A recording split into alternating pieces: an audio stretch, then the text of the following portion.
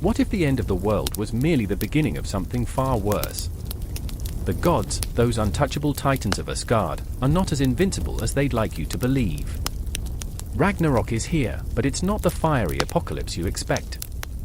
No, it's a twisted game, a cacophony of betrayal, and the stakes. Your very existence. Picture Thor, not as the hammer-swinging hero, but as a reluctant participant in a cosmic sitcom where laughter is drowned by the blood of fallen comrades. Who knew that Odin, the All-Father, was a master puppeteer, pulling strings that lead to chaos? Each god's fate twists like a demented dance, not just against each other, but against their own dark desires. Loki, the trickster, licks his lips at the pandemonium, planting seeds of discord with a grin sharper than a frozen dagger. He's the Joker in their celestial deck of cards, and he's ready to strike. Frost giants and fire demons collide in a clash that's less good versus evil and more who can screw over whom first. Valkyries swoop in like fierce avengers, but even they have their secrets, their own plot simmering beneath the surface. Who will die? Who will betray? And when the dust settles, will anyone truly rise from the ashes? As the sky ignites with the fury of 1,000 suns, treachery thickens the air. The winds howl with the laughter of the dead, echoing warnings that twist your insides. Ragnarok is not a mere battle, it's a spectacle of divine folly, a high-stakes poker game with the universe itself. And the chips? They're made of souls. Picture the battlefield, a charred vista where gods meet their fate, where Heimdall, the watchman, stands blindfolded, sensing the deceit but powerless to prevent it. Can you hear the desperate whispers of the Norns, weaving the threads of destiny, laughing at the folly of those who believe they can change their fates? Their prophecies are riddles, twisted and tangled, like the roots of Yggdrasil itself. And what of the Midgardians, caught between divine drama and cosmic calamity? They're the audience, the uninvited guests at a banquet of blood, feasting on the chaos while clutching their last breaths. In their ignorance, they remain blissfully unaware that their survival hinges on the whims of beings who see them as mere pawns on a cosmic chessboard. Betrayal is the theme of this catastrophic operatic farce, and every character is both hero and villain. As the frost bites and flames lick at the edges of reality, the question haunts, who will laugh last amidst the ruin? Will it be the gods, or has fate dealt them a hand they cannot play? Prepare to be ensnared in a web of intrigue, where every revelation feels like a knife twist. The twilight of the gods is not an end, but a beginning, a tantalizing plunge into madness that will leave you gasping for more. Can you handle the truth that lies in the shadows? Or will you be consumed by the very legends meant to inspire? The clock ticks down, and the final act has yet to unfold. A raven flies overhead, its wings slicing through the pall of twilight. It cries out, a hoarse warning, echoing across the barren landscape. I stand in the grip of the cold, clutching my cloak tighter around my shoulders, feeling the chill seep into my bones. The air is thick with an unspeakable tension, as if the entire world holds its breath, waiting, as I am, waiting for the darkness to descend. I remember the stories, the whispers that dance like shadows around the fire.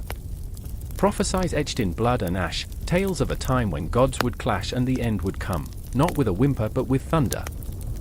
But I'm no hero, just a woman caught in the chaos, a heart thudding wildly against the cage of my ribs. The chill isn't just from the wind, it's the dread, the anticipation of what is to come. I can feel it, hear it, like the thrum of a drum, a heartbeat that syncs with mine. They say the signs are unmistakable, and here I am, witness to the gathering storm, the shadows shivering with the weight of looming terror. My hand trembles as I touch the hilt of my dagger, a futile comfort against the unraveling fabric of reality. Beside me stands Magnus, a man forged in the fires of battle, his eyes dark like the storm clouds overhead, filled with a haunted longing that churns in his gut. He's seen too much, lost too many. I remember when he first shared his fears, the way his voice cracked like brittle bone. Ragnarok, he whispered, as if speaking the name could summon the very fates. He clenches his fists, each knuckle a reminder of the blood he's shed. Yet here we stand, two souls entwined in a fate we cannot escape.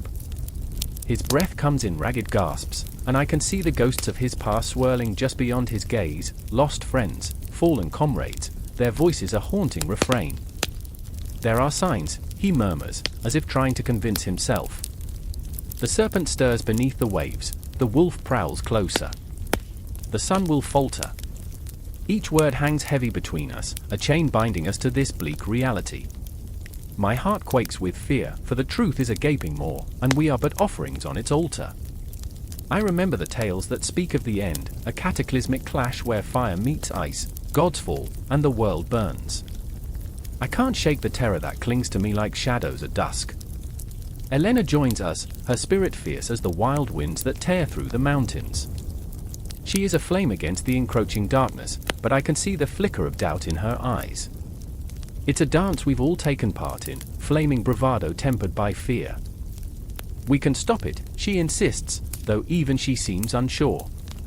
We must gather the clans, unite against what comes.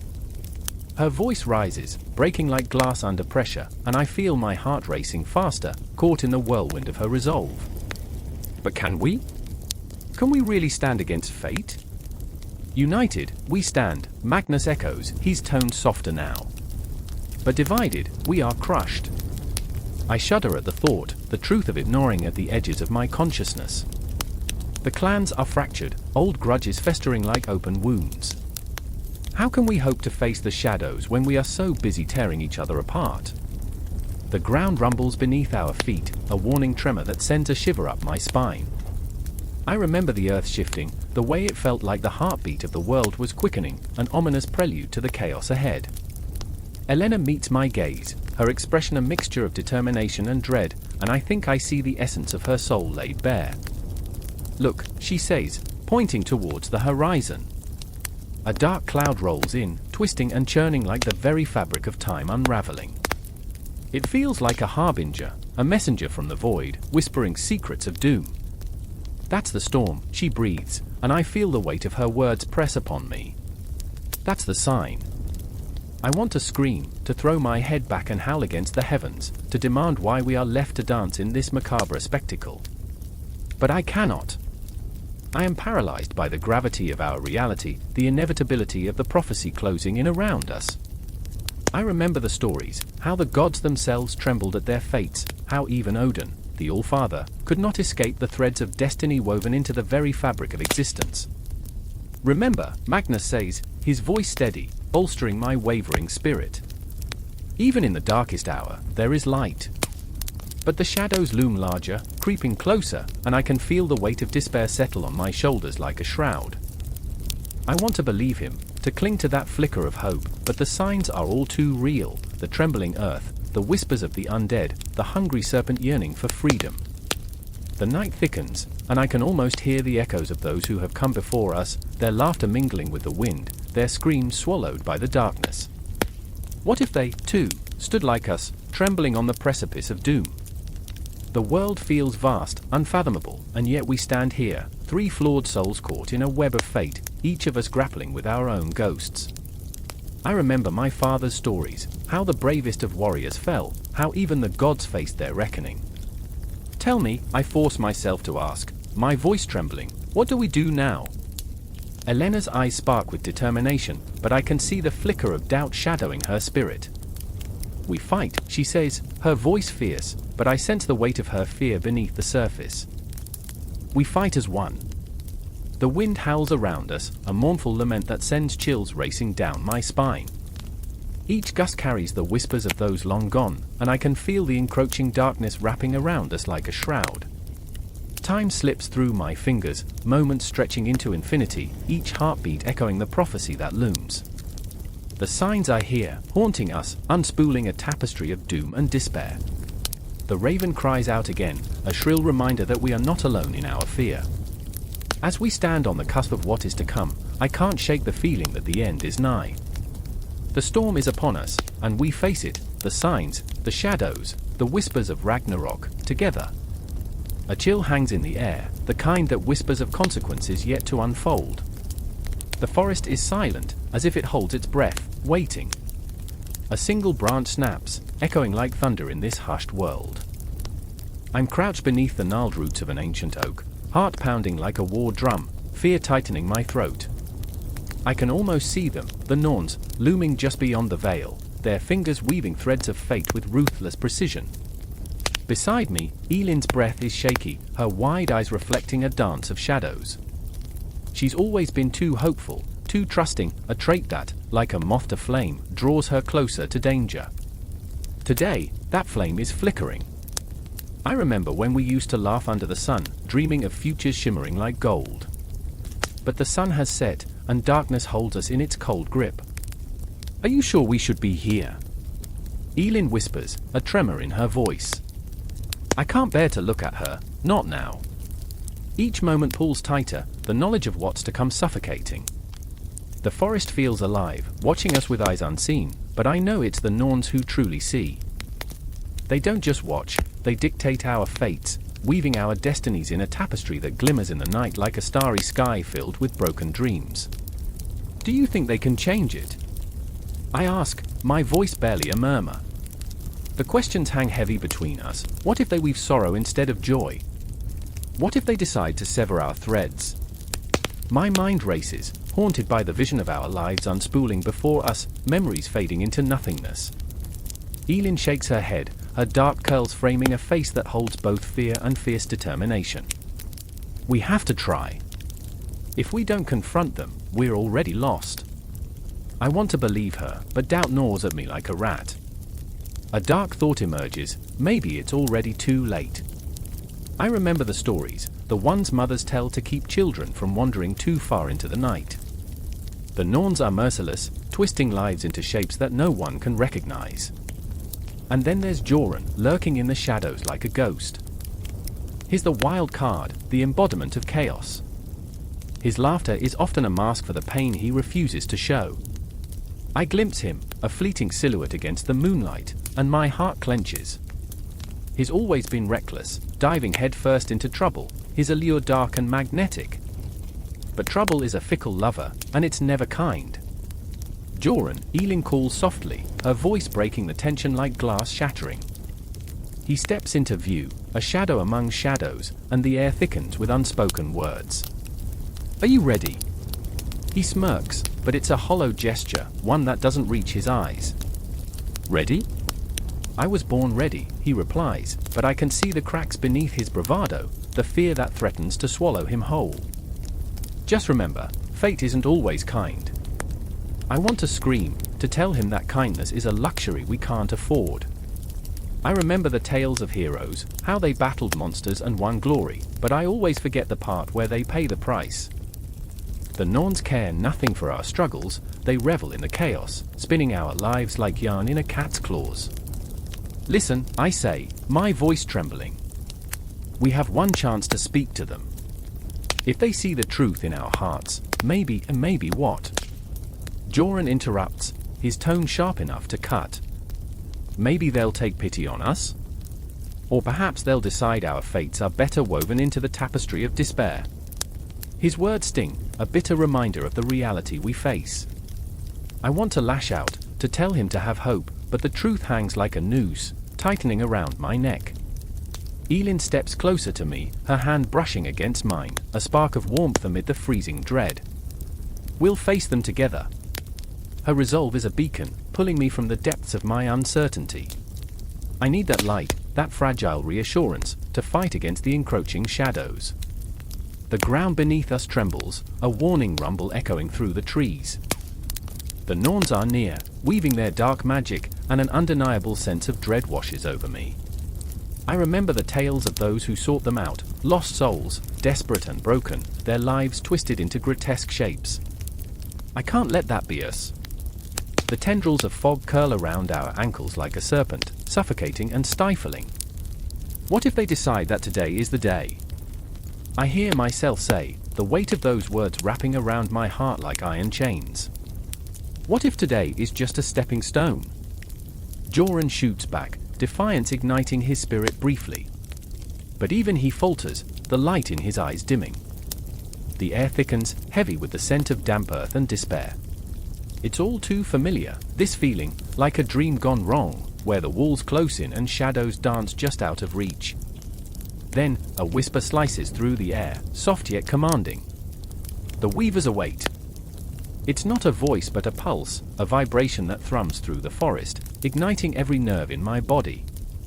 I feel it in my bones, a call to confront the fates we've danced around for far too long. I take a step forward, and Elin grips my arm, unwilling to let go. "Are you ready?" she asks, her voice trembling with raw emotion, hope and fear colliding within her. Ready or not, we have to face them.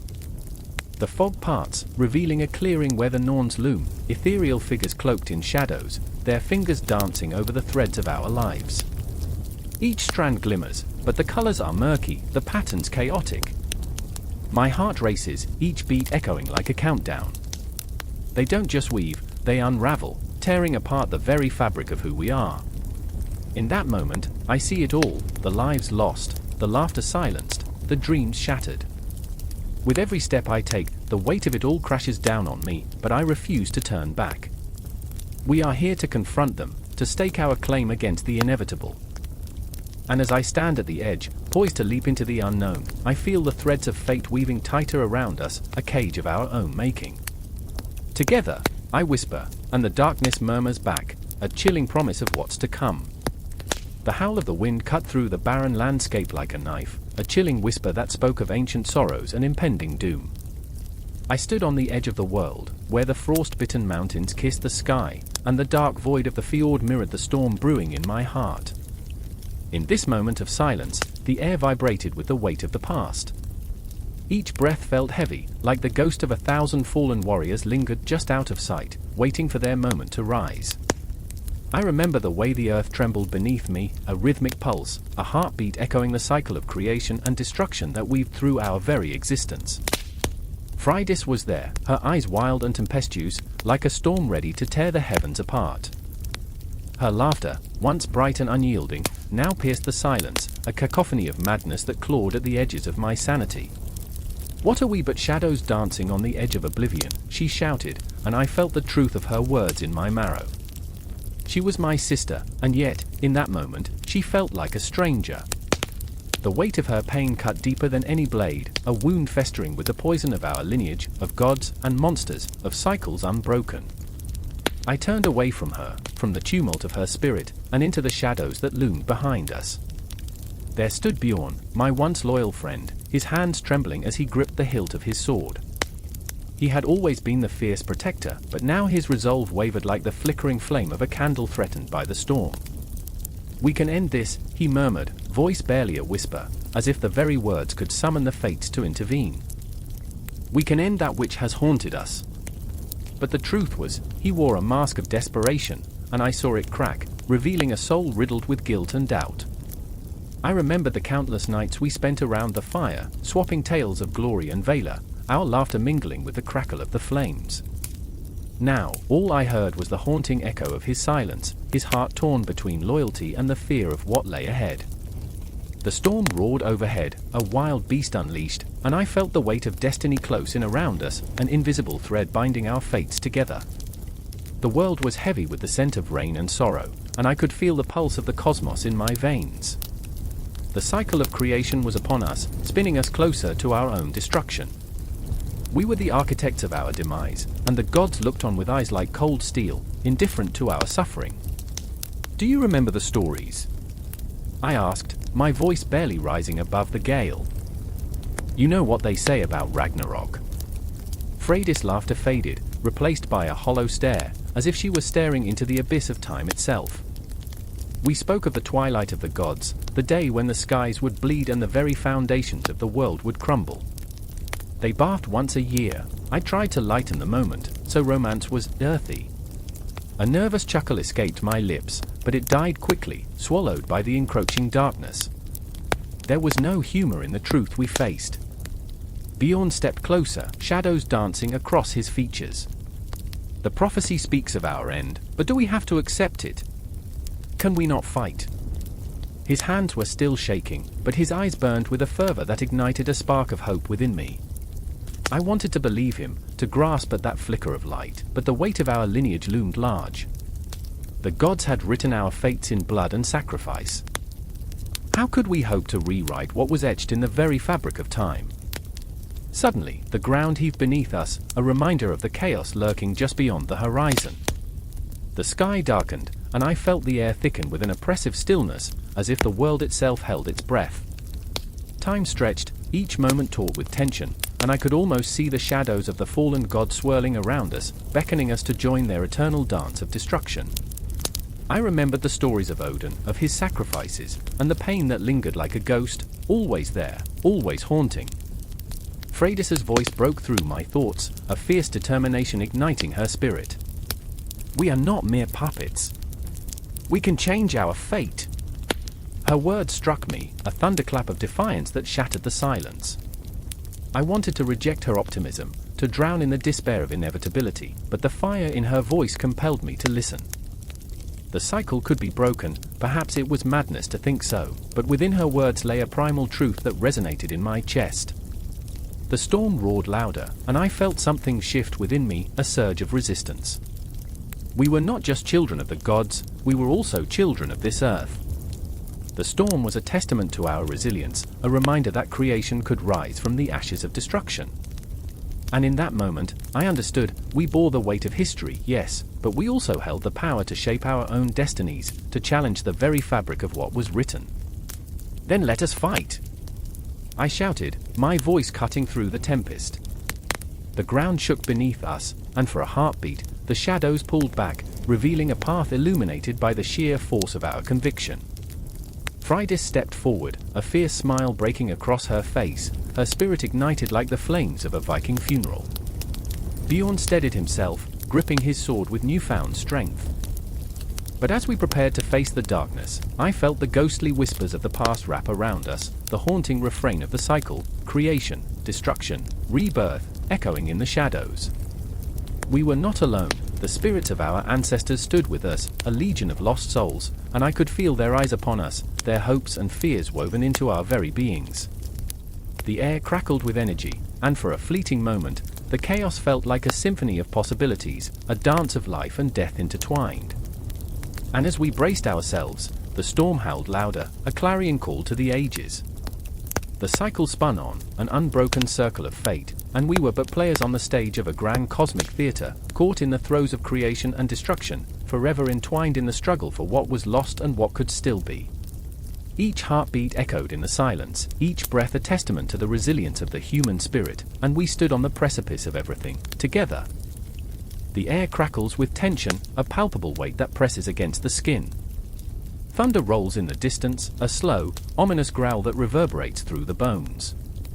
Lightning flashes, illuminating the shadows that cling to the ancient trees like ghosts refusing to move on.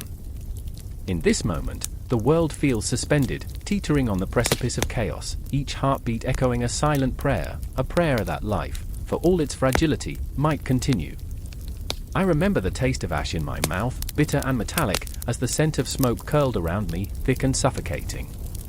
I remember the fear etched into the faces of those I loved, their eyes wide, glistening with unshed tears, reflecting the chaos that was to come. It was in that moment that I found my heart clenching around an impossible decision, raw and aching, as if the universe itself had whispered, "You must choose." Thor, my brother, stood at the heart of the storm. His golden hair whipped around him like a halo, a crown of fury and defiance. I could see it in his eyes, the flicker of doubt, the weight of expectation dragging him down. He was the god of thunder, yet there was a trembling uncertainty in his stance, a hesitation that made my gut twist. Could he be the savior we needed? Or was he just another pawn in a game spun by the Norns, cruelly indifferent to our suffering? "Brother!" I called out, my voice cracking under the strain of urgency. "We can't let them take it. We can't let them take *U*. He turned, and in that fleeting moment, I saw a glimpse of the boy who once chased lightning across the skies, fearless and free. "I won't back down, Loki," he said, but his voice was trembling. The thunder cracked above us, a roar of protest, as if the storm itself disagreed with him. "I will protect what's ours." But what was ours? The throne? A legacy that felt more like a shackle than a crown? I wanted to scream, to drag him back from the edge of his own stubborn pride. And at what cost? I could feel the ground rumbling beneath me, a sinister reminder of the world's fragility. The armies gathered in the shadows, their presence an ever-growing storm, hungry for blood and vengeance.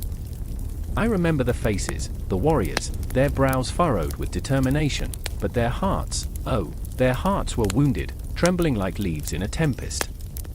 They were loyal, yes, but loyalty can be a poisonous thing, a blade that cuts both ways. And then there was her, Sif. Strong and fierce, with a heart as wild as her hair flowing like liquid gold. I could see her now, standing apart, surveying the battlefield with eyes that held the weight of worlds. She was a force of nature, yet there was a crack in her armor, a fragility that made my heart ache. Sif! I called, my voice a thread woven through the chaos. Don't do this alone. She glanced back, a flicker of uncertainty crossing her face before she masked it with resolve. We fight together, Loki. We have to. But I could see the turmoil beneath the surface, the fear that this might be the last battle, that a single misstep could extinguish the light of all we loved. I wanted to tell her that it was okay to be afraid, that even the gods felt the weight of despair. You don't have to carry this alone, I whispered, a plea wrapped in urgency. But there was a fierceness in her gaze, a stubbornness that matched Thor's. I will protect them all. As the clouds loomed darker, I felt time shifting, bending around us like a twisted vine. Memories flashed, our days of laughter, our nights under the stars filled with dreams that felt infinite. What if they were all a prelude to this moment? What if our lives had led us to the brink of destruction? In the distance, the war horns blared, a haunting melody that drummed against my soul. The shadows of the battlefield stretched and yawned, eager and insatiable. I could almost see our enemies, figures coalescing in the murk, their faces obscured and menacing, like specters rising from the grave. I remember the thrill of fear, the adrenaline coursing through me like wildfire. Stand with me, I urged them both, the words spilling from my lips like a desperate incantation. We don't have to face this alone. We can change the tide. Thor's jaw clenched, the stubbornness in his eyes igniting a fire that frightened me. There is no changing the tide. There is only fighting. We face them now. And I could feel my heart pounding, not just from the fear of battle but from the dread of knowing the price of his bravery. And what if bravery isn't enough? I felt it then, the raw ache of vulnerability, the weight of uncertainty that threatened to drown us all. Sif stepped closer, her voice a fierce whisper, then we die fighting, brother. We die fighting for each other. In that moment, I felt a warmth bloom in my chest, a flicker of hope forged in despair. It was flawed, fragile, but it was ours. We were warriors, bound by blood and loyalty, standing at the edge of annihilation. I grasped their hands, the warmth a tether to sanity in the storm swirling around us. Let's make this count. Let's make them remember us. The air thickened, charged with the energy of impending conflict. Each breath was heavy, pregnant with possibility and dread. In the shadows, the armies stirred, and I felt the pulse of our fate quicken, a heartbeat, a shared rhythm, echoing in the silence that stretched taut between us. The storm broke open, and thunder roared, not as a harbinger of doom but as a clarion call to battle. In that moment, we were not just gods. We were everything we had ever loved, everything we had ever feared. The Asgardian pantheon stood on the brink, a tapestry of flawed heroes, woven together by destiny and desire. We would fight. We would fall. But for now, we were alive, together, on the cusp of a battle that would define us. As the shadows surged forward, I took one last breath, inhaling the scent of rain and earth, and stepped forward into the unknown, ready to carve our names into the very fabric of time. The ground trembles beneath their feet, a low rumble, like a growl echoing from the abyss. Shadows stretch across the valley, dark fingers reaching from the edges of a forest where ancient trees whisper secrets to those too afraid to listen. It's here, in this trembling moment, that Alaric clenches his fists, feeling the heartbeat of the world thrum within his very bones. He remembers the stories, the tales spun by firelight in hushed voices, of giants rising from the earth, of their shadows swallowing the sun. But what he feels now is no mere fable, it is a truth that gnashes its teeth against his sanity. Beside him, Lena swallows hard, her eyes wide, pooling with a terror so raw it feels like a living thing. She's the bravest of them all, yet even her courage might shatter under the weight of this impending doom. Alaric, she breathes, the word escaping her lips like a prayer wrapped in desperation. We can't stay here. They'll come for us. But Alaric, stubborn and lost, shakes his head. And where will we go? The giants are not merely monsters, Lena, they are the embodiment of our fears, our failures. Running won't save us. In the distance, through the thickening fog, a monstrous silhouette looms. It shifts, an earthquake in motion, and the ground beneath them vibrates in response, a warning that claws at their hearts. Memories flood Alaric's mind, his father's voice steady and strong, recounting the legends as if he were weaving a tapestry of fate. One day, the giants will rise again, my boy, he had said, his gaze far away, lost in the horizon. When we forget the old ways, they will come to reclaim what is theirs. And now, Alaric feels the weight of that truth. It's a haunting echo, reverberating against the walls of his memory. He glances at Lena, whose fingers tremble, a soft breath escaping her lips like a ghost. She's not just a companion, she's the light in his abyss, the tether that holds him to sanity. Lena, he whispers, urgency lacing his voice. Do you remember the stories of the lost cities? The ones swallowed by the earth? They said the giants kept them, hidden under layers of time and dust, waiting for the chosen to find their way back. What if we are those chosen? A shudder runs through her. But at what cost? Her voice is a fragile thread, straining against the pull of dread. What if we awaken them? A crack splits the sky, lightning flickering like the wrath of deities long forsaken. Alaric flinches, the sound electric in his ears, every pulse of thunder igniting the vulnerability within him. In that moment, the giants stand not just as a threat, but as a mirror reflecting their innermost fears, failure, guilt, the weight of a world that has forgotten its roots. Then, another tremor, a violent shake that sends them sprawling to the ground. Alaric hits the earth, breath knocked from his lungs, and for a heartbeat, is lost in the chaos. The sky darkens above, clouds swirling like the thoughts in his mind, and he remembers. I remember the night my mother vanished, he mutters, fighting to rise. The night she went into the woods and never returned. They said she was taken by the giants, but I never believed them. Now his voice trails off, swallowed by the enormity of his realization. Alaric! Lena's shout pierces through the fog of his memory, yanking him back to the present. We have to move. Her hand finds his, her grip a lifeline as he struggles to his feet. Together, they sprint through the grass, heartbeats thundering in time with the approaching doom. They run, the world blurring around them, shadows flickering on the edges of their vision. They dart around trees with gnarled branches that seem to reach out, grasping at their clothes, pulling them back into the embrace of the past. But it's not just the giants they're running from, it's the ghosts of their choices, the specters of their dreams shattered like glass. Alaric thinks of his father's fading words, the weight of legacy heavy upon him. What if I can't live up to him? What if I am the failure, the one who lets the giants loose upon the world? Don't think like that. Lena's voice cuts through his spiraling doubts. You're stronger than you know, Alaric.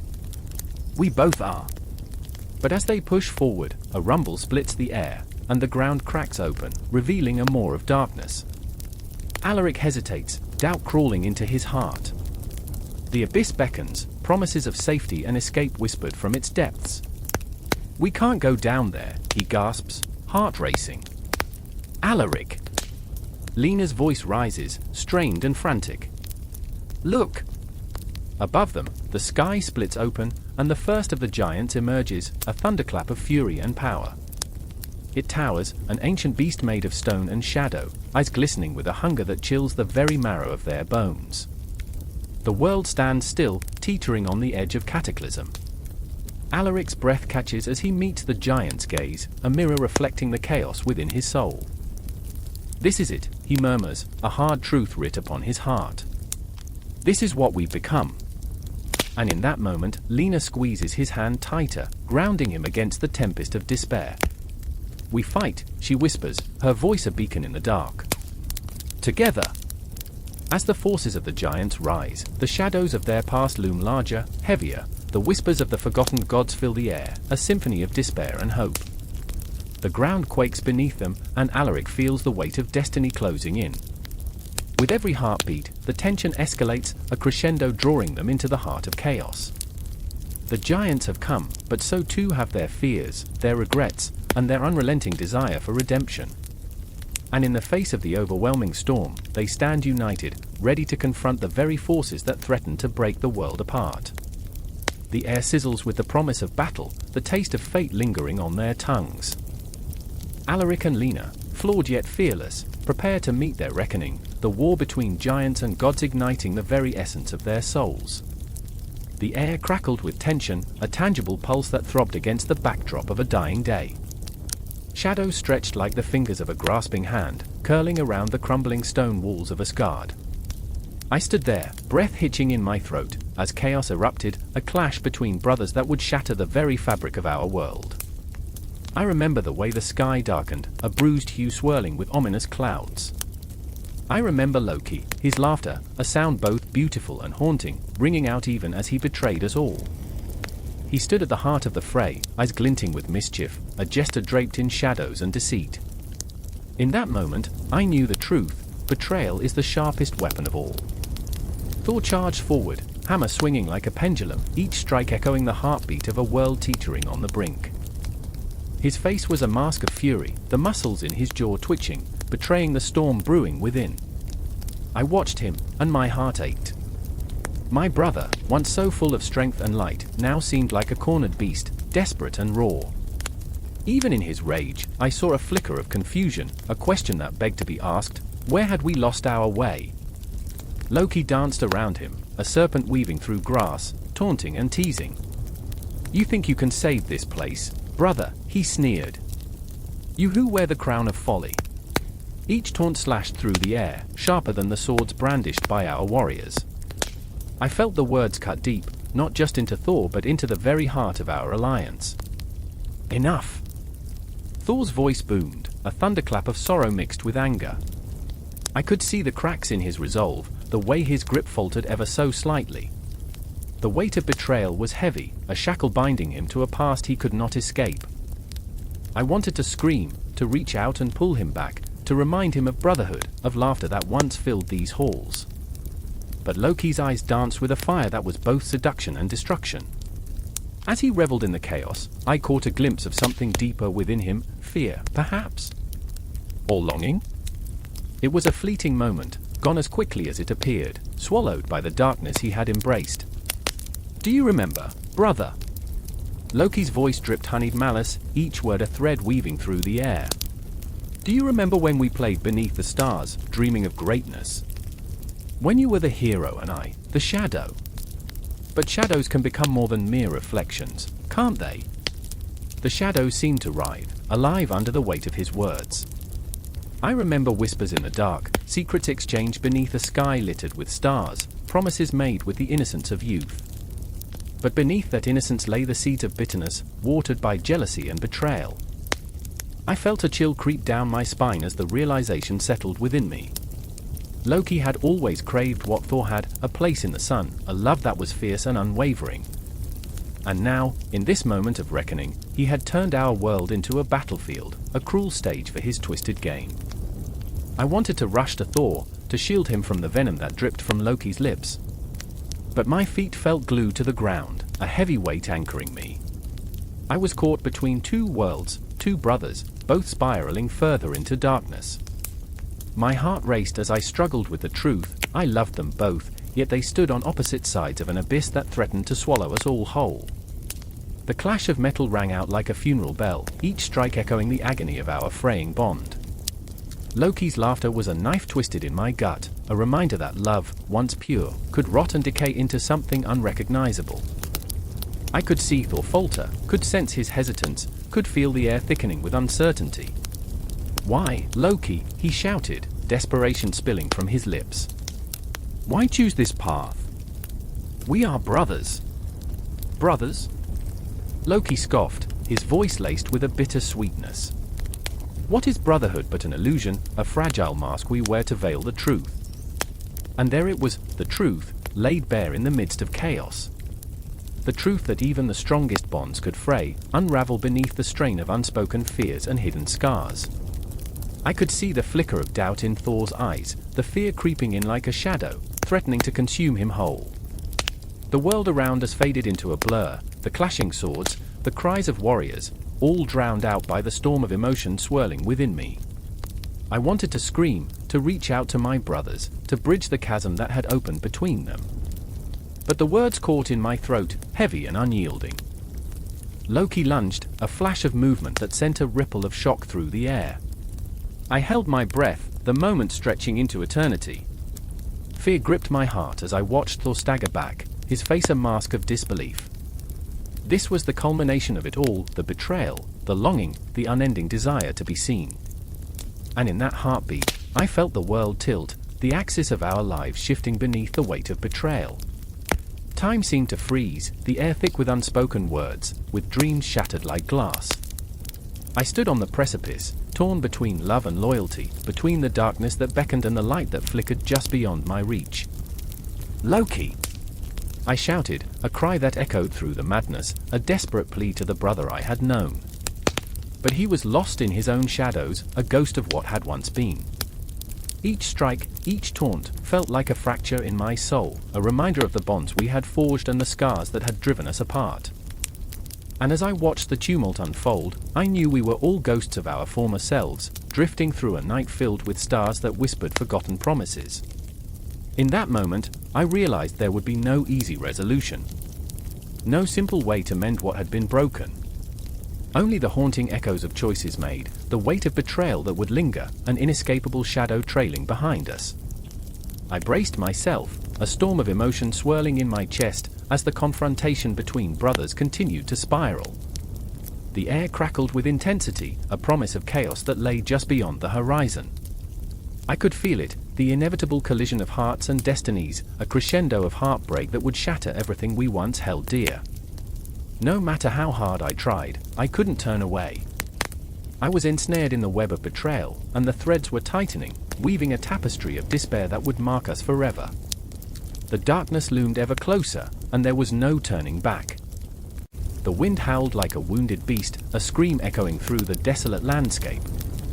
Shadows danced on the edges of a dying sun, and the air was thick with the smell of wet earth and something fouler, betrayal, resentment, and the suffocating weight of lost dreams.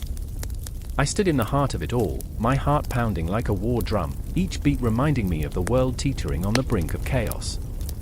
I remember the moment everything changed, the sky splitting open with flashes of violet lightning, casting eerie silhouettes against the trembling trees. It was a reminder, a haunting call of what lay ahead, and it pressed against me like a cold, clammy hand. It felt as if the universe was holding its breath, waiting for the inevitable.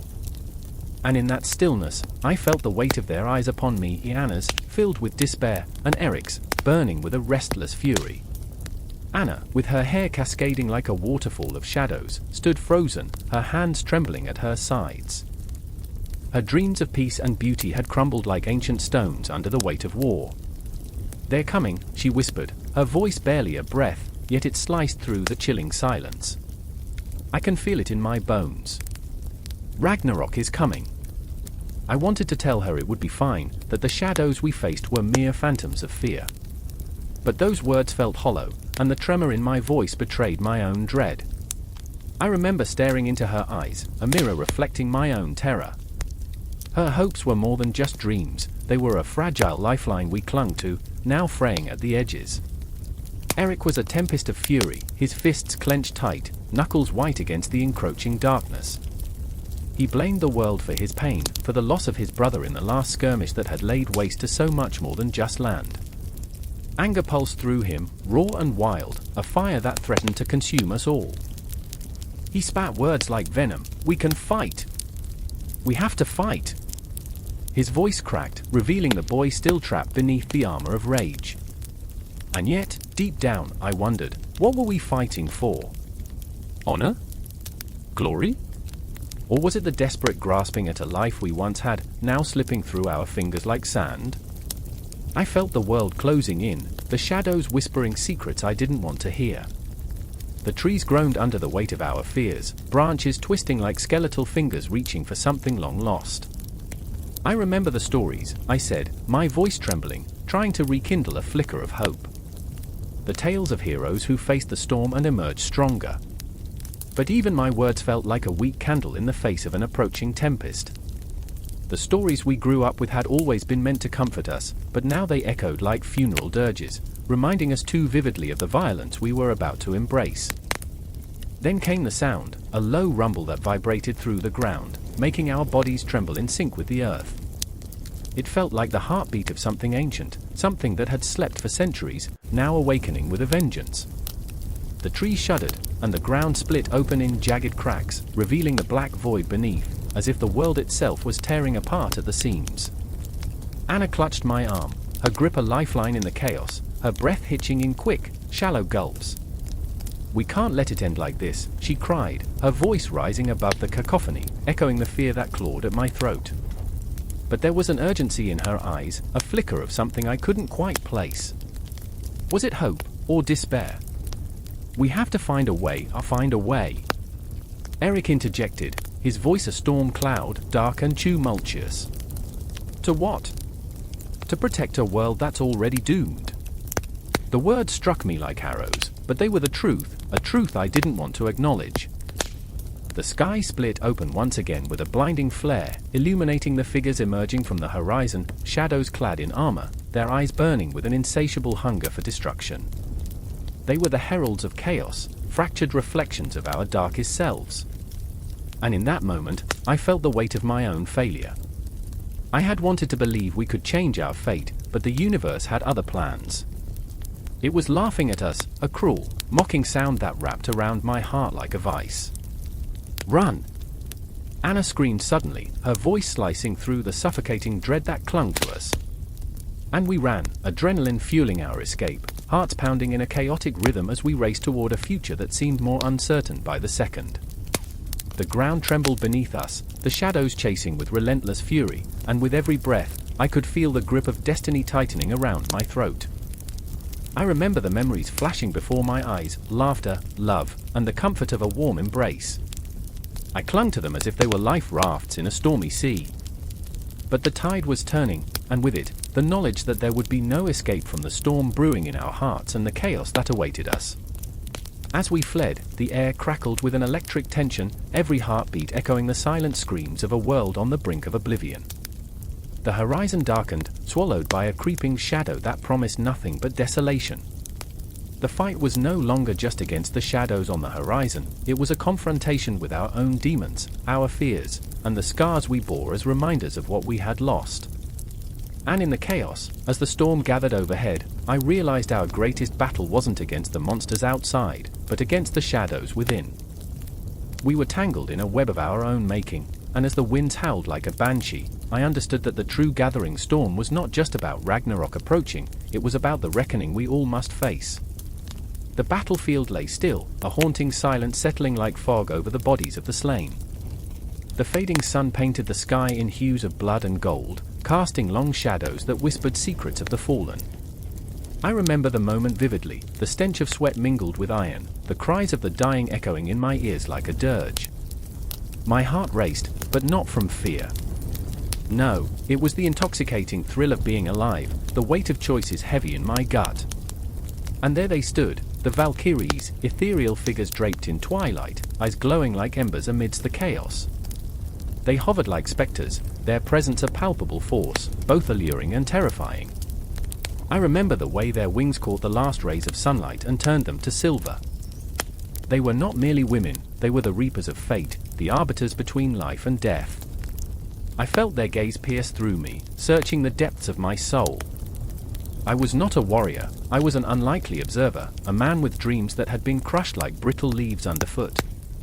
Yet here I was, caught in a moment that felt both surreal and inevitable. My brother, Eric, lay among the fallen, his body still warm though his spirit had fled, and the Valkyries were coming for him. Each flap of their wings sent shivers down my spine, a reminder of the choice, life or death, glory or oblivion. "Choose wisely," a voice whispered, echoing within me, but the words belonged to no one. They resonated like a distant thunderclap, reminding me of my own failures.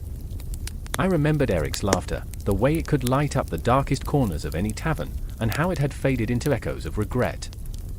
He had been the brave one, the one who chased glory on the battlefield, while I cowered in the shadows, afraid to step into the light.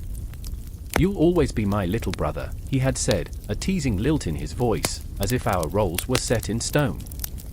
But stone can crack, can crumble, just as our bond had in the face of destiny. The Valkyries circled, their voices weaving in and out of my consciousness.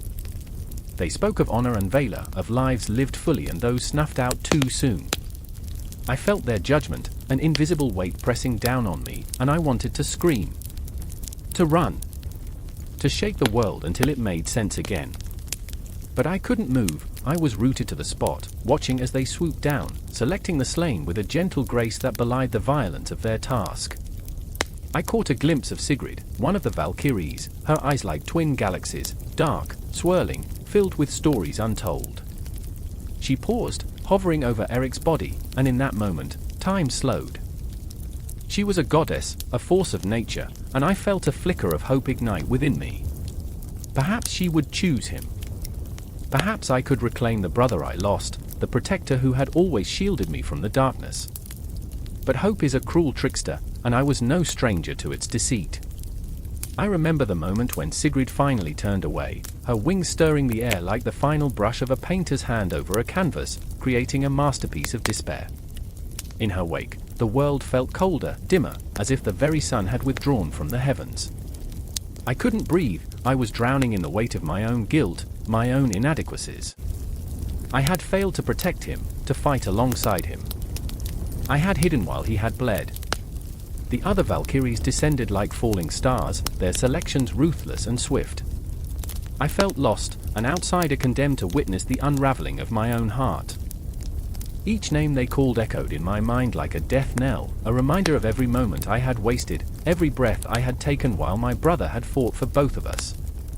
And then, amidst the chaos of choice, I saw her, Aldis, the youngest of the Valkyries, her wings shimmering with uncertainty. I remembered her shyness, the way she had always lingered on the fringes of the battlefield, hesitant yet drawn to the fray. Aldis hesitated, hovering above a body that was not Eric's, and in that split second, I felt a surge of desperate hope. I reached out, willing her to see him, to understand the bond we shared. "Choose him," I whispered, my breath a prayer, a plea that hung in the air like mist. But the Valkyries were bound by fate, by the intricate threads of destiny that none of us could comprehend. The sky darkened, the air thick with the scent of impending rain, and I felt the electric thrill of despair coiling around me. I had no sword to wield, no shield to raise, all I had was my heart, raw and exposed, beating a frantic rhythm that echoed the chaos around me. "Choose him," I cried, my voice cracking like fragile ice, but it was swallowed by the storm. As the final Valkyrie descended, I felt time slipping through my fingers like grains of sand. The shadows of the dead loomed large, and I could feel their eyes upon me, accusing, mourning, and I wondered if I was too late, if I had already lost everything. My tears mingled with the rain that began to fall, each drop a memory, a fragment of what had been. And then, like a clap of thunder that splits the night, the ground trembled. The Valkyries froze, sensing a shift in the air, a disturbance in the cosmic balance. I could feel it, too, fear clawing at my throat, the weight of the choices yet to be made. I felt the pull of something ancient, something powerful. A reckoning was coming, and I was caught in its tide, a fragile leaf swept along in the storm. In that moment, I understood, the Valkyries were not merely choosing the slain, they were choosing the stories that would continue, the lives that would weave into the tapestry of eternity. And I, a mere spectator, was left wondering if I could ever be more than a forgotten name lost in the annals of time. I stood on the precipice of despair, my brother's spirit whispering in the wind, urging me to fight, to scream, to be more than just an echo of what once was. And as the Valkyries turned, their choices made, I knew this was not the end. It was merely the beginning, a haunting melody ringing in my ears, a promise that shattered the silence. The choice had been made, but the battle was far from over, and I would not fade into oblivion. I would rise, as they had, a soul ready to carve its place upon the tapestry of fate. The air was thick with dread, a suffocating shroud that clung to our skin like a clammy fog. I stood on the edge of the world, a craggy precipice overlooking the churning sea, where the horizon blurred into an angry grey.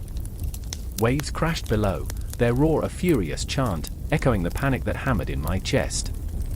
I remember the moment the sky darkened, a curtain drawn against the light, as if the cosmos itself quivered at what was to come. My heart was a wild drum, matching the rhythm of the tempest. There, in the cold grasp of that impending storm, I spotted him, a silhouette rising from the depths. Jormungandr, the great serpent, was awakening. His scale-covered body undulated like a mountain range, both magnificent and terrifying, a primal force of nature. He was the embodiment of chaos, the harbinger of doom, and I was frozen, caught between the pull of fascination and sheer terror. I remember my brother, Eric, standing beside me, his jaw clenched tight, eyes wide with disbelief. He was a warrior, forged in fire, yet in that moment, he felt like a child, small and helpless before the might of the world. "We have to go," he said, though his voice trembled, betraying the facade of bravado. "No." I shot back, fear twisting in my gut. "We have to warn the others." The urgency surged within me, a primal instinct clawing to rise. Jormungandr's presence was not just a threat, it was a curse looming over Midgard, a promise of devastation. I could feel the ground tremble beneath my feet, as if the very earth understood the danger that approached. "Did you hear that?" Eric's voice dropped to a whisper, and the weight of his words hung heavy between us. I shook my head, but then I caught it, an echoing hiss, like 1,000 serpents whispering secrets. It seeped into my bones, chilling my blood. Could it be the serpent's breath? Or perhaps the despair of those who would perish in the wake of his fury? Images flashed before me, towns engulfed in flames, families shattered, cries swallowed by the sea. I remembered the stories, the ones the old men told by the fire, tales of gods and monsters, of Ragnarok looming on the horizon. Each tale was a thread, weaving a tapestry of impending doom, and here I stood, a mere stitch in that fabric. Eric's hand gripped my shoulder, grounding me in that swirling chaos. "We can't fight him," he said, desperation lacing his words. "He's too powerful." But the very thought of surrender shot through me like ice. I could not accept the fate that was waiting to claim us all. If we run now, we abandon everyone. We let fear take us. Tension crackled in the air, thick enough to choke on. Eric's gaze softened for a fleeting moment, revealing the conflict brewing within him. He wanted to protect me, to pull me away from the edge of danger, but how could he understand the weight of my resolve? I turned back to the horizon, my mind spinning as I fought the storm raging inside me. Each whisper of the wind carried a twisted promise of destruction, a reminder that nothing would ever be the same again. I thought of Anna, of the way her laughter could pierce through the darkest nights.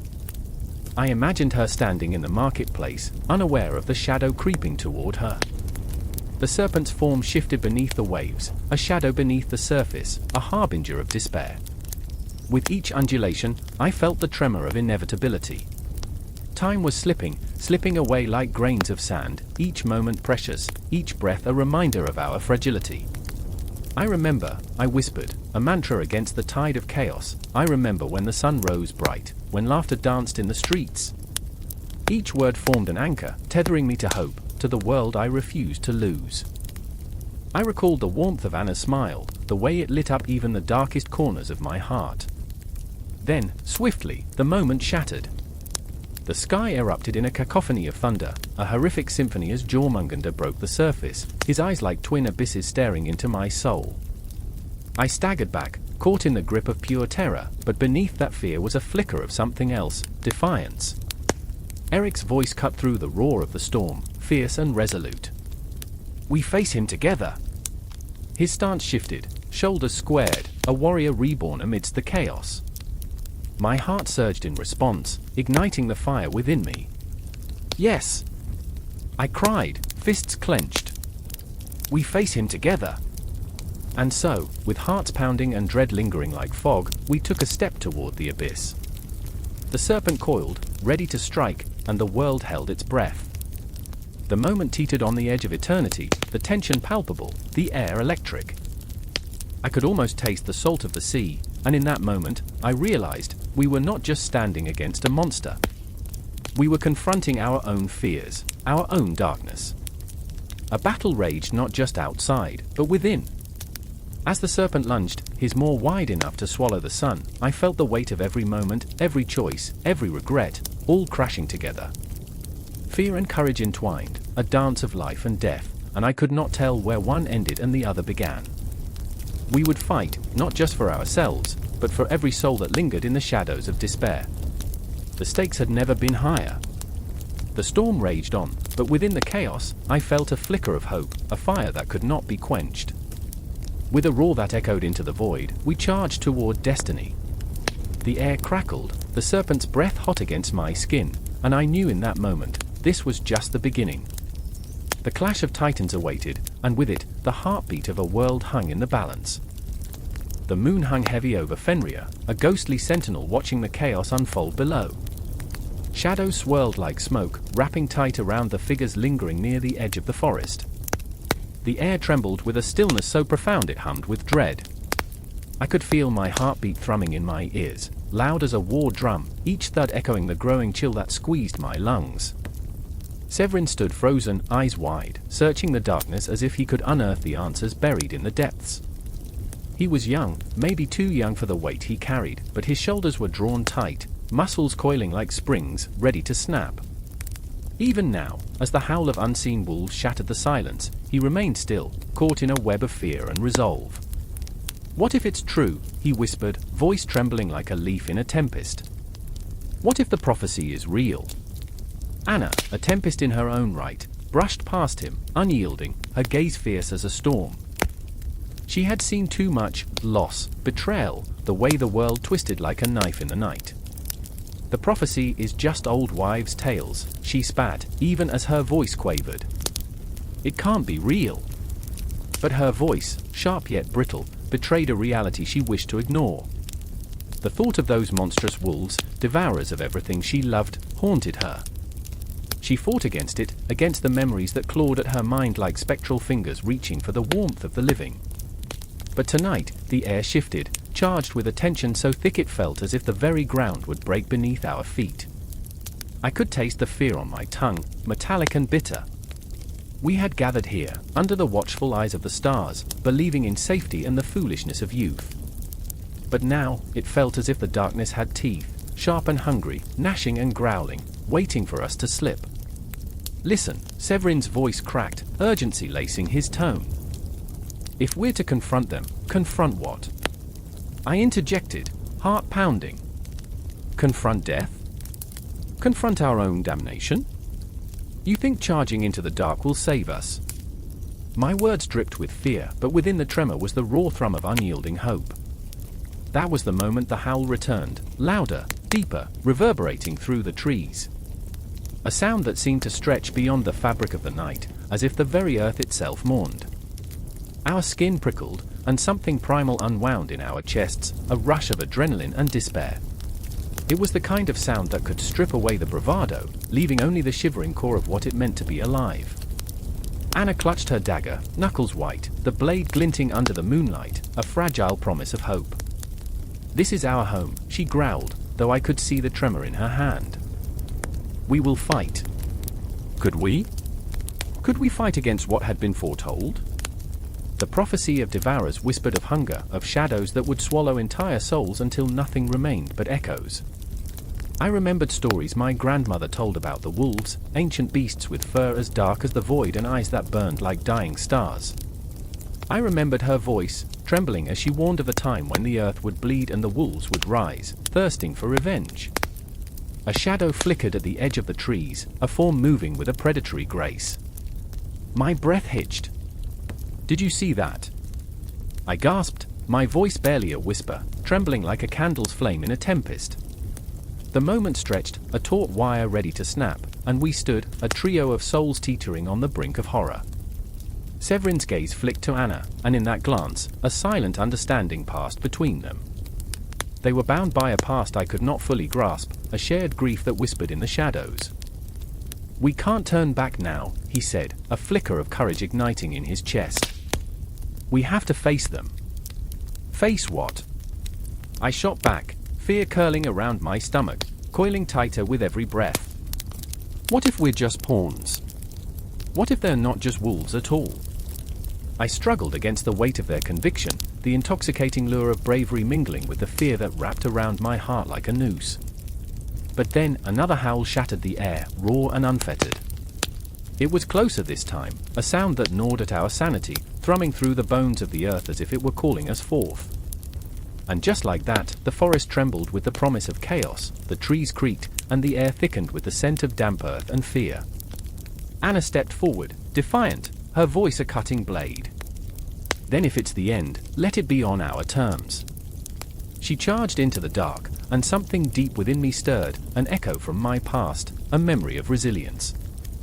Severin followed, a flicker of reckless determination in his eyes.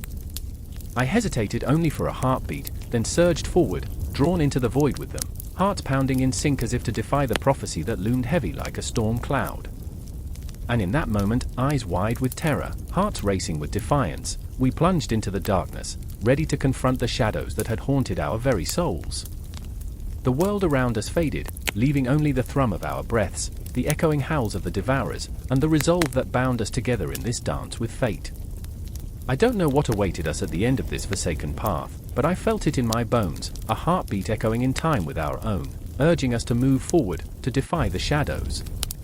The moon bore witness to our plight, a silent guardian in the unforgiving night. And as we stepped deeper into the darkness, the prophecy of devourers loomed ever closer, a spectre whispering promises of despair and a hunger that could consume everything. But we would not go quietly. Not tonight. The air crackled with tension, a silence so heavy it seemed to vibrate with anticipation. I could feel it in my bones, a gnawing dread that twisted my gut. The last light of day faded, swallowed whole by a consuming darkness, as if the universe itself held its breath. I stood amidst the chaos, the distant echoes of war drums reverberating through the night. Each beat was a call, a promise of what was to come. My eyes darted to the horizon, where shadows danced along the edges of twilight, twisting and turning as if alive. I remember the moment vividly, a flicker of flame in a night that should have been still. It was the flicker of hope, but hope was a precarious thing, especially when held by hands trembling with fear. There was Alaric, his jaw set tight, eyes dark with resolve, yet I saw the flicker of doubt there too. Beneath the armor, beneath the bravado, he was still just a man, one who had lost too much and had too much left to lose. I wanted to reach out, to reassure him, but words seemed as meaningless as ashes in the wind. Across the field, Lyra stood, her hands clasped tightly, knuckles white against the fabric of her tunic. The moonlight kissed her face, illuminating the determination etched into her features, yet I could see the cracks, the way her lips quivered slightly, how her breath came in shallow gasps, like the last remnants of a dream slipping away. She was not just fighting for herself, she was fighting for a world that had turned its back on us, a world that had stripped away everything she once cherished. It was too much weight for one heart to bear. "Alaric!" I shouted, my voice breaking through the tension like a blade through silk. "We can't let them take this from us. Not again." My heart raced, a drumbeat matching the call of war. The ghosts of past battles lingered in the air, haunting whispers of those who had stood where we stood now, unyielding and yet so painfully fragile. I remember the way he turned to me, eyes glistening with unshed tears, haunted by memories of friends lost to the relentless tide of conflict. "What choice do we have?" he replied, voice low, gravelly, edged with despair. "We fight or we die." Those words hung in the air, pregnant with the weight of inevitability. I watched as he clenched his fists, the muscles in his arms tensing, a warrior preparing for battle, yet I saw the boy he once was, the laughter, the carefree days before the world became drenched in shadows. I felt the ache of loss pooling in my chest, a reminder that every fight came with a sacrifice. And then there was the Horn of Heimdall, a relic of ancient power, an echo of myth wrapped in the fabric of our reality. It lay at the center of our gathering, a symbol of defiance against the encroaching darkness. I could almost hear its whispers, sweet and seductive, calling to the warriors within us. But deep down, I knew that its call came with a price that would demand everything. Lyra stepped forward, her voice steady yet laced with raw intensity. "If we blow the horn, we call upon every spirit that has fought before us. We bring forth those who have perished, those who have bled for this land. but we must be ready for the weight of their presence, ready for the shadows that will rise with them. Her words wrapped around us like a shroud, a reminder of what lay ahead, the terror of summoning the past, the ghosts that would emerge from the depths of our desperation. In that moment, I felt a surge of something primal. The air thickened, charged with the energy of those who had lost their battles, those whose cries echoed through the annals of history. Each heartbeat became a war drum, an anthem for the brave and the broken. I could see the two of them, their grief, their anger, their unyielding spirit, as we stood on the precipice of an abyss, poised between the past and the uncertain future. Together, I said, my voice a steady rhythm against the chaos. We faced them together. There was no certainty in that promise, yet it tethered us, binding our fates. As we approached the horn, its surface gleamed with an eerie light, a beacon in the gathering storm. I closed my eyes, and for a fleeting moment, I felt the weight of time pressing down on me, the thousands of years that had brought us here, the blood that had soaked the earth, the dreams that lay shattered in the wake of war. The moment stretched, suspended in time, a heartbeat before chaos erupted. The ground trembled beneath our feet, a warning shot from the universe. I could taste the salt of sweat and tears mingling on my lips, a reminder that we were alive, that we still had a choice. With a deep breath, I stepped forward, feeling the pulse of history in my veins, daring to believe that we could change the tide, that we could rewrite our fate. And then, with a shattering breath, Lyra lifted the horn, and the world held its breath. As her lips met the cold, ancient surface, a sound erupted, mighty and sonorous, reverberating through the earth and sky. It pierced the night, a call that transcended time, a summons to every soul who had ever fought for what was right. The ground shook, and shadows flickered at the edges of my vision, a wild dance of the past weaving into our present. I remember the terror, the exhilaration, the raw power of that moment. The air crackled with energy, a symphony of destiny strumming the strings of our hearts. And as the echoes of the horn faded, all I could think was, this was just the beginning. The battle was upon us, and with it came the weight of our choices, the ghosts of our past, and the unyielding promise of what lay ahead, a future still unwritten, still waiting to be fought for, still begging for us to rise. The thunderous roar of the collapsing walls echoed in my ears, a reminder that this was no ordinary night. I stood amid the chaos, a tempest of dust and despair swirling around me, the air thick with the acrid scent of smoke and burning wood. A scream pierced the night, sharp and raw, cutting through the din of battle like a sword. My heart raced, each beat synchronizing with the pounding of drums somewhere in the distance, calling for warriors, for allies, for anyone willing to stand against the tide of darkness that threatened to swallow us whole. I remember the faces, fear and determination etched in every line, every glance. There was Elara, her fiery red hair whipping around her as she shouted orders to her reluctant band of mercenaries, eyes blazing with the fury of a storm. A soldier of fortune, a rogue by nature, she had learned to trust only herself, yet here she was, rallying those she once considered beneath her. The weight of her past hung heavy on her shoulders, betrayals, blood, and the ghosts of friends lost to the cruelty of war. Would they follow her now, united by the dying embers of hope, or scatter like leaves before the wind? Then there was Kale, a former nobleman turned soldier who had once reveled in the luxuries of a gilded life. Now, the sheen of his armor was dulled by grime, and the nobility in his eyes flickered with something more primal, a desperate need for redemption. He'd once sworn to protect the weak, but in his heart lingered a gnawing doubt. Would he be able to defend these ragtag fighters, these former enemies he now stood shoulder to shoulder with? As the battle raged, I caught sight of him staring into the flames, lost in the torment of his own making. His past slipped through his fingers like sand, and I knew he feared the darkness within himself more than the enemy advancing toward us. The ground trembled, a reminder that time was slipping away. We had to unify, to forge an army from the fragments of our former lives. Allies and enemies alike needed to lay down their swords and embrace the uncertainty of this fragile coalition. It felt impossible. The weight of despair hung in the air, palpable as the smoke that curled toward the stars. But we had no choice. If we faltered, the shadows would consume us all. I grasped the hilt of my sword, the cool metal anchoring me as I surveyed the battlefield. I remembered my father's words, spoken long ago as he prepared for his own war. The heart is a battlefield of its own, my child. It can tear you apart or bring you together. I had scoffed at his wisdom then, but now, those words resonated deeply. In this moment, I felt every pulse of anger, every scream of agony, every whisper of fear. The battlefield was more than just ground, it was the canvas upon which our fates would be painted, and I could not let the darkness win. Ilara's voice broke through my reverie, fierce and unwavering. "We fought alone too long," she shouted, rallying those around her. "We cannot let our pasts dictate our futures. We will fight together, enemies united, allies forged in fire." Her words ignited something within me. I felt the fire of camaraderie growing, flickering in the eyes of those around me. We were not just individuals, we were a tapestry woven together by loss, by hope, by the sheer will to survive. I turned to Kale, who was now gripping his sword with renewed resolve, a flicker of understanding passing between us. In that moment, I realized that we were all haunted by our choices, by the ghosts of our pasts, but together, we could confront those specters. As the enemy closed in, shadows moving with the promise of destruction, I could feel the tension spiraling into a palpable force, fear intertwining with bravery, desperation with resolve. I was acutely aware of the time slipping through our fingers, like grains of sand falling through an hourglass.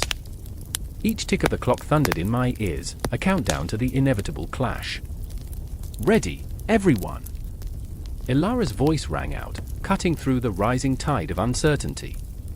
Her eyes met mine, and in that fleeting moment, I understood we were each other's lifelines, our strengths becoming one.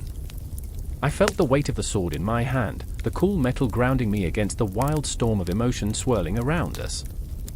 The enemy surged forward, dark silhouettes against the flickering flames. I could hear the clash of steel, the cries of those struggling against the tide of fate. Each moment stretched into eternity, and I was caught between fear and exhilaration. And then, it happened, a surge of adrenaline as we charged forward, united in purpose. A cacophony of battle enveloped us, raw and unrelenting. I swung my sword, feeling the weight of every swing, each connection echoing through my bones. And yet, amidst the chaos, I could see Ilara and Kale fighting side by side, their movements fluid in the dance of war. They were no longer just a mercenary and a nobleman, they had become warriors bound by a shared destiny. As the night deepened, shadows danced like phantoms around us, taunting and teasing, weaving stories of loss and victory. The air tasted of iron and fear, a reminder that we were all but fragments of a larger whole. In this moment of crisis, we were alive, each heartbeat resonating with the promise of unity, a fierce bond born from the ashes of our pasts.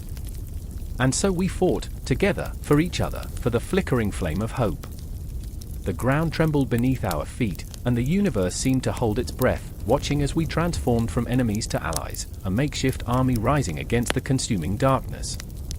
In this swirling chaos, I held on tight, knowing that the battle was far from over. The creation of our army was only the beginning, a fragile alliance forged in fire and blood.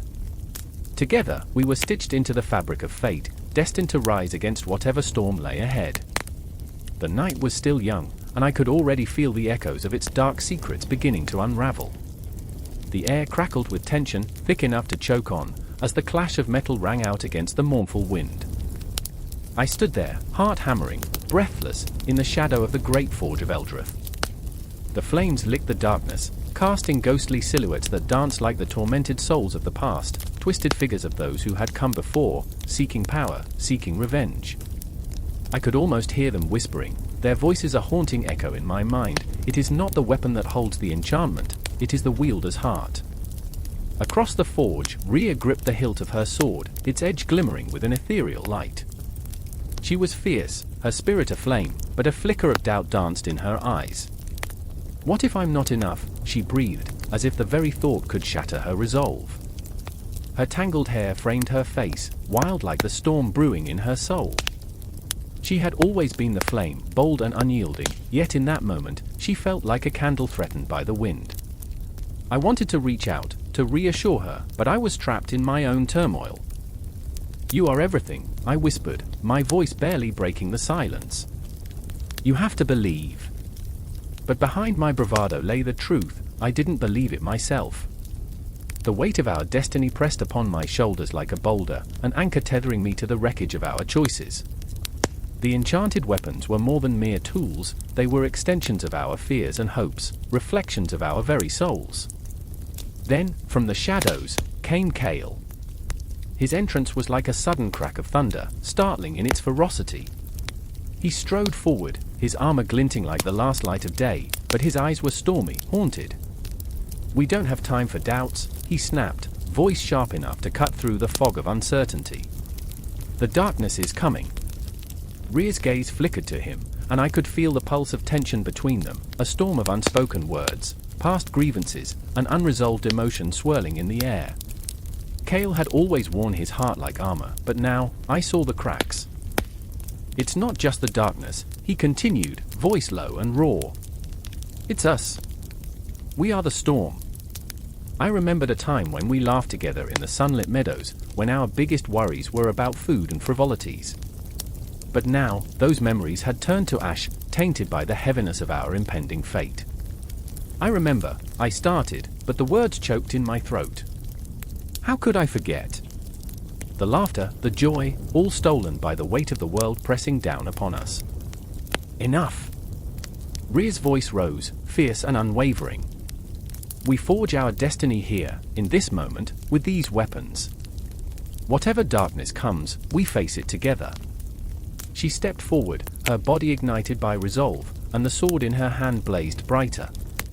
It was a symbol, a beacon, an invocation of shared strength amid the encroaching despair. Kale shifted, the storm within him swirling violently. Together, he echoed, but it felt like a fragile promise, a threadbare hope against the tide of uncertainty. I could see it flickering in his eyes, the shadow of his past clawing at him, an old betrayal festering like an untreated wound. We were fractured, but the forge crackled with energy, as if sensing our inner turmoil, demanding we reconcile our ghosts. "Look," I urged, swallowing the fear that threatened to choke me. "We can't forge our weapons in the heat of anger and doubt. We need to be whole." Each word was a step, a plea to reach the fragments of ourselves scattered on the battlefield of our memories. I remember when we fought for each other, not just for survival. Rhea's gaze softened, a flicker of vulnerability crossing her features. "We can't go back, can we?" she murmured, the shadows of regret stretching long in the flickering light. That truth hung there, heavy as iron, and I felt it cut deep into each of us, an unspoken acknowledgement of the scars we bore. But Kale stepped closer, the storm still raging in his heart. "No," he whispered, his voice barely audible above the crackling fire. "We can't go back. But we can move forward." His words were a vow, a promise cast into the fire, igniting a fresh determination in the forge's heart. Suddenly, a chilling wind swept through the forge, extinguishing the flames momentarily, plunging us into darkness.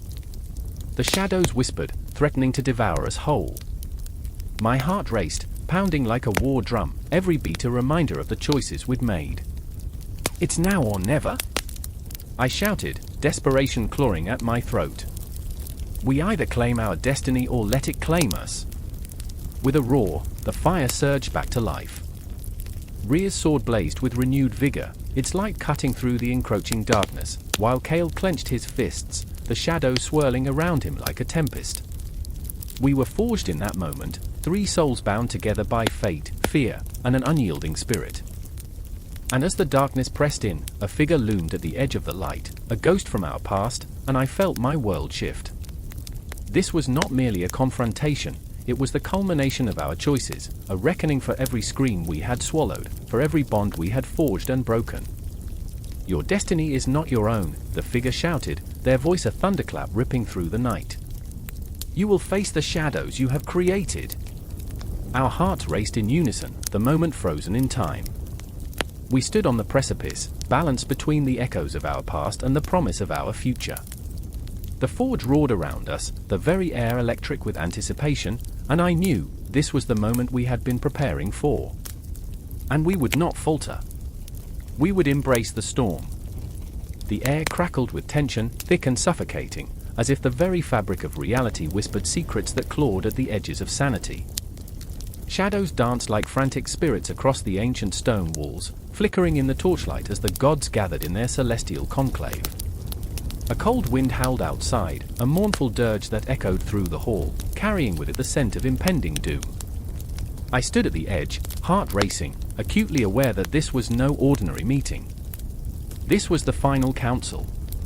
The gods, those titanic figures of law, loomed before me, their faces a canvas of conflict and dread.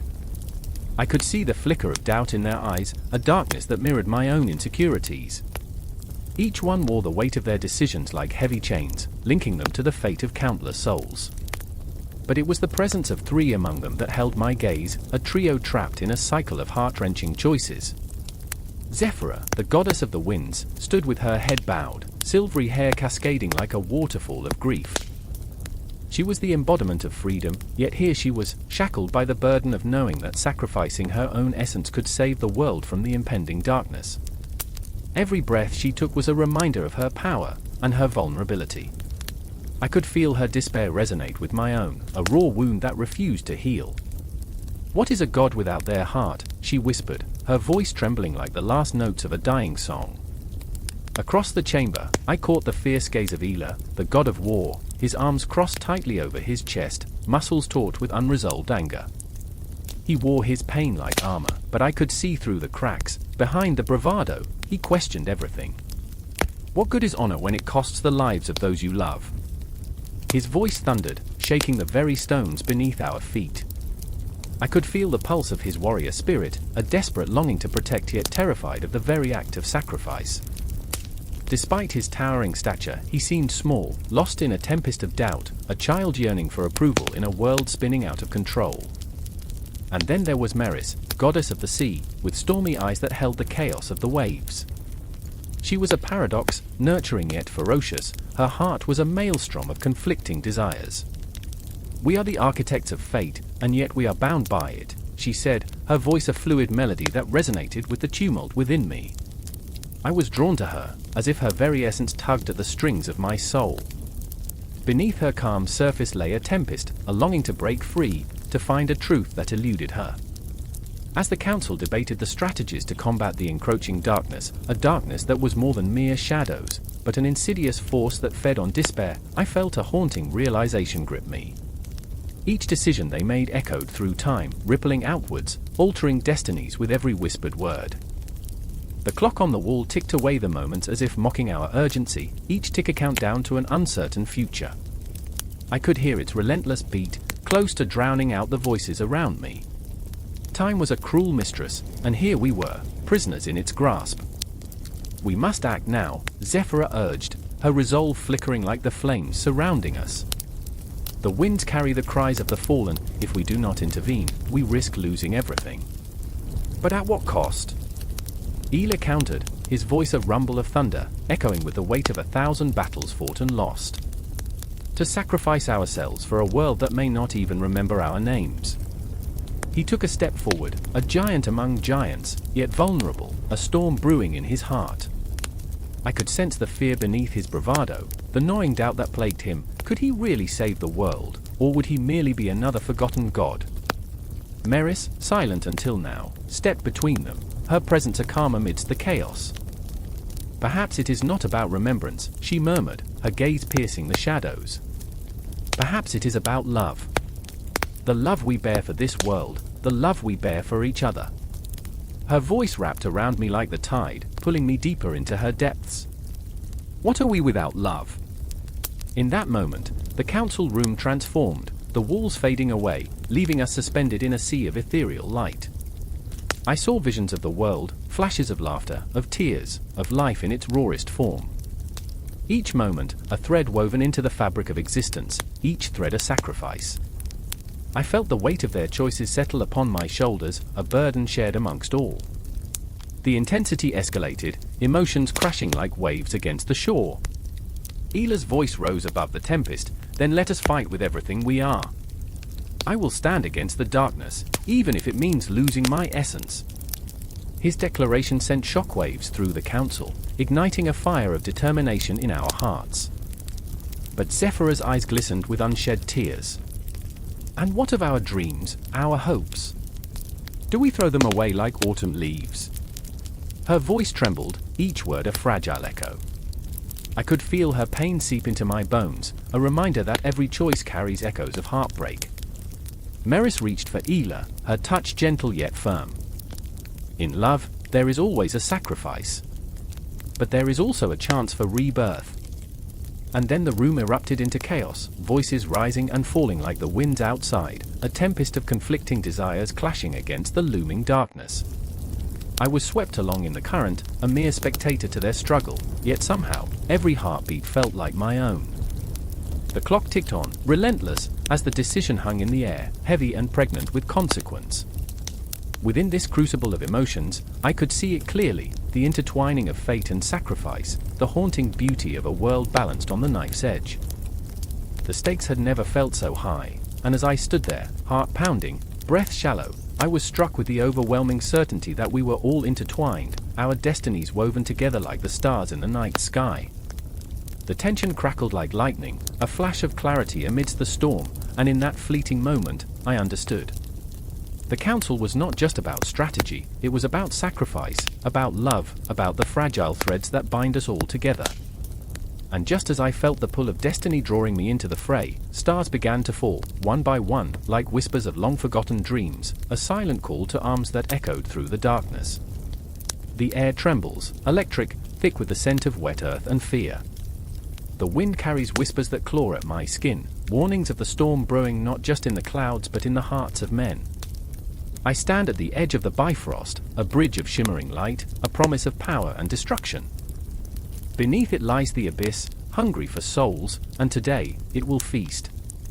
I remember the way the world felt before this moment, the laughter of friends, the warmth of home, the sweetness of hope. But hope is a fragile thing, easily shattered, like the shattered bones of those who dare to defy fate. My heart races, pounding an erratic rhythm against my chest, drowning out the echoes of camaraderie that once filled the air. Are you ready? Freya's voice cuts through the chaos, sharp and clear, yet laced with an undercurrent of dread. Her fierce blue eyes lock onto mine, searching, probing, as if she can peel back the layers of my fear. I want to tell her yes, to lie and wrap her in the comfort of false bravado, but the truth lies heavier than the steel sword strapped to my side. No, I finally admit, my voice a gravelly whisper, a mere breath slipping into the chilling winds. How can one ever be ready for this? Ready or not, we march, she replies, a hint of steel behind her soft words. There is an intensity in her gaze, a fire that ignites my own uncertainty. I find solace in her resolve, even as shadows flicker behind her, specters of what may come. We each hold our scars, hers from battle, mine from ghosts of the past.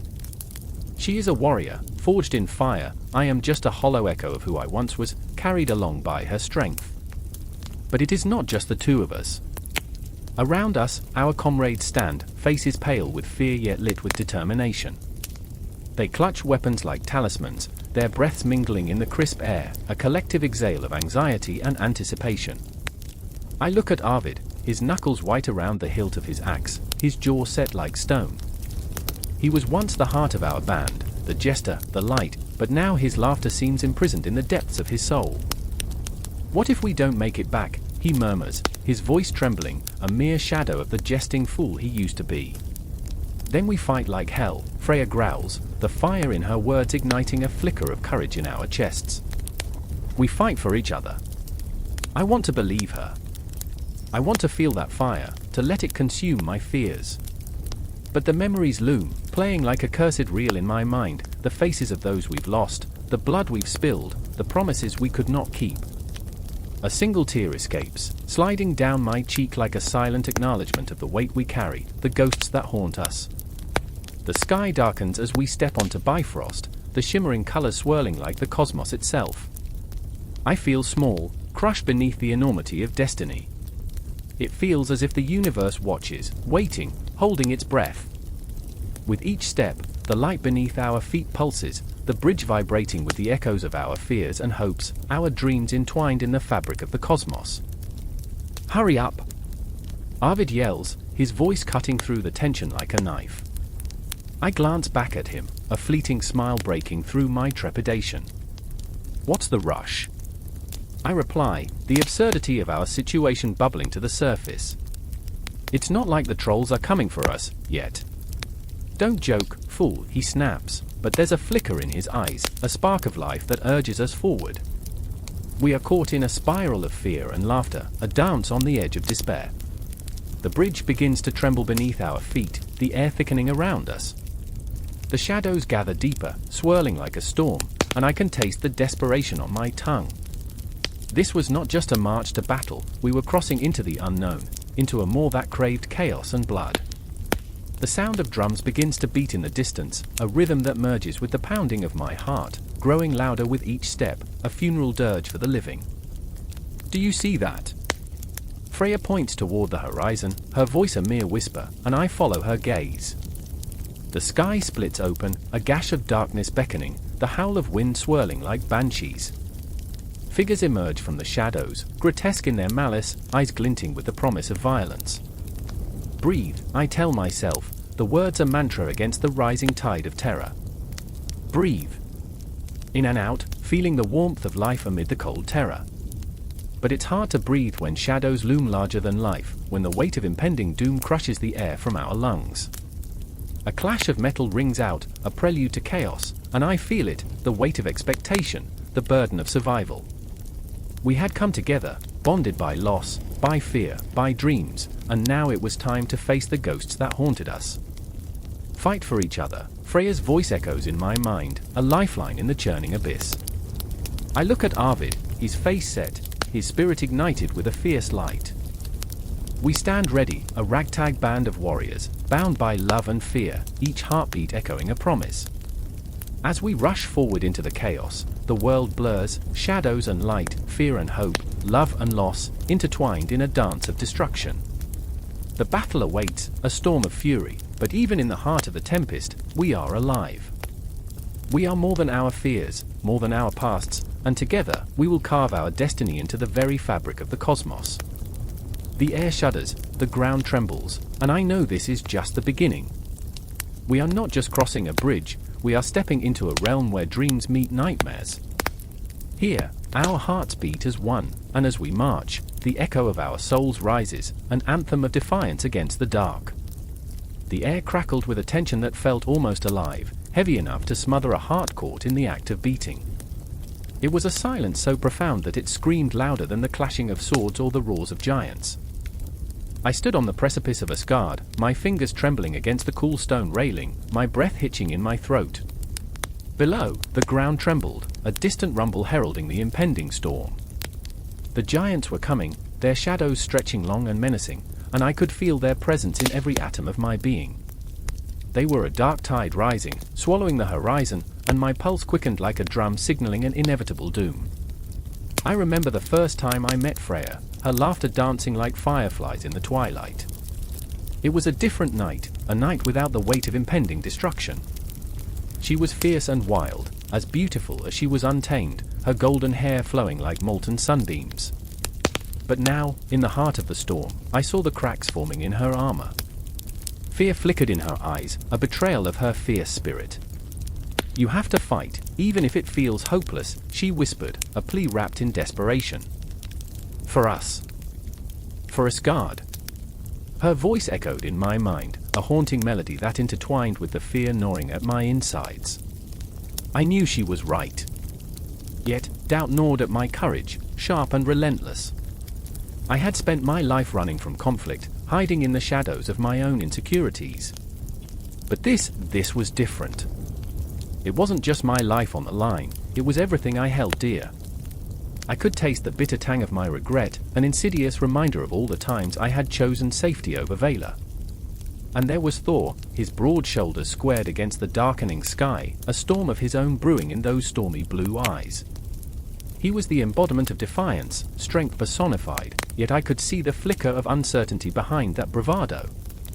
I can't let them take us, he murmured, his voice low like thunder rumbling in the distance. I won't go down without a fight. Not again. The ghosts of past battles haunted him, specters of failure and loss that clawed at his resolve. I wanted to reach out and tell him he didn't have to bear this burden alone, but the words caught in my throat, choked by the weight of my own fears. Would he see me as a coward? Would he know that I was terrified, quaking under the weight of the fate that loomed overhead? I could already feel the sting of betrayal from my own heart. How could I be so weak when the world around us was crumbling?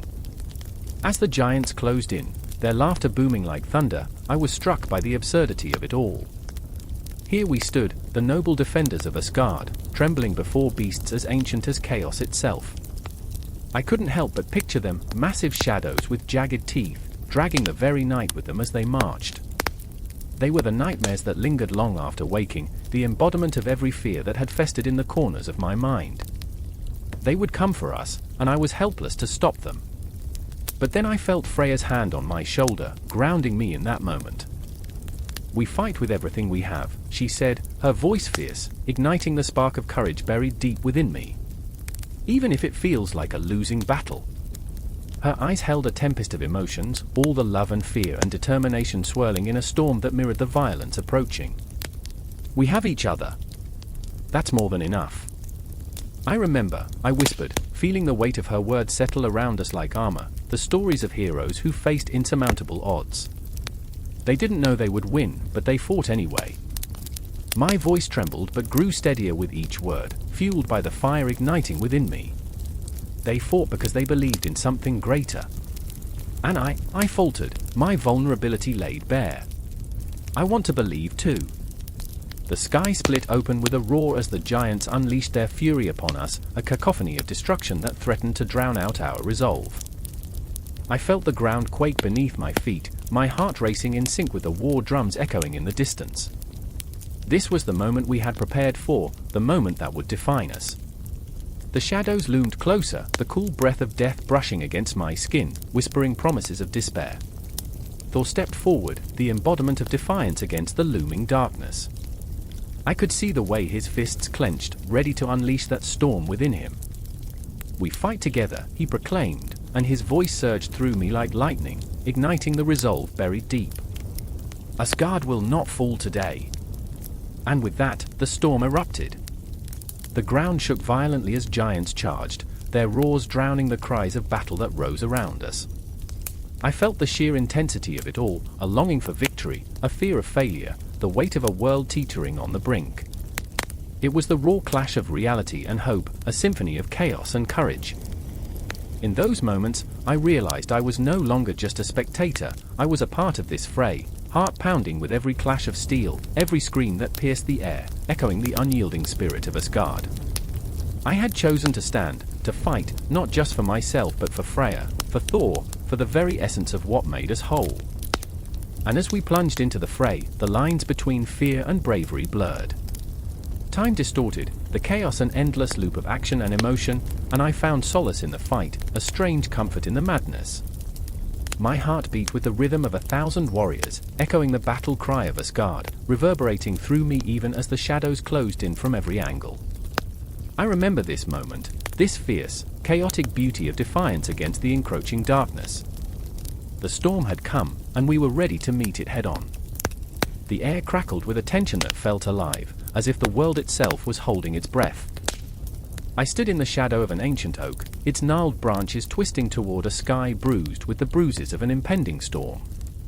The ground trembled beneath my feet, a low rumble that mirrored the chaos brewing in my heart. I could taste the iron tang of fear, thick and heavy, as the distant sounds of war began to echo through the valley like a dark symphony nearing its crescendo. A memory washed over me, fleeting yet vivid, the laughter of my sister, her braids dancing in the golden sunlight, her voice a lilting melody that now felt like a ghost haunting the edges of my mind. I grasped the hilt of my dagger, feeling its cool steel pulse like a second heartbeat, reminding me of the life I had left behind. The noise swelled, a cacophony of screams, clash of metal, and the heavy thud of boots marching toward destiny. Hera, my sister, was out there, lost in the madness of Ragnarok. I remember the last thing she said before the shadows consumed us: "We fight not just to survive but to remember who we are." Those words echoed in my soul, carving a path through my fear. I had to find her, I had to hold onto something. Next to me stood Bjorn, his face a mask of fury and fear. He was a beast of a man, muscles honed from years of wielding an axe, but today his hands trembled. I could see the flicker of doubt in his eyes, the way they darted around, searching for an escape, a flicker of hope among the pitch of despair. "What if we're too late?" he muttered, almost to himself, his voice as ragged as the edges of his battle-worn cloak. I grabbed his shoulder, the warmth of his skin grounding me, yet I knew his struggle. Bjorn had loved fiercely, lost tragically. The memory of his wife, taken by the darkness long before the first battle cry of Ragnarok, lingered like a shadow across his heart. "We can't think like that," I whispered, though I felt the weight of my own uncertainty. "If we don't fight, we've already lost." The skies roared as if the gods themselves were waging war, a violent reminder that we were but pawns in a game much larger than ourselves. I could hear the thunder of hooves, a legion of giants, the remnants of Ymir, rising from the depths of nightmares to reclaim Midgard. Their howls were a chilling symphony of despair, each note a reminder of what we had to lose. "Stay close," I urged, and we plunged into the fray. The air became thick with the scent of sweat and blood, the taste of ash coating my tongue. Each swing of my dagger felt both futile and necessary, as if I were carving out my existence in a world determined to erase it. Bodies fell like autumn leaves, and my heart raced, a wild drumbeat of survival and sorrow. In the chaos, I caught sight of Era's silver hair, a beacon among the chaos, and my breath caught in my throat.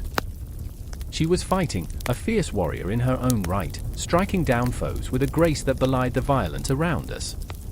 But then I saw it, a dark figure emerging from the shadows behind her, a giant with eyes like smoldering embers, intent on snuffing out her light. "Era!" I screamed, the sound tearing from my throat like a wounded animal. Time slowed, each heartbeat echoing in my ears as I sprinted toward her, desperation fueling every step. I could feel the weight of Bjorn's footsteps behind me, his own demons driving him forward. But the giant struck first, a meaty fist colliding with the ground, sending shockwaves through the earth.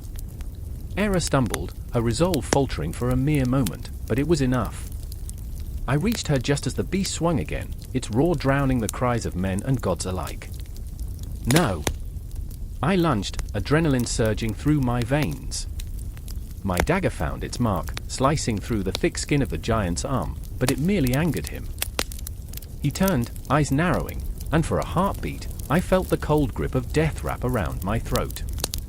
Bjorn was there, roaring like thunder, axe raised high. He crashed his weapon into the giant's knee, a blow that echoed through the battlefield and shook the very essence of Midgard. The beast fell, crashing into the ground with a thundering crash that sent dirt and debris into the air, surrounding us in a storm of chaos. "Era, move!" I shouted, pulling her behind me as I faced the fallen giant. The world narrowed to just us three, two mortals, one monster, and I could feel the weight of fate pressing down on me, each breath a struggle against despair. She looked at me then, her eyes wide, wrestling with fear and something else, hope. "What if we don't survive this?" I took her hand, squeezing it tightly, my heart pounding a chaotic rhythm. "We will survive. We have to. Because if we don't, what's left? Shadows." But shadows were all that loomed. The battlefield stretched infinitely, a tapestry woven with the threads of despair and bravery. I could hear our comrades fighting, their cries blending with the roar of the giants and the clash of metal. Each life taken felt like a knife twisting deeper into my soul, and the weight of every loss bore down on me like the oppressive sky above. In that moment, the realization struck me like a lightning bolt. I was not fighting for survival alone, I was fighting for the memory of those we had lost, for every laugh, every story untold. For the essence of life itself, vibrant and cruel, intertwined with death as we marched toward our fate. The world was a haze of blood and fire, but as I stared into Era's defiant eyes, I saw the flicker of something more, a spark of rebellion against the encroaching night, a fight not just for ourselves, but for everyone who had ever whispered our names in the dark. The rhythm of war pulsed around us, a relentless tide crashing against the shores of inevitability. We would face it all together. I could feel it, every heartbeat, every breath, pulling us deeper into the maelstrom. And as the winds howled and the giants roared, I knew one thing for certain: we were not merely standing on the brink of destruction, we were warriors. We were the storm. We would fight. We would remember. The world held its breath, a taut string ready to snap. Thunder cracked in the distance, a deep growl of impending chaos that rolled across the sky like a warning, a portent of fate. Beneath the swirling tempest, the air thickened with dread, clinging to the skin, heavy as a mournful dirge. I stood there, knees trembling against the ancient stone, my heart pounding a frenzied rhythm that matched the darkening clouds. This was not merely a battle, it was the unraveling of destiny itself. I remember the day it began, how the ground shook beneath my feet, the earth trembling as if it too sensed the gravity of what was to come. A shadow slithered across the horizon, an unimaginable serpent, coiling its sinuous body around the world, a nightmare made corporeal. Jormungandr, the world serpent, whose very existence twisted reality into grotesque knots, was rising. As he breached the ocean's surface, the water roared, thrashing against the shores, a tumultuous symphony heralding the end of days. And there was Thor, god of thunder, hammer raised high, a beacon of defiance against the chaos. Yet, behind that fierce facade, I could see the flicker of doubt in his eyes. He was a warrior, yes, but he was also a man burdened by the weight of his legacy. What if I fail? The thought echoed like a ghost in the shadows of his mind. I felt the ache of his uncertainty, a raw wound festering in the depths of his warrior's heart. He was not only fighting for the world but for the very essence of who he was. The clash was imminent, each moment stretching into eternity, a taut wire ready to snap. I could almost taste the electricity in the air, a sharp tang, like the moment before lightning strikes. But what haunted me most were the memories flooding back, uninvited guests at a gathering of ghosts. I remembered my childhood, nights spent huddled under my blankets, listening to tales of gods and monsters, their battles echoing in the halls of my imagination. I had romanticized the idea of heroism, of bravery, of the glorious fall in battle, but now, standing on this precipice, the reality was visceral and terrifying. The clouds darkened, swirling like a vortex of despair. With every heartbeat, the ground vibrated beneath me as the serpent's eyes, gleaming like obsidian, locked onto Thor, and a palpable tension crackled in the air. The world felt small under that gaze, a fragile thing caught in the grip of a titan. Jormungandr was not merely a beast, he was an embodiment of chaos, of the unfathomable depths of existence. The heaviness of it all settled on my chest like a stone, suffocating and relentless. "Fear not, for I am your shield," Thor shouted, his voice a raw thunderclap, powerful yet tinged with desperation. He stepped forward, each stride a bold proclamation against the encroaching darkness. But I could see the flicker of fear in him, too, the realization that even gods could bleed, could fall. And in that moment, I saw a man, not just a deity, wrestling with doubt, burdened by the weight of his own mythos. Jormungandr twisted, a sinuous nightmare unfurling across the landscape, his scales glistening under the shrouded sky. He was vast, an all-consuming force, and in that moment, he redefined the meaning of fear. Thor's grip tightened on Mjolnir, his knuckles whitening, the hammer a symbol of both his might and his vulnerability. Each swing would be a question, a plea for redemption, a desperate grasp for control in a world spiraling into chaos. The clash began with a deafening roar, a collision of worlds and wills. Thunder erupted as Mjolnir met the serpent's scales, a shockwave rippling through the air, shaking the very foundations of existence. The sound echoed in my bones, a chilling reminder of the stakes at play. I felt it deep within me, that primal instinct to run, to hide from the chaos, from the unraveling, yet I could not look away. This was history unfolding, a tapestry woven of pain and valor, sorrow and rage. As they fought, I saw in Thor a rage born of heartbreak. Every blow he struck was not just against a monster but against his own fears, against the specter of failure that lurked behind every victory. Memories of lost comrades flared in his mind, each face a ghost whispering, "Do not falter." He was not merely fighting for himself, but for all who had fallen, for the legacy of gods and men intertwined in the dance of fate.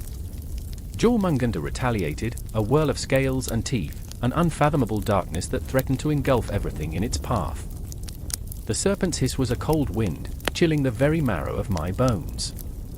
I felt the fear clawing at me, an icy grip tightening around my heart. This was more than a battle, it was the very essence of existence, a struggle between creation and destruction, a dance of death. And then, in a moment that seemed to stretch into infinity, Thor stumbled. Not from the serpent's might but from his own doubt, the weight of his own history bearing down upon him like an anchor dragging him to the depths. I saw it in his eyes, the flicker of a man, not a god, grappling with the thought of failure. What if this is it? What if I fall? The question rang through the air, a silent scream echoing against the chaos.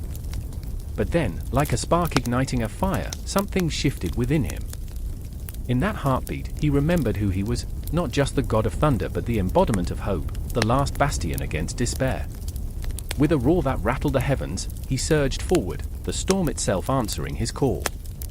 And as lightning split the sky, illuminating the darkness, I felt the pulse of the universe thrum in my veins. This was the moment when destiny would be rewritten, when triumph and heartbreak danced on the edge of oblivion, their fates entwined in a macabre waltz. Thunder erupted again, a visceral reminder that this clash was not just between two titans but a reflection of our own fears, our own battles with the unseen monsters lurking in the shadows of our lives. Time itself seemed to pause, caught in the grip of this monumental confrontation. And in that heartbeat, as the storm raged on, we were all warriors, bound by the weight of our own myths, our own dreams, our own heartaches, teetering on the precipice, waiting for the inevitable. The air was thick, stifling under the weight of an impending storm, as the moon clung to the edge of the horizon, a ghostly witness. Shadows danced upon the frostbitten ground, whispering secrets of betrayal as they twisted in the wind. I remember the unmistakable crack of a branch snapping, a harbinger of chaos, echoing through the trees like a gunshot in the night. I stood there, heart racing, breath caught in my throat, knowing that the world was about to change. Baldr, beloved son of Odin, the epitome of light and joy, now stood at the precipice of darkness. His laughter, which once rang through the halls of Asgard like a melody, was silenced by treachery, stifled under the weight of fate's cruel design. I remember the way he wore his beauty like a crown, the way his golden hair caught the sun, igniting a warmth that melted even the bitterest of hearts. But beauty is a fragile thing, a flame that flickers in the tempest of existence. Frigga, his mother, her heart a labyrinth of love and despair, stood at the threshold of her home, eyes wide with premonition, a storm of emotion swirling within her like a tempest. She was a woman of fierce will, yet her spirit felt as though it were fraying, each thread of hope unraveling with every tick of the celestial clock. I can still see her trembling hands clutching a faded token of her son, a small carved figure, a reminder of what was and what could never be again. "You are my light," she had whispered to him so many times. But now, that light was in peril, and she was helpless to stop it. Loki, the trickster, whose heart beat with both malice and mischief, lingered in the shadows, a smirk playing on his lips. He was the embodiment of chaos, a puppet master pulling strings woven from deceit. I remember the way he leaned against the cold stone, eyes glinting with a strange mixture of jealousy and longing. In his heart, a storm brewed, potent and insatiable. Why should he have all the love, he thought, even as the air around him crackled with tension. His laughter was a jagged edge, sharp enough to draw blood. In the silence that followed, I felt the echoes of the past reverberating through the night, echoes of laughter shared, of stories woven under the stars. I remember the warmth of camaraderie, the dream spun in the quiet hours before dawn. But dreams are fickle, sensitive to the touch of fate's cruel hand. The moment struck like lightning, an instant where time held its breath. Baldr, clad in armor that glimmered like the surface of a tranquil lake, stepped forward, a noble figure, unaware of the storm brewing in the hearts of men. I remember the way he smiled, trusting, believing in the goodness of the world, a naive hero striding toward a fate that lay in wait like a predator. The air crackled with anticipation, a symphony of emotions that danced between hope and dread. "Let us test him." Loki's voice rang through the crowd, a sinister melody wrapped in honeyed deceit. The gods, blinded by their love for Baldr, raised their voices in agreement, drowning out the sound of foreboding. I remember the thrill of the challenge, the way it spun through the air like a ribbon of silk, but I also remember the chill that slithered down my spine as I caught the glint of malice in Loki's eyes. What had started as a game was spiraling toward catastrophe. In the seconds that stretched into eternity, a single arrow, forged in darkness, was released. It sliced through the air, an omen of doom, a whisper of betrayal. I remember the way Baldr turned, surprise etching itself onto his face as the world around him faded into a blur. The sound of the arrow hitting its mark was a scream, a heart-wrenching cry that shattered the tranquility of the night. Thud. Silence. Frigga's wail cut through the air, raw and primal, a mother's heart breaking into fragments. I can still hear it, a sound that clawed at the soul, reverberating through the very fabric of existence. Love twisted into anguish, her sorrow wrapping around my heart like a vice. No. Not my son. Not my light. The desperation in her voice echoed through the ages, a haunting reminder of what loss feels like. Loki, lurking at the edges, a shadow of his own making, felt the weight of his actions collide with reality. The thrill of chaos slipped into the depths of horror. I remember the moment his bravado faltered, the flicker of doubt across his features. What have I done? The question hung in the air, heavy with regret, but it was too late. The world shifted, the balance of power teetering on the brink. Alliances fractured. Brothers turned against brothers. The air thickened with tension, a fragile truce shattered by the finality of death. I remember the murmurs that spread like wildfire, how they ignited old grudges and birthed new ones. War was the only answer, the only response to the void left by Baldr's absence. And so, with the death of Baldr, the war drums began to beat, slow, steady, a chilling rhythm that thrummed through the hearts of the gods and men alike. Each beat was a testament to loss, a reminder of the fragile nature of love and life. I could feel the weight of inevitability pressing down, a dark tide rising, threatening to engulf us all. As I stood there, heart racing, breath quickening, I felt the world shift. Shadows stretched and yawned, time folding upon itself, and I was left with the echo of a question that lingered like smoke in the air. What would we do now? What choice would we make in the face of such profound despair? The answer faded into the night, a whisper lost among the shadows. The clock ticked on, relentless, reminding us that time waits for no one, not even for the gods. And with it, the promise of war loomed over us, a spectre that would haunt us until the end of days. The clash of steel reverberated through the mountains, a symphony of chaos that matched the thunderous heartbeats of those who stood poised to engage in the deadly dance of battle. I could feel the cold sweat trailing down my spine, stark against the heat of my rising fury. Shadows loomed like predators in the twilight, a grim reminder that we were not alone in this desperate place. I stood with my comrades, the Valkyries, the fate weavers of warriors, and the weight of our purpose pressed heavy on our chests. Death hovered, a ghostly spectator, whispering promises and threats alike. I remember Freyja's voice, sharp as the edge of a blade, slicing through the air. Fight for them. Fight for their souls. The loss of our brethren ignited a fire in my veins, but it also ignited the spectre of conflict within me. So many had fallen, yet here we stood once again, our fates tangled in the sinews of combat. I gripped my spear, the weapon vibrating with anticipation, a living thing, eager to taste blood. Beside me stood Astrid, her eyes fierce, but darkened by the shadows of her past. She was the wild flame, the one who could reignite hope with a single smile, yet her laughter often masked an ache that ran deeper than scars. I could see it flicker behind her gaze, a wound that refused to heal. She fought not just for glory, but to drown the voices that whispered of her failures, the brothers who perished, the friends she couldn't save. We'll make them pay, she growled, a promise and a plea. But would revenge fill the hollow space left by loss? I knew better than to ask. Then there was Ragnar, the stoic heart, a warrior whose silence spoke louder than any battle cry. Each breath he took seemed to gather the weight of the world. He had seen too much carnage, too many faces blurred into the fog of memory. His hands, calloused and strong, trembled ever so slightly, a betrayal of his resolve.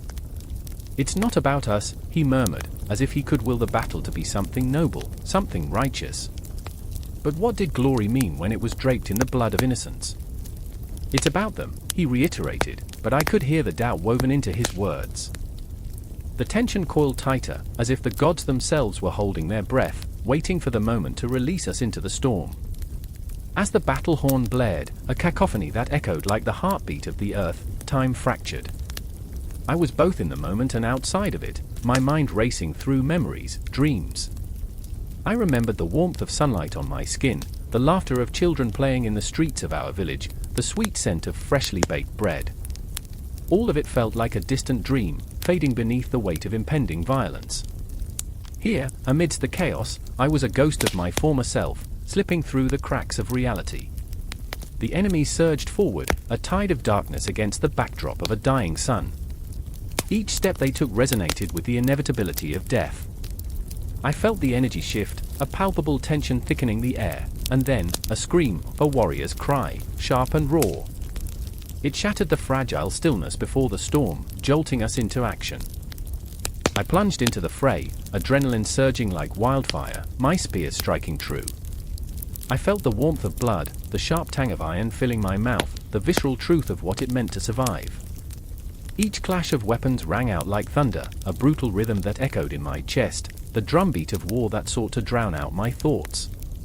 But through it all, I couldn't escape the haunting melody of loss, the faces of those who would never return. Astrid fought beside me, her grace betraying the ferocity she held within. With every swing of her sword, she carved out a path, the embodiment of spirit and fury, yet beneath it all lay a fragile hope. I could see it in her eyes, the flickering light that danced dangerously close to extinguishment. Every enemy she felled brought a fleeting smile, but I could see the shadows closing in, whispering of the past, threatening to consume her. Ragnar was a wall, an impenetrable fortress against the storm. He shielded us from the onslaught, yet with each blow he deflected, I felt his resolve crack, the weight of his heart pulling him down into despair. I shouted for him, but words were drowned by the cacophony, lost to the chaos. There was a moment, just a heartbeat, when I saw it.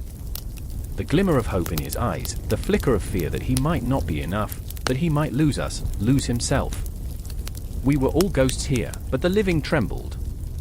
I could feel Freyja's presence, a celestial whisper amid the chaos, urging us to fight, to rise above. In that moment, I caught her gaze, and something shifted within me. We were not merely warriors, we were the echoes of the fallen, the embodiment of their dreams and fears. With every breath, we honored them.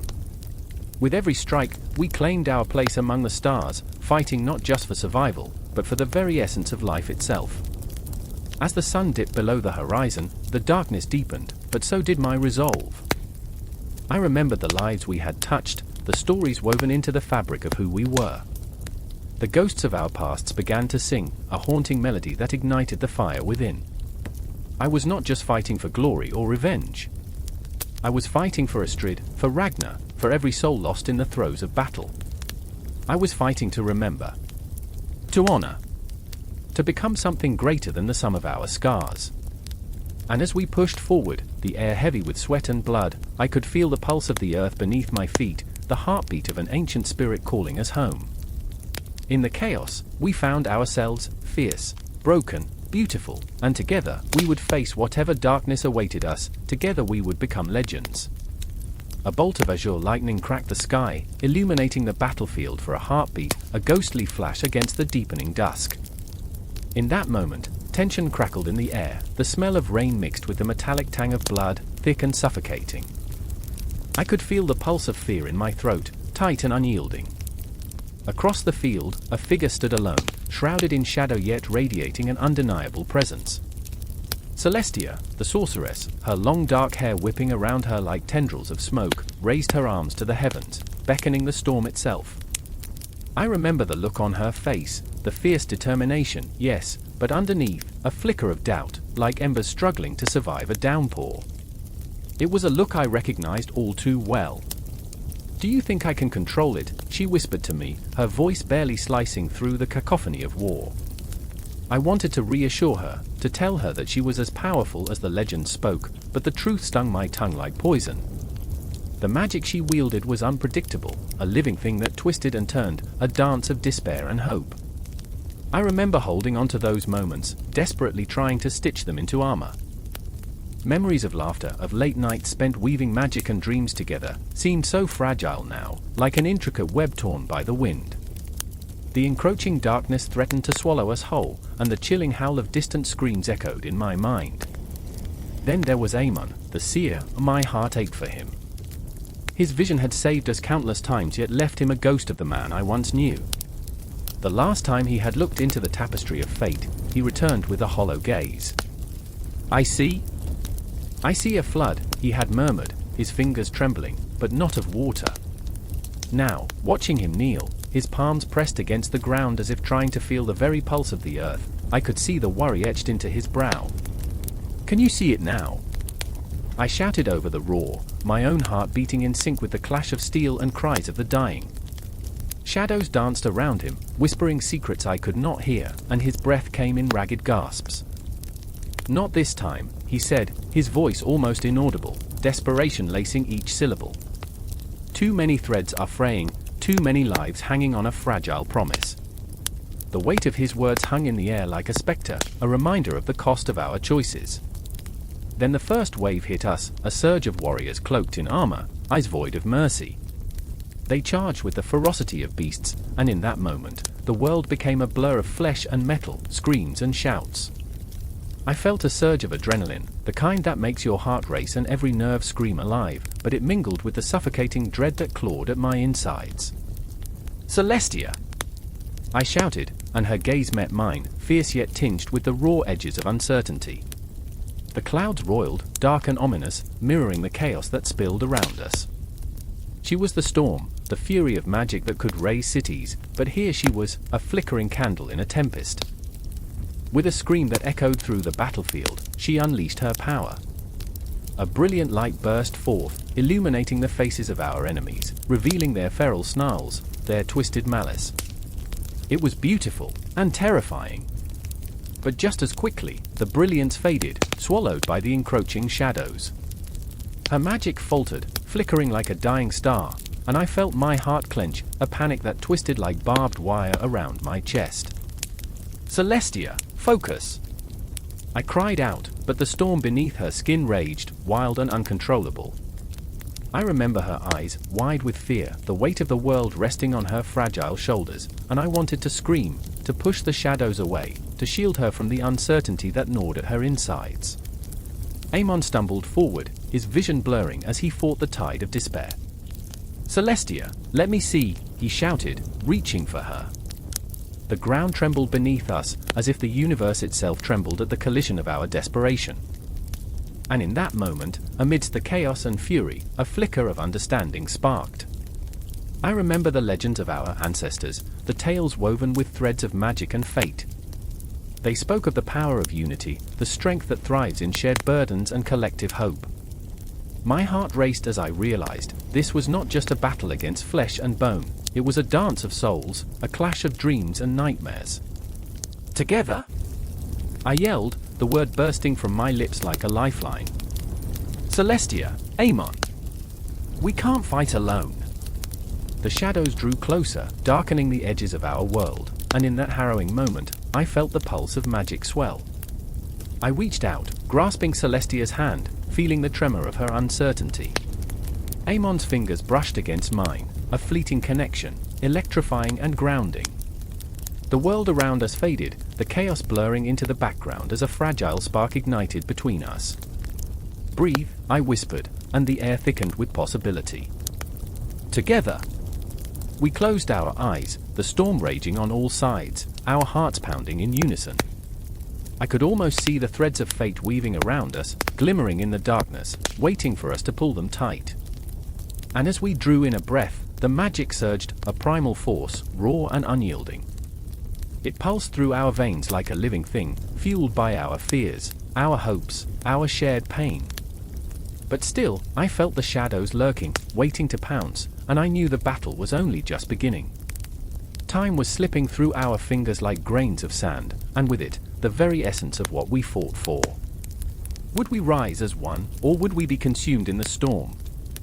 The weight of the world hung in the balance, a cosmic game of light and dark, and I could feel the pulse of destiny thrumming beneath my skin. In the eye of the storm, surrounded by chaos, we held on, three souls bound by magic and fear, standing on the brink of ruin or redemption. The air vibrated with the weight of impending doom. A silence, thick and choking, hung over the battlefield like a storm cloud before the first drop of rain, heavy, electric. Footfalls echoed against the cracked earth, a harsh reminder of the lives that had been lost, of the fragile threads that connected the living to the dead. I stood at the precipice of chaos, gazing into the abyss that was once a bustling town, now reduced to mere shadows of what had been. I remember when we used to laugh here, when the sun bathed the cobblestones in golden warmth. But laughter had become a ghost, haunting the streets. Now, it was just me, a broken sword clutched in my trembling hand, and the distant cries of the dying. I could taste the bitterness of despair on my tongue, each heartbeat a reminder of the ticking clock. Time had turned against us, and the gods, once revered, had turned their backs. Rhea stood beside me, her eyes wide with disbelief. She was fire and ice, a warrior, fierce and unyielding, yet burdened by the weight of her choices. Her breath came in sharp gasps, each one a battle against the fear that threatened to consume her whole. I could see it flickering behind her steely facade, the cracks in her resolve. "What do we do now?" she whispered, voice trembling. I wanted to tell her we fight, but the truth was much darker, crawling beneath the surface like the shadows that danced around us. Beneath the chaos, a figure loomed, a specter of past mistakes and present fears. Marcus, my once closest friend, now a ghost of the man he had been, stood at the edge of the fray, a hollowed expression etched on his face. He had always been the heart of our group, the one who reminded us of our humanity amidst the madness. But now, he was lost in a fog of regret, his eyes searching the ground as if the answers were buried there. "I never wanted this," he muttered, the words escaping like a confession. I wanted to reach out, to pull him back from the darkness, but the distance was an abyss, swallowing him whole. The battlefield erupted with a cacophony of sound, metal clashing against metal, screams piercing the air like arrows. The gods had unleashed their fury, and we were caught in the crossfire. I remember the moment Rhea charged forward, a warrior's dance, fierce and untamed. Her voice rang out, a battle cry that echoed through the chaos, urging us to follow. I felt a surge of adrenaline, an instinctual pull laced with desperation. But as I moved, the ground beneath me quivered, the earth trembling as if in response to the violence. And there, in the thrum of battle, I caught a glimpse of the impossible, a flicker of light amidst the darkness. A figure, cloaked in shadows, moved with an ethereal grace, weaving through the chaos. Was it a god? A ghost? Or perhaps merely a figment of my fraying mind? Each step the figure took sent a ripple through reality, blurring the lines between life and death. My heart raced as I fought to follow, to grasp the intangible. "Do you see that?" I shouted to Rhea, but she was lost in battle, her focus razor-sharp. "And Marcus?" He still stood, paralyzed, as if the world had turned to glass around him. "Marcus!" I screamed, desperation clawing at my throat. But he remained ensnared in his thoughts, a prisoner of his own despair. As the battle escalated, the specter of failure wrapped around us like a noose. I could feel it tightening, the weight of my own insecurities bubbling to the surface. What did I have to offer? A broken sword and a trembling heart? The gods had forsaken us, and perhaps they were right to do so. After all, we were mere mortals fumbling through a world of chaos. But amid the despair, there was a flicker of hope. Rhea's laughter rang out, an unexpected sound against the backdrop of violence, a reminder of who we once were. "Remember when we were stupid enough to think we could take on the world," she shouted, even as she ducked a blow. It was absurd, but it ignited a spark within me. I remembered the warmth of camaraderie, the unyielding belief that we could conquer anything together, even when the odds were stacked against us. And then, like a tidal wave, rage surged through me. I stepped forward, feeling the ground beneath my feet solidify. "We may be flawed, but we're still standing." I roared, and in that moment, I became more than just a terrified soldier. I was a force, a reminder of defiance against the gods who had abandoned us. Rhea turned, her fierce gaze aligning with mine. I could see the flicker of determination ignite in her eyes, a fire rekindled. Together, she breathed, and I felt the truth of it reverberate through me. The figure cloaked in shadows drew nearer, its presence overwhelming yet oddly comforting. It seemed to beckon us, urging us to rise from the ashes of our despair. Into the fray we plunged, a flurry of blades and fury, a cacophony of defiance against the silence that had suffocated us for too long. In that moment, surrounded by chaos, I felt alive. Each breath tasted of iron and smoke, but it was sweetened by the knowledge that we were not alone. We were battling the death of the gods, not with swords, but with the sheer will to fight for our existence. And as the skies darkened, and the storm of battle raged on, I held on to that flicker, hope, raw and vivid, a beacon of light in a world eclipsed by shadows. I knew that we would rise, even if everything around us crumbled. This was not the end, it was a beginning, a moment etched forever in the fabric of time. The gods may have turned their backs, but we would not let their indifference extinguish the fire within us. We were flawed, we were broken, but we were also alive. And for now, that was enough. The sky boiled over Asgard, a tempest of black clouds swirling like a cauldron on the verge of boiling. Thunder rumbled, a primal growl that echoed deep within the bones of every warrior who stood on the battlefield that day. I remember the moment vividly, the scent of rain mingling with the metallic tang of blood, the air electric with the whispers of impending doom. I could taste the fear, salty and bitter, on my tongue. Odin stood at the edge of the cliff, his one good eye fixed on the horizon, where shadows danced like phantoms and the ground trembled beneath the weight of dread. I could almost feel his heart thumping like a war drum, a sound that reminded me of the countless battles he had fought, countless lives he had sacrificed. But this was different. This was not just another day in the life of the All-Father, but the last stand of a god against the darkness that threatened to swallow the very essence of existence. Beside him, Tyr clenched his fists, knuckles white, as if squeezing the life out of his own memories. His face bore the scars of past victories, but they felt heavy now, like stones dragging him under the weight of what was to come. Tyr was a warrior, yes, but also a man plagued by choices, by a history tied to his brother Fenrir. "What if we fail, Odin?" he whispered, the tremor in his voice betraying the iron resolve of a god. "What if we lose everything?" Odin turned slowly, his gaze piercing, full of the wisdom of ages, the burden of 1,000 lifetimes. "We fight, Tyr," he said, the word heavy with meaning. "Not for victory, but for remembrance. For what we once were." His voice cracked like thunder, echoing against the jagged cliffs, resonating with the inevitability of their fate. I remember the way the light dimmed, shadows creeping closer like a predator stalking its prey. Freyja stood a few paces away, her golden hair now dulled by the storm. Her eyes were pools of sorrow, haunted by loss yet aflame with a fierce determination. She felt the weight too, the darkness that clawed at the edges of Asgard, threatening to snuff out the light. "We have to hold on to hope," she urged, her voice rising above the howl of the wind. "Even if it's just a glimmer, we must believe. But hope feels like a cruel joke when the end is nigh." I felt it in my bones, a sinking dread that clawed at my insides. What is hope when faced with an abyss?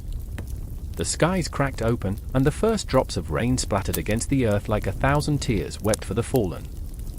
Odin raised Mjolnir, lightning crackling around him, fierce and wild. The air thickened with energy, each heartbeat echoing like the toll of a bell, marking the time left before the inevitable. In that moment, I felt a pulse, a rhythm that echoed in the hearts of all those gathered, warriors and gods alike. They were not just fighting for themselves, but for every story that had ever been told, every life that had ever been lived. And down below, the horde surged forth, shadowy figures moving as one, an army of nightmares converging on the light. Each step they took sent tremors through the ground, as if the earth itself wept for what was to come. I could see their eyes, hollow and empty, a reflection of the abyss that had consumed them. They were once gods too, once filled with joy and laughter, now twisted into instruments of chaos. The clash was deafening. Metal sang against metal, cries of anguish mingled with the roars of defiance. I remember the chaos, the weight of despair crashing down like a tidal wave crashing against a fragile shore. Tyr fought valiantly, his sword dancing through the air, slicing through shadows that threatened to engulf him, but for every foe he felled, 2 more emerged. It was a grim ballet, a dance of death that seemed endless. Odin was a tempest, a force of nature, but even he was not invincible. I watched as he staggered, an unseen hand plucking at the strings of his life. He bled, golden ichor spilling onto the ground, staining the earth with the essence of a god. For a moment, time stilled, a breath held in suspense, the world waiting to see if the All-Father would rise again or succumb to the looming darkness. "Father!" Freyja cried, her voice shattering the silence that threatened to engulf us. I could see her heart breaking, and in that moment, my own ached alongside hers, a shared pain that transcended the battlefield. But Odin's determination flared bright, blinding in its intensity. "Fight," he bellowed, rallying the remaining warriors, the words igniting a fire within their hearts. "Fight for what remains. Fight for the stories yet to be told." I felt the surge of the collective spirit, the heartbeat of an entire realm, resonating through the chaos. It was a moment of clarity amid despair, the realization that pain and loss were woven into the fabric of existence, a reminder that to fight was to live, to hope. Then, in a flash of brilliance, the storm broke. A bolt of lightning struck down from the heavens, illuminating the battlefield in a surreal glow. And there, in that blinding moment, I saw it, the silhouette of Fenrir, the wolf that had been prophesied to bring about the end of days, his eyes burning with an ancient hunger. Time slowed as he approached, a predator stalking its prey, each step echoing like the tolling of a bell marking the end. I could feel my heartbeat quicken, a frantic drum echoing the fear that gripped my soul. Fenrir's laughter cut through the chaos, dark and mocking, a sound that sent shivers cascading down my spine. "Father," he sneered, a twisted grin stretching across his maw. "You fought so hard to keep the light alive.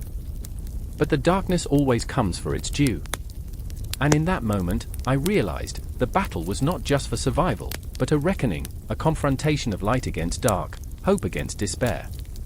It was a cosmic dance of forces too great to fathom, and I stood at the precipice, feeling the pull of both sides, knowing that every heartbeat counted, every breath held the weight of eternity.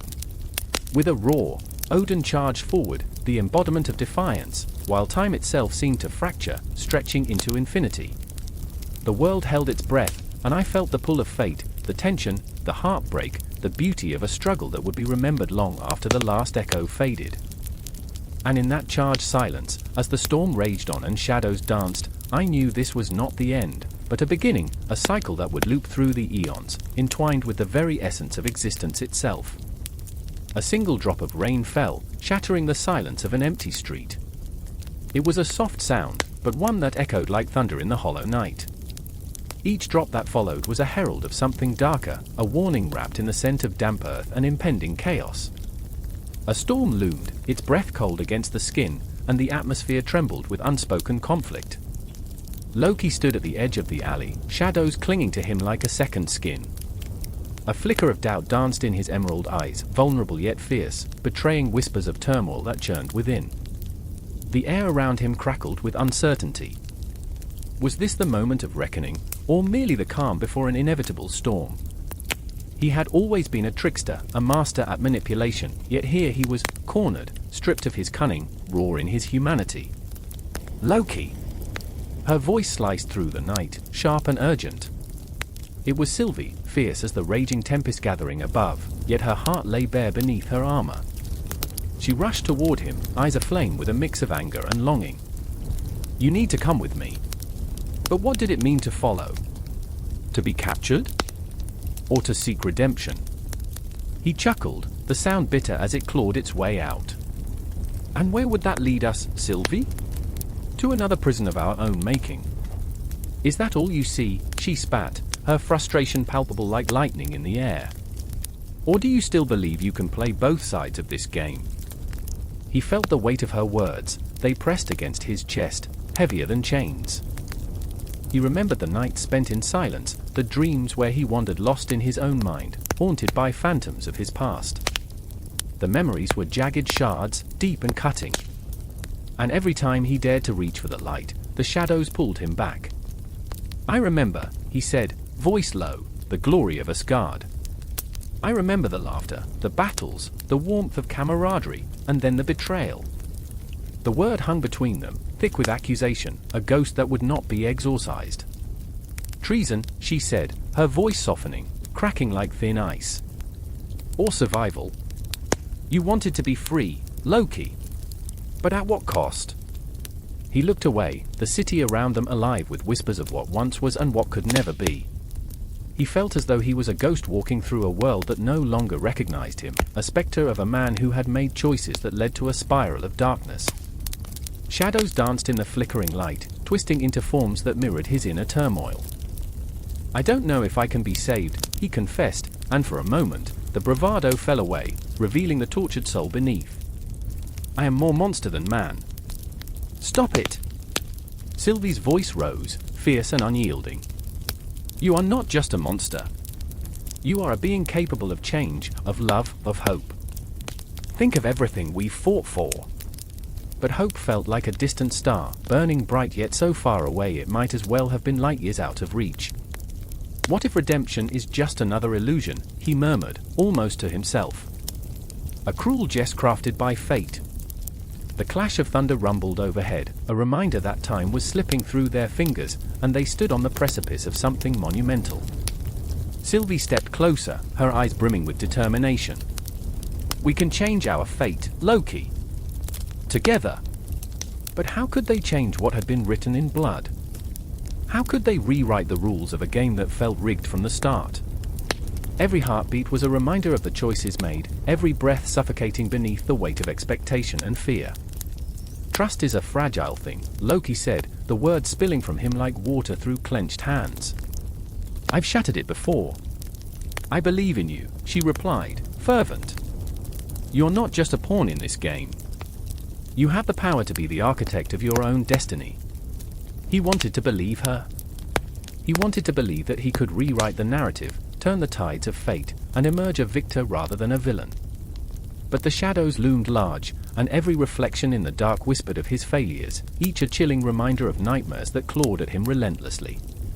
Suddenly, a flash of movement caught his eye, a figure lurking at the edge of the alley. Loki's heart raced, senses sharpened. Tension thickened the air, a palpable reminder of the fragile line they stood upon. "Sylvie, we're not alone." Before she could react, a cacophony erupted, a whirlwind of chaos. Figures cloaked in darkness surged forward, their intentions as menacing as the storm above. Fear gripped Loki's heart like a vice, the primal instinct to flee rising within him. But Sylvie stood firm, her resolve igniting a fire within him. "Fight," she shouted, and her voice reverberated through the chaos, wrapping around him like a lifeline. But what did it mean to fight against the darkness that had been his companion for so long? With a rush, he plunged into the fray, a tempest of desperation and defiance. Every clash of steel against steel ignited the embers of his spirit. He was not just a monster, he was a survivor, a force of nature. A storm of emotion swirled within him, fear, regret, rage, yet somewhere, buried beneath the storm, glimmered hope. And in that moment of chaos, as thunder roared and shadows danced, Loki found himself teetering on the edge of a choice, to succumb to the darkness or to grasp at redemption, to face the storm head-on rather than flee. It was a gamble, a dance with fate, and the stakes were higher than ever. "Together!" Sylvie yelled, reaching out, anchoring him against the tide of despair. Thunder cracked overhead, a fierce reminder that time was fleeting, and the choice loomed before him like an eternal abyss. Would he take her hand? Would he leap into the unknown? The storm howled, but within its depths, a whisper emerged, the promise of something greater, something worth fighting for. And with every heartbeat, destiny awaited, shrouded in shadows, yet shimmering with the possibility of light. I remember the silence before the storm, a heavy blanket draping over the battlefield, thick and suffocating. It was a silence that screamed louder than swords clashing, louder than the cries of the dying. The sky loomed low, bruised and swollen, threatening to unleash its fury as shadows danced at the edges of my vision, flickering with anticipation. The earth was alive, breathing beneath us, every heartbeat a countdown, a whisper of chaos waiting to be unleashed. I stood at the precipice of dread, knees quaking, the weight of my sword a cruel reminder of the burden I bore. The chill of the air seeped into my bones, an icy hand tightening around my throat. Death had come to collect its debts, and with it, Hell's army stirred restlessly, a grotesque mockery of life. Ghostly figures emerged from the twilight, their faces twisted in eternal torment, eyes glowing with a hunger that sent shivers through my very soul. Kara, my sister, stood beside me, her fingers twitching around the hilt of her dagger, the only thing separating her from the encroaching darkness. I could see it in her eyes, the flicker of defiance, the spark of fury that had always burned brightly beneath her surface. "We'll fight," she said, her voice steady, a dam against the flood of terror. "We have to." But did we really? I remember the stories whispered around the hearth, hot breath mingling with tales of valor and glory. They spoke of heroes who faced the impossible and triumphed, but what about the ones who fell? The ones who were forgotten, left to rot in the belly of the earth?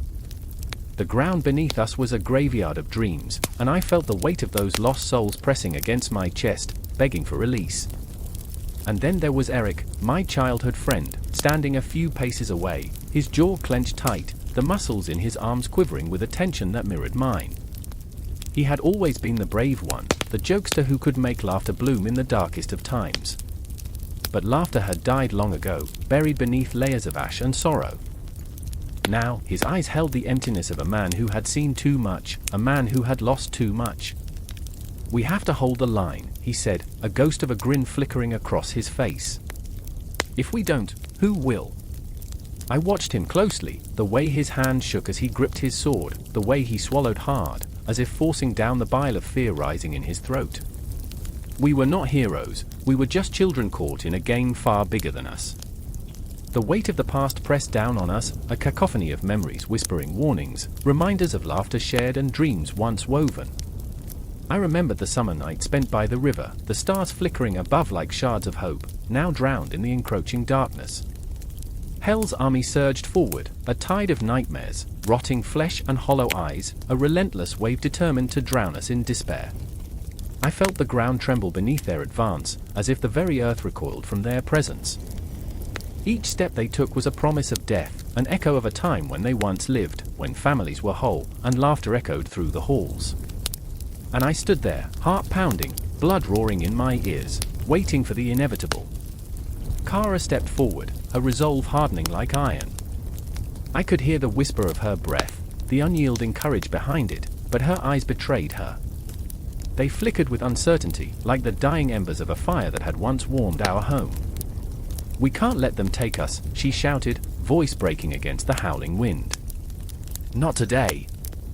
As the first screams erupted from the advancing horde, the world fell apart. A flood of bodies, a sea of death, surged forward, and I felt the instinctual need to run, to flee, but I was anchored to the spot, a statue of fear and disbelief. Eric surged past me, a wild beast charging into the fray, and I could hear the roar, primal shout that tore from his throat, a battle cry born not from conviction but from desperation. "Eric!"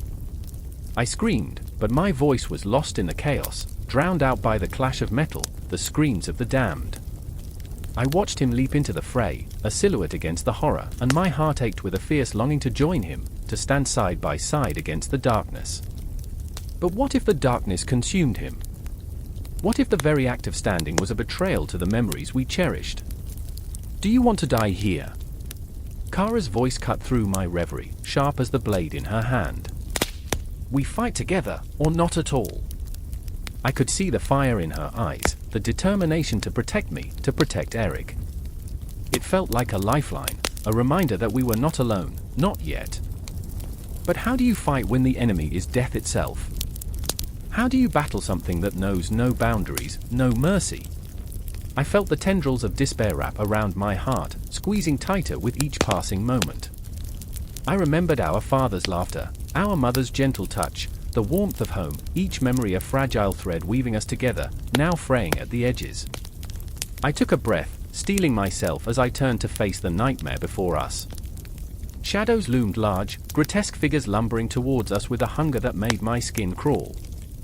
I gripped my sword tighter, feeling the cool metal burn against my palm, a reminder that I was alive, that I had a choice. And in that moment, as the first undead lunged towards us, I felt it, a rush of clarity that cut through the fear, a surge of purpose that ignited the embers of my heart. This was not just a battle against death, it was a fight for life, for the memories that stirred within us. We would not go quietly into the night. We would carve our names into the annals of history, stand against the shadows, and let the world know we existed, even if only for a heartbeat longer. "Together!" I shouted, the word erupting from my lips like a battle cry, echoing through the chaos. Kara's eyes met mine, a spark igniting between us, and I saw her nod, a fierce, defiant signal that we would fight, that we would face this hell together. And as the tide of Hell's army crashed upon us, engulfing us in darkness, I didn't feel fear. I felt alive. I felt the weight of our shared memories propelling us forward, and I knew that we would not be forgotten. We would be more than just shadows in a tale, we would become part of the legend, a flame that refused to be snuffed out. The battle began, but in my heart, I knew this was only the beginning. A single breath of smoke hung heavy in the air, curling like a serpent, as flames roared and twisted, reaching hungrily toward the sky. The night was a canvas of shadows, the flickering light painting grotesque shapes on the craggy walls of an ancient valley, where the earth itself seemed to tremble at the approach of a storm. In the heart of this chaos, Kuri stood, her heart pounding like the war drums of old, matched only by the relentless clash of fire and ice above. I remember the cold, she whispered, her voice just above the crackling flames. The memory was a ghost, a chill creeping up her spine, reminding her of the ice giants, their blue skin glistening under a twilight sun, their laughter echoing like ice cracking beneath the weight of 1,000 winters. I remember the day I thought I'd never have to choose, but here she was, caught between the fierce embrace of fire and the suffocating grip of ice, a battleground for elemental titans. The air crackled with tension, each heartbeat a countdown to destruction. A fire giant, a great beast of molten rage, towered over her, its fists like boulders, eyes ablaze with an insatiable hunger. It was a creature of fury and heat, an embodiment of everything she despised, yet part of her couldn't help but admire its raw, unyielding strength. She could feel another presence, the cool mist wrapping around her, the ice giant's icy breath brushing against her neck, a silent promise of death should she fail to act. Their battle was more than a clash of titans, it was a war of ideals, of hearts torn asunder. Then there was Baldr, a figure caught in the crossfire, his heart a battlefield of its own. He had once fought alongside her, a fire giant with a heart that flickered like a candle in a storm. Now, he stood among the flames, but his eyes were clouded with doubt. "Kuris," he cried, voice hoarse, the weight of his own conflict drowning him. "You can't, don't tell me what I can't do," she shot back, the fire in her blood igniting, casting shadows against the very walls of her resolve. "You don't understand what it means to choose." But Baldr knew all too well. He had seen his kin torn apart by the chilling breath of the ice giants, the blood-soaked earth beneath their feet a reminder that love could be nothing but a weapon in this savage war. He remembered that day, the day the flames took everything from him, his family, his home. Now, the fire that fueled him felt more like a curse than a blessing, a relentless burn in his chest that reminded him of loss. As the ice giant surged forward, its breath freezing the very air, Kuris felt that familiar sting of fear mingled with hatred burst forth. "Baldr, focus," she shouted, the desperation in her voice cutting through the chaos. His eyes flickered from her to the advancing shadow. "You're asking me to turn against my own kind." "I can't." "I know," she breathed, the words a dagger of pain in her heart. "But if we don't stand together, everything we love will perish." And suddenly, time slowed, each second stretching like taffy, tainted by memories that clung to them like shadows. She remembered their first encounter, a chance meeting in the enchanted woods, laughter echoing like soft chimes, a promise of peace whispered beneath the stars. It seemed like a lifetime ago. But now, the world around them was a tempest, a swirling maelstrom of emotions, and they were the only ones left standing. The fire giants roared, their voices a symphony of heat and heartache, while the ice giants responded with howling winds that could freeze the very marrow in their bones. "Make a choice, Kuris," Baldr shouted, desperation seeping into his words. "You can't save us both. Watch me." In that moment, she understood. The fate of their worlds hung not on the balance of elemental forces but on the fragile threads of their hearts. The fire and ice did not merely exist as opposing forces, they were reflections of their own inner turmoil. With a fierce determination igniting her soul, Kuris stepped forward, a bridge between two worlds she desperately sought to unite. The ice giant bellowed, a sound that vibrated through her very bones, a reminder of the cold truth that lay before her. But she would not falter. Not now. The flames of her heart surged, and she thrust herself into the fray, a dance of fire and ice, a vivid clash between warmth and chill. Baldr's resolve wavered, the flicker of hope igniting in his chest. Perhaps she was right. Perhaps love could blaze through the icy grip of despair.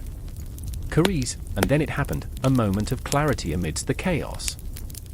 Baldr lunged, throwing himself into the battle, his flames intertwining with Carice's, a tempest of passion and fury that could rival the Titans themselves. The world around them erupted, the valley consumed in a whirlwind of fire and ice, the very fabric of their reality unraveling as they faced their elemental foes. The dance of cataclysm unfolded before them, yet in the eye of the storm, they found each other. I remember, Carice gasped, the heat of Baldr's presence igniting her spirit, their combined elements creating a tempest of shimmering energy. I remember how it felt to believe, but belief was now just a flickering flame, and the icy winds bore down on them, chilling the fragile warmth of hope. With every blow exchanged, every clash of titans reverberated through the valley. The echoes of their past rang in her ears, fear, love, loss, rage, all blending into a symphony of elemental chaos. The stakes were impossibly high, and Carice and Baldr stood at the nexus of it all, unwilling to back down. The crashing waves of their forces enveloped them, a whirlwind of emotional upheaval that spun closer to an inevitable climax. Each heartbeat was a reminder of their humanity, a tether to the world they fought to save. Together, she screamed, the words a mantra as they plunged into the heart of darkness, the fire and ice colliding, a blast of elemental force that could alter the very essence of existence. But as the confrontation reached its breaking point, she knew this was just the beginning. In that moment, suspended between worlds, she felt the weight of every choice they had made hanging above them like a storm cloud, ready to unleash its fury and reshape their destinies forever. And so they fought, not just for survival, but for understanding, for the flickering embers of hope that still remained, caught forever in the dance of elemental forces. A scream pierced the chilling air, its echo twisting through the shadows of the dilapidated warehouse. It was the sound of hope fracturing. I stood frozen, heart pounding, every heartbeat a drumbeat of dread, as I watched the chaos erupt around me. The flickering fluorescent lights above illuminated the faces of my allies, fear mingled with determination in their eyes, but all I felt was the raw, unyielding grip of terror. Jack was there, his fists clenched, knuckles white against the backdrop of despair. I could see the ghosts of past failures haunting his gaze. He was always so stubborn, so desperate to protect everyone, even at the cost of himself. "We can't let them win," he shouted, his voice rising above the cacophony.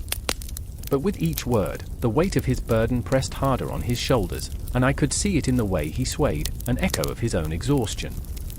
The air crackled with anticipation, thick with the scent of sweat and fear, as if the world held its breath. I could feel the pulse of adrenaline coursing through my veins, a fire that burned bright yet threatened to consume me whole. In that moment, I was not just a witness, I was a player in a game where the stakes were life and death, where every choice could tilt the scales toward salvation or oblivion. Across the room, Sarah stood, her back against the cold, unforgiving wall, eyes wide and glistening. She was the heart of our motley crew, a beacon of hope with her relentless optimism, but even she was cracking. "We have to believe. We can't give up," she cried, her voice trembling like a leaf caught in a storm. But belief felt so fragile now, a dying ember in a tempest of despair. I remembered her laughter, the way it seemed to banish shadows, but now it was swallowed by the dark, and my heart ached with the weight of what we had lost. A crash sent shivers down my spine, and I spun around to see the door burst open. Shadows poured in, figures cloaked in malice, eyes glinting with a hunger for chaos. The air thickened, a suffocating darkness that wrapped around us, squeezing until we gasped for breath. I caught Jack's eye, and in that fleeting moment, a million unspoken words passed between us, fear, regret, and the desperate yearning for redemption. "Stay close," he shouted, instinctively moving toward me, ready to shield me with his body. I wanted to scream at him to be careful, to not be the hero this time, but the words jammed in my throat. Instead, all I could do was nod, that small gesture feeling like a promise forged in steel. The clash began with a cacophony of noise, cries of rage and pain, the sickening thud of bodies colliding. I was swept into the whirlwind, adrenaline pumping through my veins, drowning out the whispers of doubt. My fists flew, connecting with flesh, the impact a fleeting release of the anguish that had built inside me like a pressure cooker. I remember the countless nights spent strategizing, planning for this very moment, but it all felt like a cruel joke now, everything spiraling out of control. "Jack!" I shouted, desperation clawing at my throat as I lost sight of him amid the frenzy. Sweat dripped into my eyes, blurring my vision, but I pushed through, searching. I could feel the weight of his absence like a stone lodged in my chest. The fight dragged on, a brutal ballet of chaos, and with every impact, I felt the walls of my resolve begin to crack. Then, a scream, a familiar voice, pierced the tumult, and my heart sank. I turned, my stomach dropping as I spotted Sarah on the ground. A figure loomed over her, a shadow that threatened to extinguish her light forever. My world narrowed to a single point, a singular focus that eclipsed everything else. Time stretched, and in that moment, I was acutely aware of the ticking clock in my mind, each second a ticking bomb of urgency. No!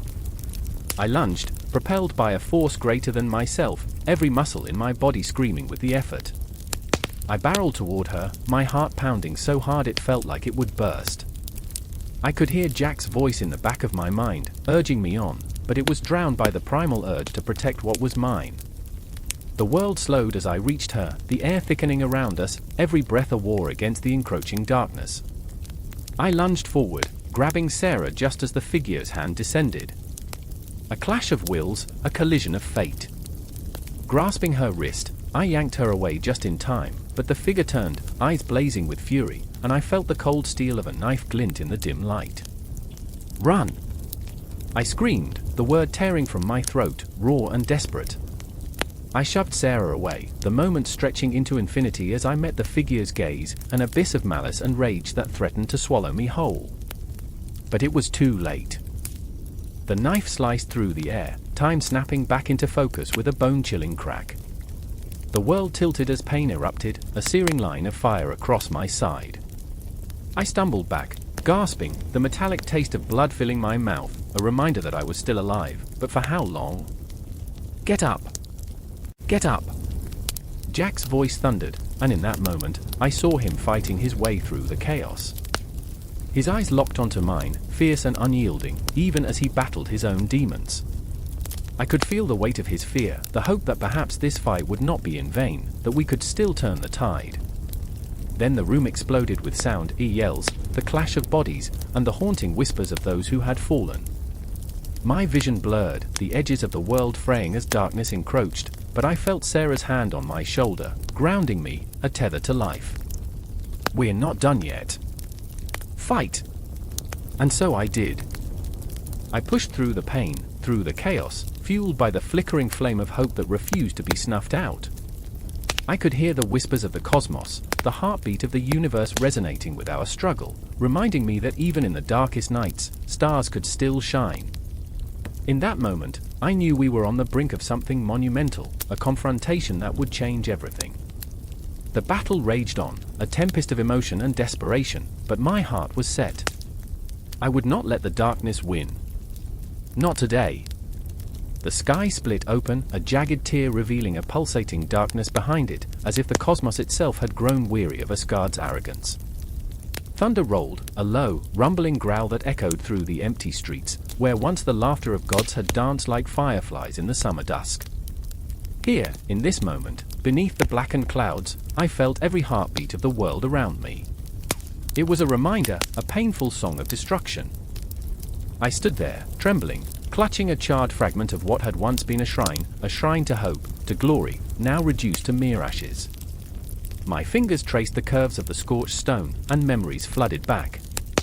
I remembered the day we crowned our kings, their laughter like a waterfall splashing against the rocks, bright and beautiful. I remembered the feasts, the endless clinking of goblets, the taste of honeyed mead on my tongue. But those days were gone, replaced by a haunting quiet that wrapped around me, squeezing tighter with every breath. Sinric was beside me, his shoulders tense, his breath shallow. He was a warrior, a fierce protector of the realm, yet in this moment, he felt like a lost child.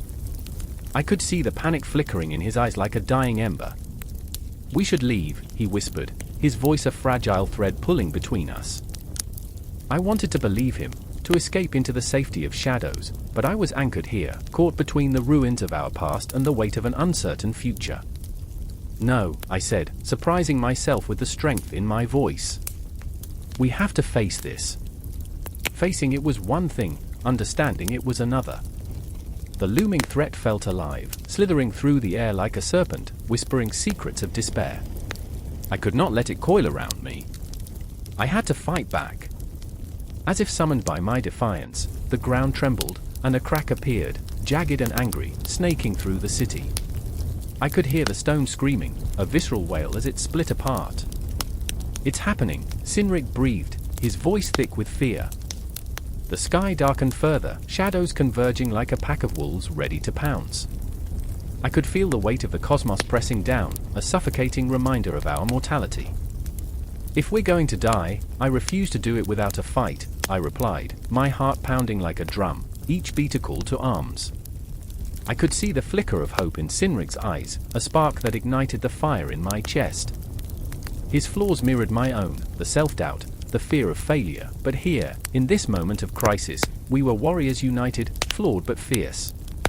Together, he nodded, and we plunged into the chaos, our footsteps echoing against the cracked earth. The air was thick, electric, charged with the remnants of a divine fury. I could taste the bitterness of ash on my lips, feel the weight of the world pressing down on my shoulders. The city was alive with struggle, gods and beasts clashing, the sound of steel against steel, a symphony of destruction. And then, I saw her, Lirael. She stood at the edge of the battlefield, a figure cloaked in shadows, her eyes wide with terror but also determination. She had been my friend, my confidant, and she was now the embodiment of everything that was wrong and right about our world. "Help me," she cried, her voice cutting through the chaos like a blade. I wanted to rush to her, to pull her close, to shield her from the nightmare unfolding around us, but I was rooted to the spot. I could see the flicker of flames reflecting in her eyes, a dance of madness and desperation. She was torn, caught between the desire to save herself and the need to protect us all. "I can't do this alone." Her cry pierced through me, igniting a fire I had thought extinguished. I remember the laughter we shared, the dreams we spun like webs. I couldn't let those dreams turn to dust. I turned to Sinrig, my heart racing with the weight of 1,000 decisions. "We have to help her." He nodded, and together we surged forward, a desperate trio against the tide of chaos.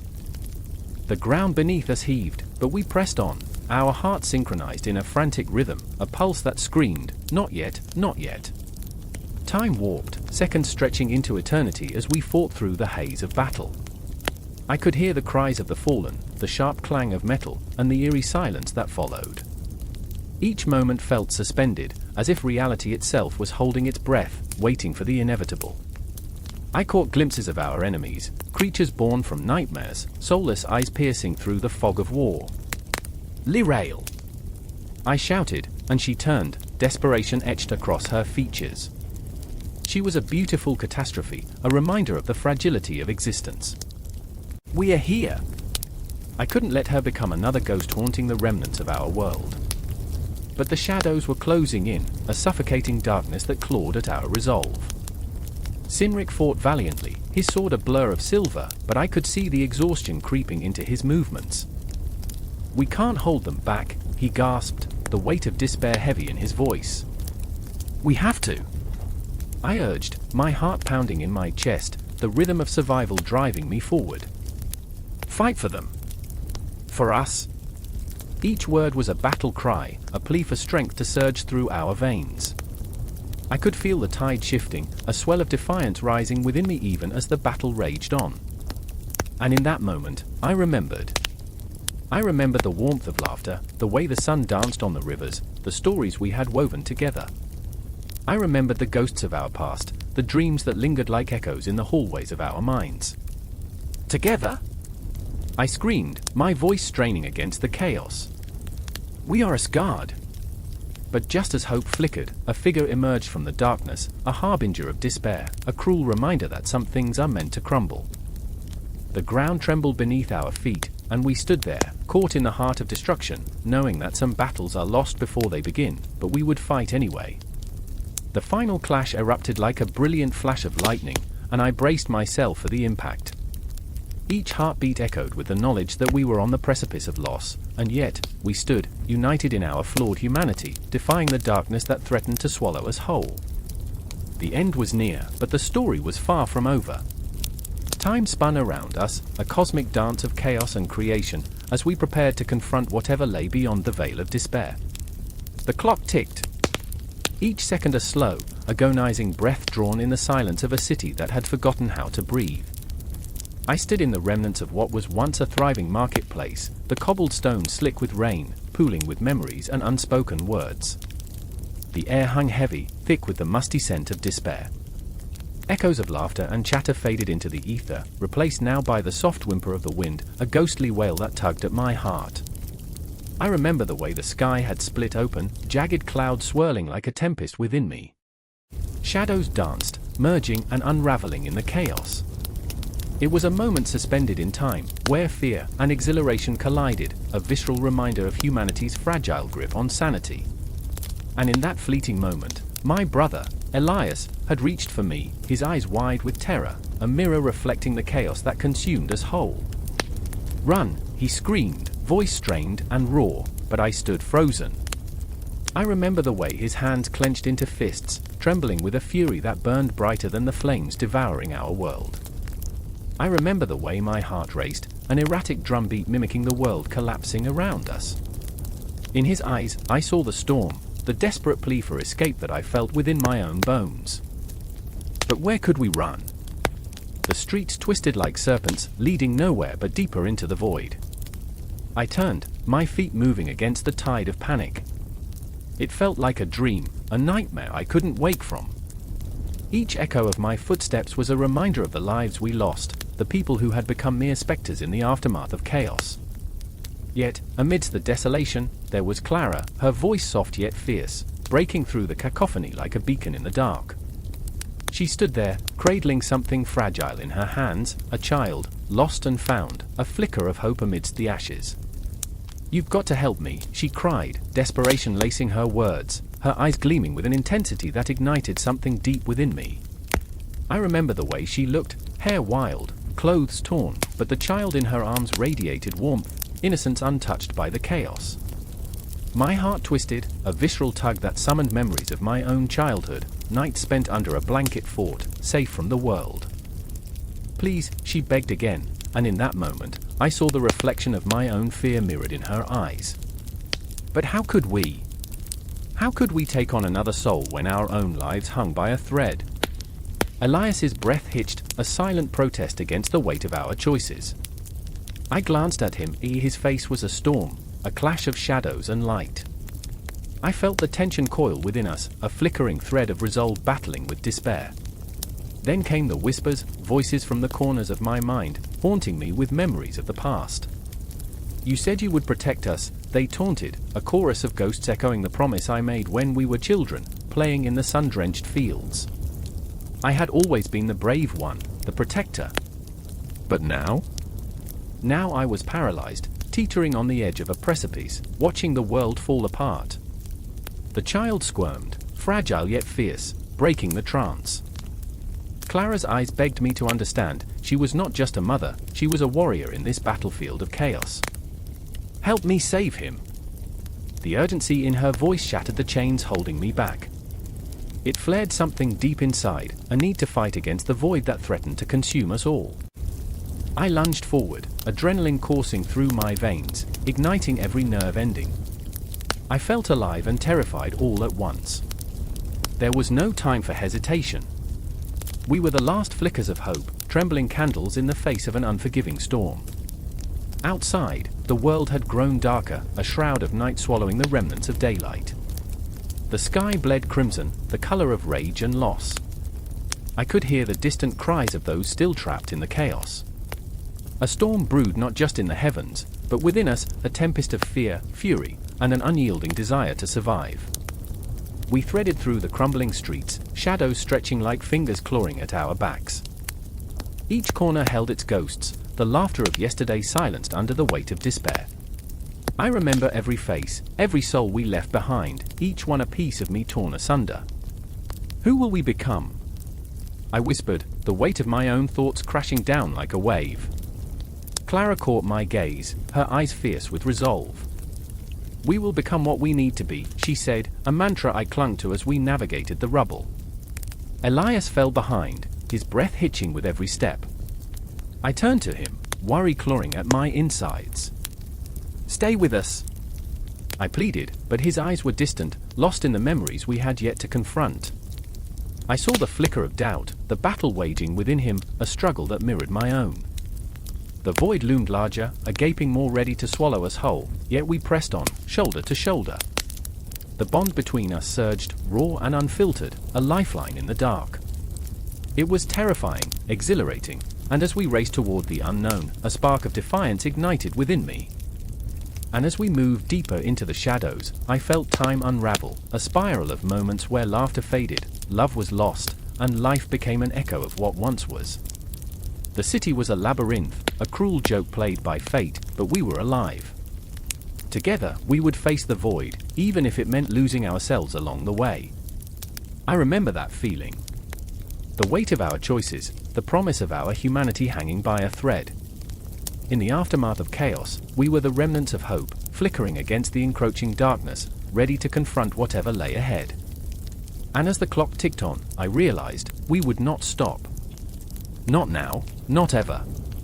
The sky, once a canvas of serene blues, now boiled with an angry crimson, the sun a dying ember clinging to the horizon. Ashen clouds twisted like tortured souls, their shadows draping over the remnants of a world that had forgotten its way. I stood there, cold sweat clinging to my back, heart racing like a caged beast, as I felt the weight of history pressing down on me. This was Midgard, a land that had danced with gods and fallen to chaos, and now, standing amid the ruins, I could almost hear the whispers of the dead echoing through the trees. I remember the moment well. It was the day the sky cracked open. I hadn't expected it. None of us had. It was supposed to be just another sunrise, another day of toil and labor, but the ground trembled beneath our feet, as if the earth itself had decided to protest against the sins of its children. From the shattered stones of what used to be my village, I could see him, Leaf, my brother, face pale, eyes wide with terror, stumbling through the ash-laden streets, searching for someone, something. His hands trembled as he clutched the hilt of his sword, and I could see the fear in his eyes, a fear I knew all too well. "Where is she?" His voice cracked, a raw edge that cut through the chaos like a knife. I wanted to scream that I didn't know, that I was just as lost as he was, but my throat felt like sandpaper. Instead, I nodded, the weight of dread pooling in my stomach. I had to find Isla, our sister, the light in this suffocating darkness. I remember Isla's laughter, how it rang through the air like the sweetest music, a melody untouched by the burdens of the world. But that laughter was silenced now, swallowed whole by the shadows creeping closer, crawling from the depths of despair. I could feel the ghosts of our pasts clawing at my mind, taunting me with memories of a simpler time when the world had seemed alive, when we were whole. Now, all that remained was an echo of what once was. "Leaf!" I shouted, desperation pouring from my lungs. I sprinted toward him, my feet pounding the ground, a frantic rhythm that matched the frantic heartbeat in my chest. The streets, once bustling with life, lay bare, littered with the remnants of forgotten dreams. Broken carts, overturned barrels, and the lifeless bodies of those who had not escaped the chaos. Each step felt heavier than the last, as if the ground were pulling me down into its dark embrace. The air was thick with the smell of smoke and grief. I glanced to my right, spotting a figure silhouetted against the dying light, a ghostly figure, garbed in rags, eyes aflame with madness. The look of despair etched into their face struck me harder than a dagger. I stumbled back, my heart racing, as they shrieked words I couldn't understand. Were they warning us? Or were they just another voice in this cacophony of sorrow? "Leaf, we have to keep moving!" I yelled, grabbing his shoulder, feeling the tremors of his fear radiate through me. His gaze remained fixed on the figure, lost in a world of his own. "Isla needs us!" The urgency in my voice broke through the fog, and he turned to me, the flicker of determination igniting in his eyes. "Right. We'll find her," he said, though his voice wavered as if he was trying to convince himself more than me. We surged forward, propelled by an instinct older than time itself, a desperate need to protect our own, even in the face of an unraveling world. We moved through the remnants of our home, the streets morphing into a twisted maze of despair.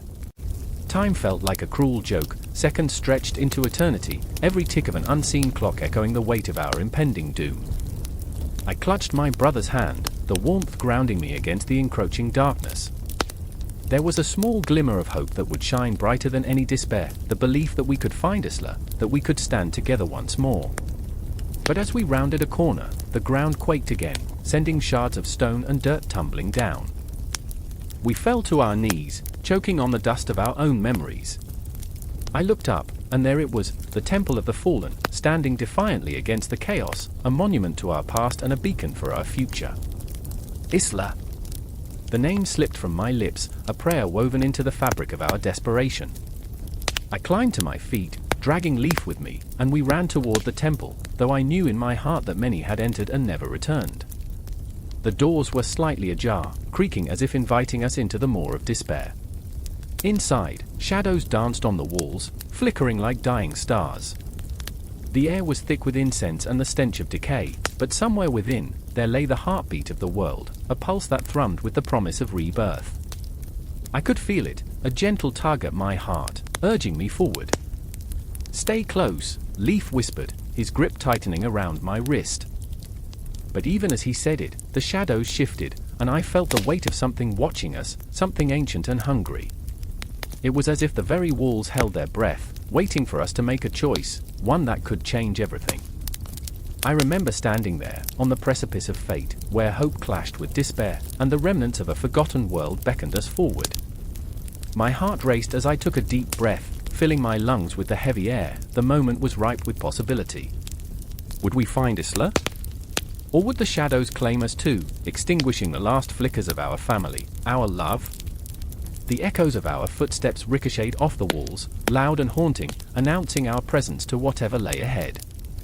I squeezed Leaf's hand, and together we stepped into the abyss, the world behind us crumbling into ash as the promise of new beginnings loomed just beyond the horizon. The ground trembles, the air thick with the scent of ash and blood. I stand amidst the ruins, heart pounding like a drum echoing through the valley of death. Shadows dance under the twilight, flickering like ghosts that refuse to fade. All around, the echoes of Ragnarok whisper, haunting me with memories I never thought I'd have to face. The sky, once vibrant with the colors of life, now hangs heavy and gray, mirroring the weight in my chest. I remember the moment it all changed, when the frost giants descended like a dark tide, sweeping away the remnants of peace.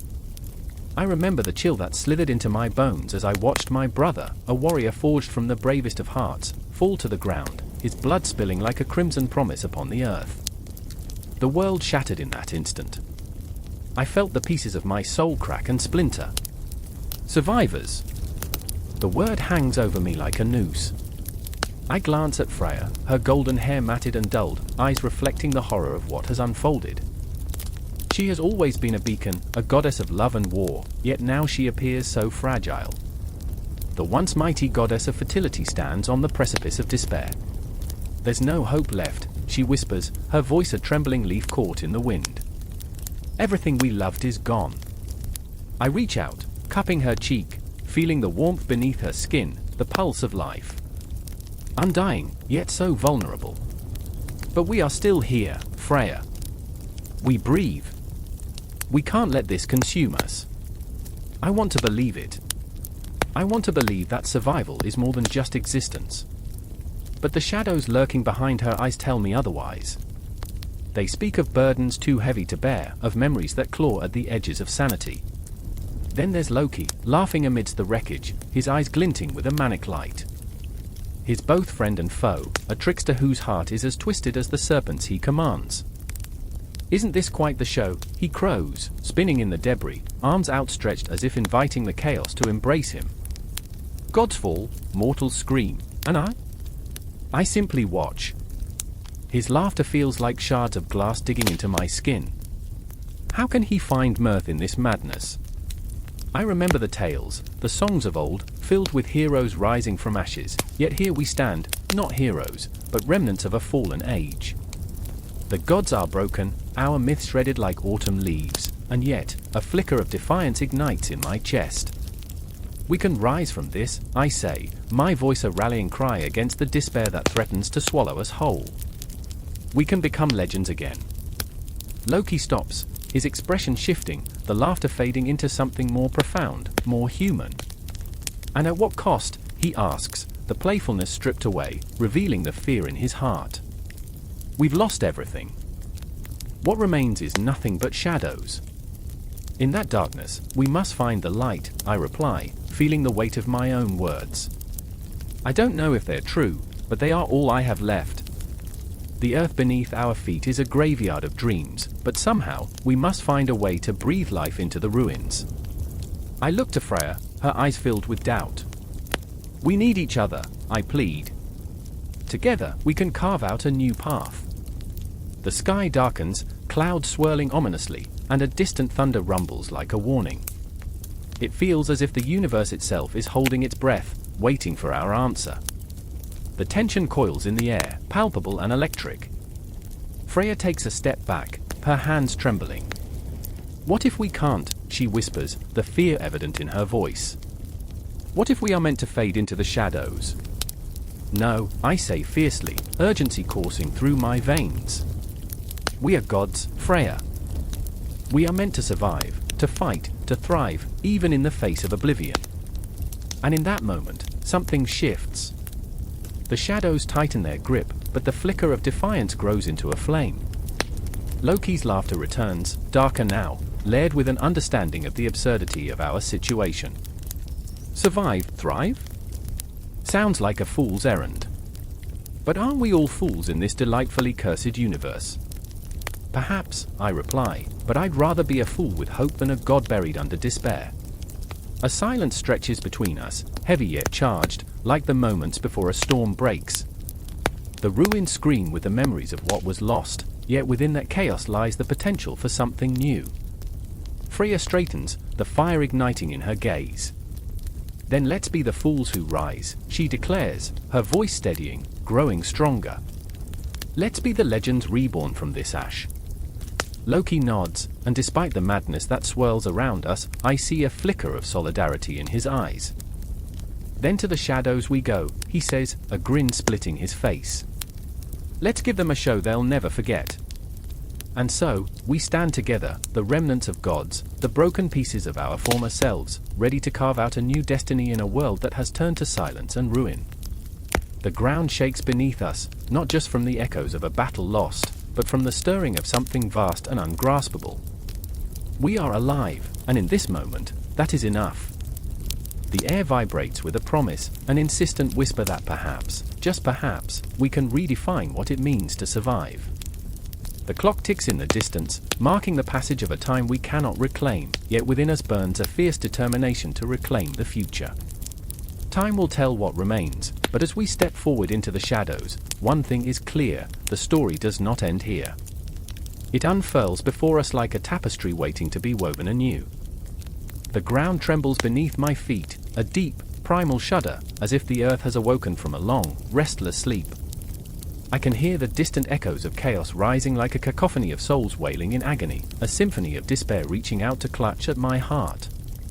I stand amidst the ruins of what was once a vibrant city, its towering skyscrapers now reduced to skeletal remains, shadows of their former selves. The air is thick with ash, a vile perfume of burnt dreams and lost hope. I remember the smell of jasmine, my mother used to wear it, her laughter mingling with the scent like sunlight breaking through a stormy sky. Now, that laughter is nothing but a ghost lingering on the edges of memory, haunting me. There's a murmur, a ripple of fear that dances through the crowd. They look to me, eyes wide, hearts pounding in unison, every gaze a plea for salvation. Me, of all people. I'm just a woman named Isla, burdened by the weight of my own inadequacies, my own failures. I remember the way I once believed in heroes, in those who would rise to elevate humanity, but now, I feel like the world is the ghost of a promise unfulfilled. My fingers tremble as I clutch the makeshift weapon, a shard of glass, sharp enough to cut through the darkness. But does it even matter? Isla. The voice crashes through the haze of my self-doubt. It's Tarek, his presence a spark amidst the shadows. He strides forward, determination etched into every line of his weary face. Tarek, with his mismatched armor and a heart too big for his own good. I can see the scars etched into his skin, each one a testament to battles fought, losses endured. We have to move. His eyes are aflame with fear, yet they radiate an undeniable warmth, a flicker of hope that stands in stark contrast to the chaos around us. I remember the first time we fought side by side, adrenaline coursing through our veins like wildfire. We were so foolish then, believing that we could change the world with our bare hands. But now? Now, the world is a fractured mirror, each shard reflecting a different race, a different culture, a different pain. Tarek's people, the Asari, with their deep connection to the earth, were once revered for their wisdom. They now stand among us, tribal and fierce, yet unsure of their place in this new reality. We don't have time for this. They're coming. He grips my arm, urgency racing through his veins. I can feel his pulse, its rhythm frantic yet steady, a lifeline amidst the storm of despair. The shadows shift, and I glance over my shoulder, dread curling in my stomach like a serpent ready to strike. The Lumen, those radiant beings birthed from light, have come to reclaim what they see as their rightful territory. Their voices echo in the air, haunting melodies that seem to mock our plight. Fight, Isla. Fight! Tarek's plea tears through the air, cutting deeper than any blade. I can't let him down. Not again. I remember the last time I faltered, the way it felt like drowning in an ocean of disappointment. The Lumen are more than enemies, they are the embodiment of our failures, the manifestation of humanity's darkest truths. I can hear their laughter, a sound both beautiful and terrifying, like the wind sweeping through barren fields. I take a step forward, adrenaline igniting my spirit. For the Asari! I shout, my voice raw and unsteady, tearing through the silence like a battle cry. And in that moment, I feel it, a surge of strength, a flicker of unity among us. I look around, meeting the eyes of the others, the stoic Chani with her fierce defiance, the gentle yet unyielding Malik, who carries the weight of his ancestors on his shoulders. Together, we form a tapestry of hope, each thread intertwined with pain, joy, struggle, and resilience. The first wave hits like a crashing tide, and I swing my glass shard wildly, adrenaline surging. It connects with a lumen, a flash of brilliance meeting despair. I feel the rush of victory, but it is fleeting, their faces are a kaleidoscope of light and grief. They are us, and we are them. In every fierce glare, I see the reflection of my own turmoil, my own longing for connection amidst the chaos. I remember the stories whispered in the dark, tales of how we all came from different stars, how we danced beneath the same night sky. But now, the sky has darkened, and the dance has become a war. The Lumen rise against us, their bodies shifting like liquid silver, ethereal and terrifying. I feel Tarek's presence beside me, his unwavering faith a balm for my fraying spirit. Never forget who you are, Isla, he shouts amidst the fray. The words cling to me, a lifeline tethered to purpose. I remember who I am. I remember the laughter that once filled these streets, the vibrant cultures that danced in harmony even as darkness loomed. We are not defined by our divisions, we are the sum of our struggles and dreams. With every blow, I am reminded of the lives intertwined with my own, those who came before me, those who dared to dream. I fight not just for survival but for a future where we rise from the ashes, reborn into a tapestry of new races and cultures.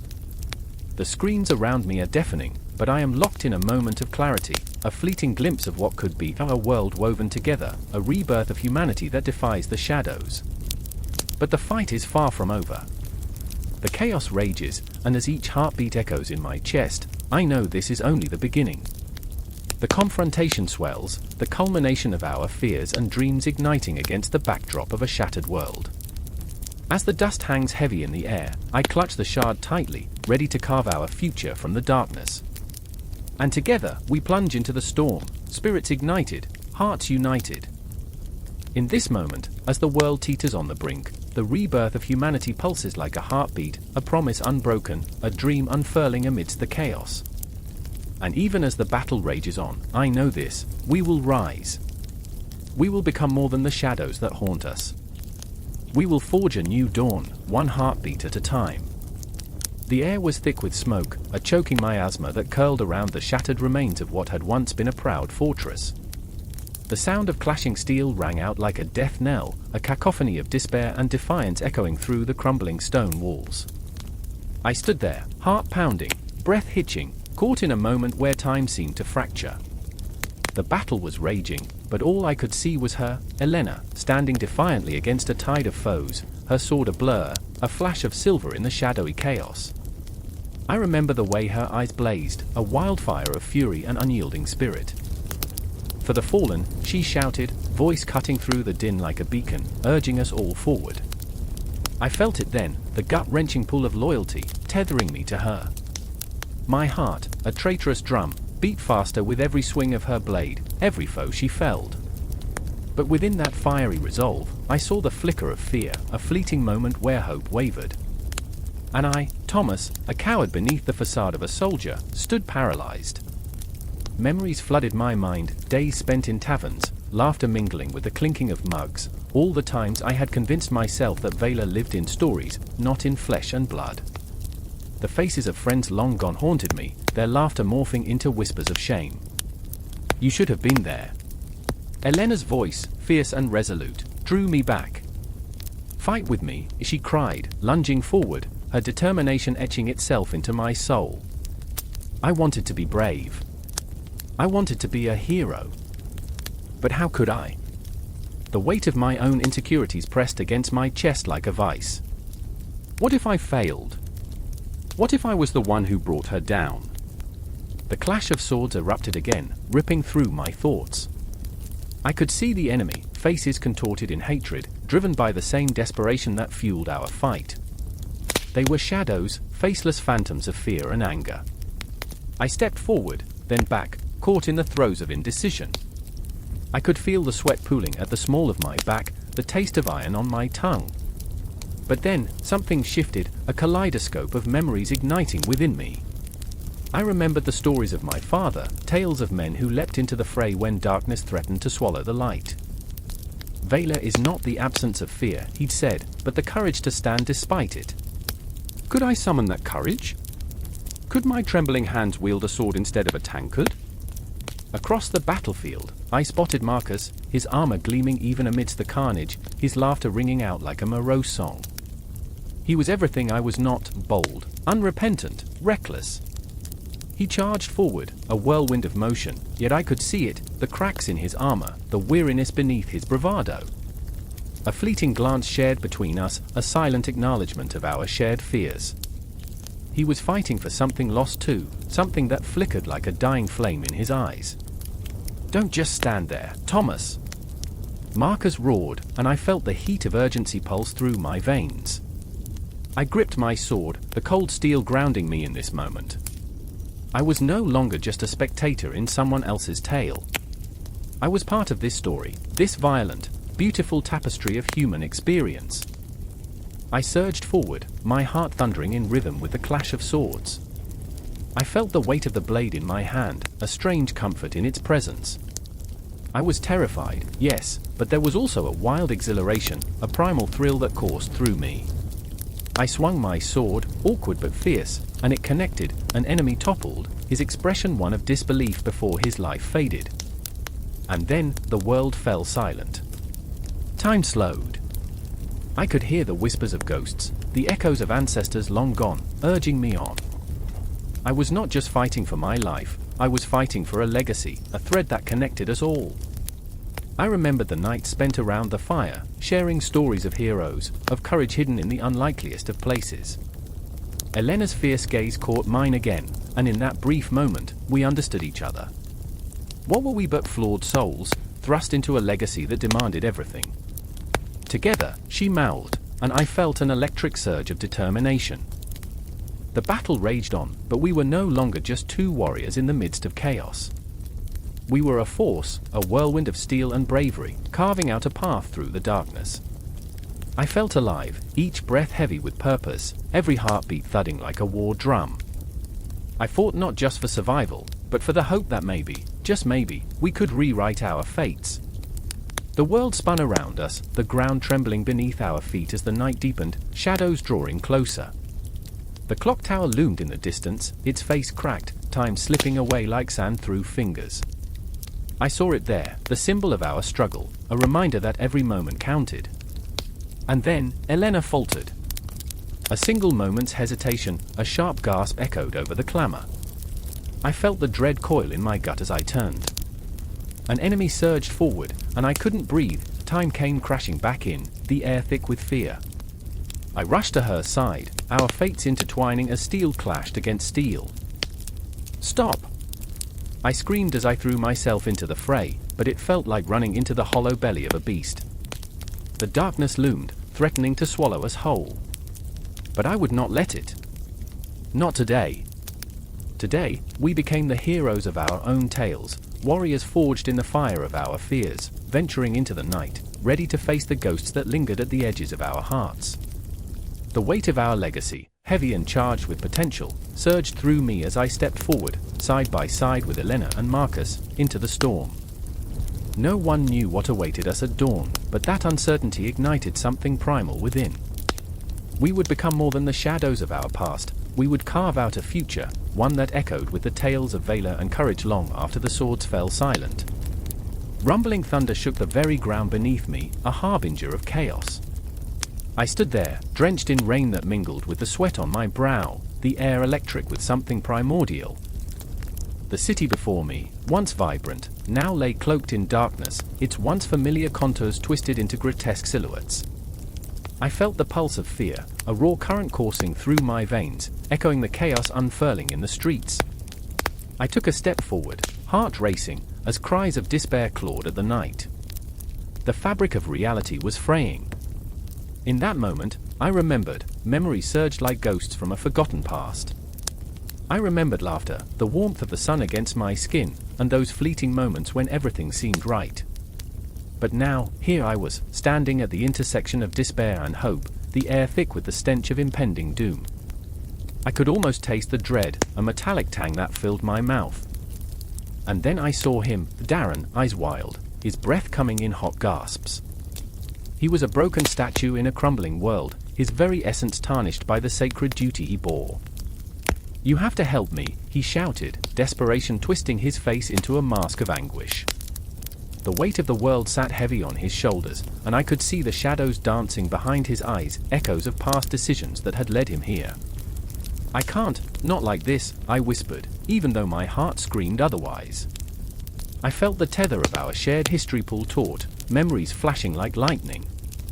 We were once inseparable, brothers forged in the fires of rebellion. But betrayal had left scars deeper than any sword could cut, a rift that felt impossibly wide. "Gods don't care about mortals," he spat, bitterness seeping through his words. "They've abandoned us. We're just pawns in their game." The anger in his voice echoed in my soul, and I felt the tremors of truth ripple through me. I remembered the stories, old tales of gods who walked among us, who whispered promises that now lay shattered and broken. But the shadows were creeping closer, a tide of darkness that threatened to swallow us whole. From behind the crumbling walls, figures emerged, their features obscured by hoods and veils, eyes glinting like daggers in the night. They were the harbingers, the ones who sought to weave this tapestry of despair. I felt the cold fingers of fear wrap around my throat, squeezing tighter with every heartbeat. "Run!" I screamed, my voice lost in the thunderous roar. We turned, feet pounding against the cobblestones, hearts racing as we darted through the ghostly remnants of our city. I could feel the weight of his gaze on me, a mixture of trust and doubt. The world around us blurred, shadows twisting into monstrous shapes, each flicker of movement sparking a primal fear deep within.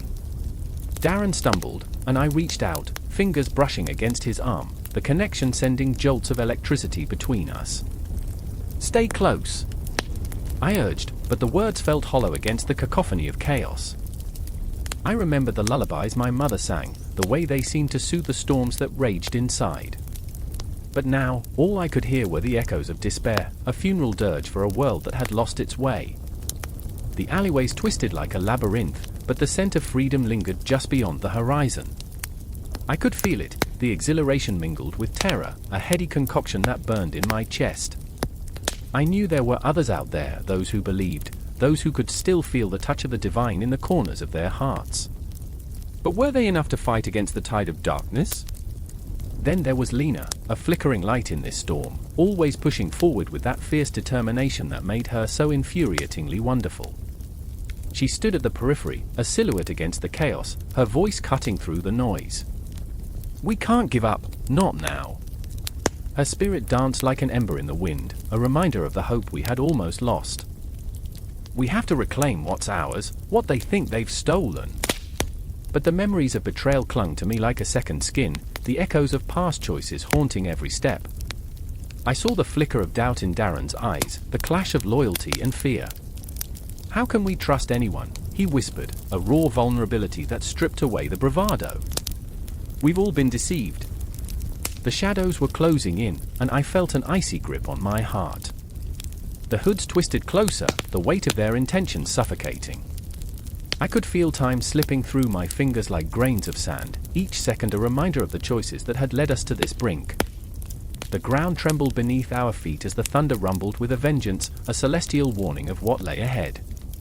I turned to them, to Lena and Darren, and in that moment, I recalled the stories we used to share as children. Tales of gods who walked among us, of heroes who faced impossible odds with nothing but courage and love. If the gods had truly abandoned us, then it was up to us to become the gods we needed. "Let's make them remember," I said, voice steady yet trembling with a passion that felt like fire. "Let's show them that mortals can rise, that we are not mere pawns." I felt the surge of resolve as the rain lashed against our faces, mingling with the urgency of our mission. We were not alone. And as we turned to face the approaching shadows, I knew this was only the beginning. I could feel the weight of destiny pressing against my chest, a looming presence that challenged everything we thought we knew. The confrontation was coming, the clash of beliefs and desires, the reckoning of gods and mortals. I remembered the warmth of the sun, the laughter of a time long gone, and the promise of hope that flickered against the darkness. I took a deep breath, ready to embrace the chaos, knowing that in this moment, we were forged anew, united in a struggle against the tide. The echoes of the past faded into the night, replaced by an unwavering resolve. We would carve a path through the shadows, and in that act, we would become something greater than ourselves. The forest lay still, a breath away from chaos. Shadows twisted on the ground, reaching out like fingers of despair. I watched, heart pounding, as the old oak tree, gnarled and worn, trembled beneath the weight of an unseen force. The air crackled, charged with anticipation, a palpable tension that wrapped around my throat like a vice. I could almost hear the whispers of the leaves, secrets, warnings, stories of rebirth buried deep in their veins. Beside me, Mara stood frozen, her eyes wide and shimmering with unshed tears. She was the embodiment of fragility, a porcelain figure painted with strokes of fear and longing. "It's happening again," she breathed, a quivering whisper that sliced through the stillness. I wanted to reach out, to comfort her, to tell her that the nightmares of the past wouldn't return. But the truth clawed at the edges of my mind. What if they did? What if nature, in her relentless cycle, was about to reclaim what she lost? "Look!" I shouted, pointing at the ground, where the earth began to shift and crack. The soil, dark and rich, was giving birth. Tendrils of green shot up, twisting and curling as though eager to escape the confines of their prison. Wildflowers bloomed in bursts of color, defiant against the somber backdrop of the encroaching night. I felt a surge of hope, beauty rising from decay, but Mara's face was a mask of dread. "No, no," she said, shaking her head as if trying to will the transformation to stop. "This isn't how it's supposed to be." Her voice trembled, and I understood she had witnessed this before. The leaves, once vibrant, had turned to ash. The critters that danced in sunlight had vanished, devoured by shadows. Nature had reclaimed its domain, but at a dreadful cost. This wasn't just rebirth, it was resurrection laced with vengeance. "Do you remember?" I asked her, my voice barely above a whisper, "the night the fire swallowed everything?" The screams. Her eyes darkened, reflecting the swirling chaos in the underbrush. "I remember," she said, and in that moment, I saw a flicker of the girl who once laughed amidst the blossoms, dancing carelessly in the sunlight. But that girl was buried beneath layers of grief. From the depths of the forest emerged Eli, my brother, a tempest of energy and fury, his footsteps pounding against the soft earth like a war drum. "Mara! We need to go. Now!" His voice boomed, laced with urgency as he spotted the shifting roots and burgeoning blooms. I could almost taste the fear radiating off him, the raw desperation that ignited the air like gasoline. "They'll come for us." "Who?" I asked, but I already knew. The whispers in the wind, the shadows creeping closer, they spoke of a reckoning, a balance to be restored. The flora and fauna, once harmonious, now stood poised to retaliate. It was their land, their blood-soaked history, and they would not forget. Mara's hands trembled as she clutched a withered petal, its color faded but still stubbornly holding on. "They're awakening, aren't they?" she murmured, her voice shaking like a fragile leaf in the breeze. "The spirits."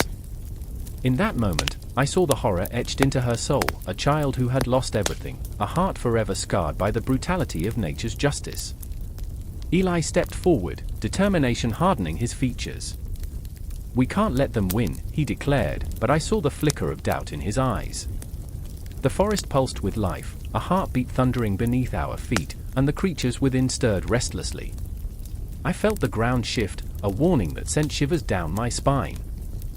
And then it happened, a flash of movement, a whisper of fur and claw.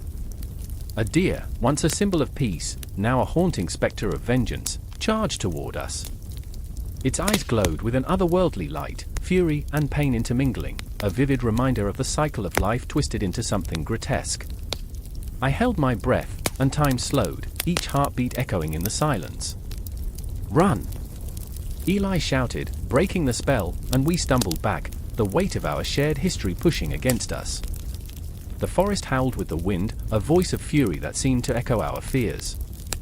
We ran, branches clawing at our skin, shadows leaping in the periphery, the pulse of rebirth thrumming like a war drum. But in the depths of my heart, I felt a flicker of understanding. Nature was not just a force of destruction, it was also a wellspring of life, an invitation to rise from the ashes. What if this chaos was not merely a punishment, but a chance for reconciliation?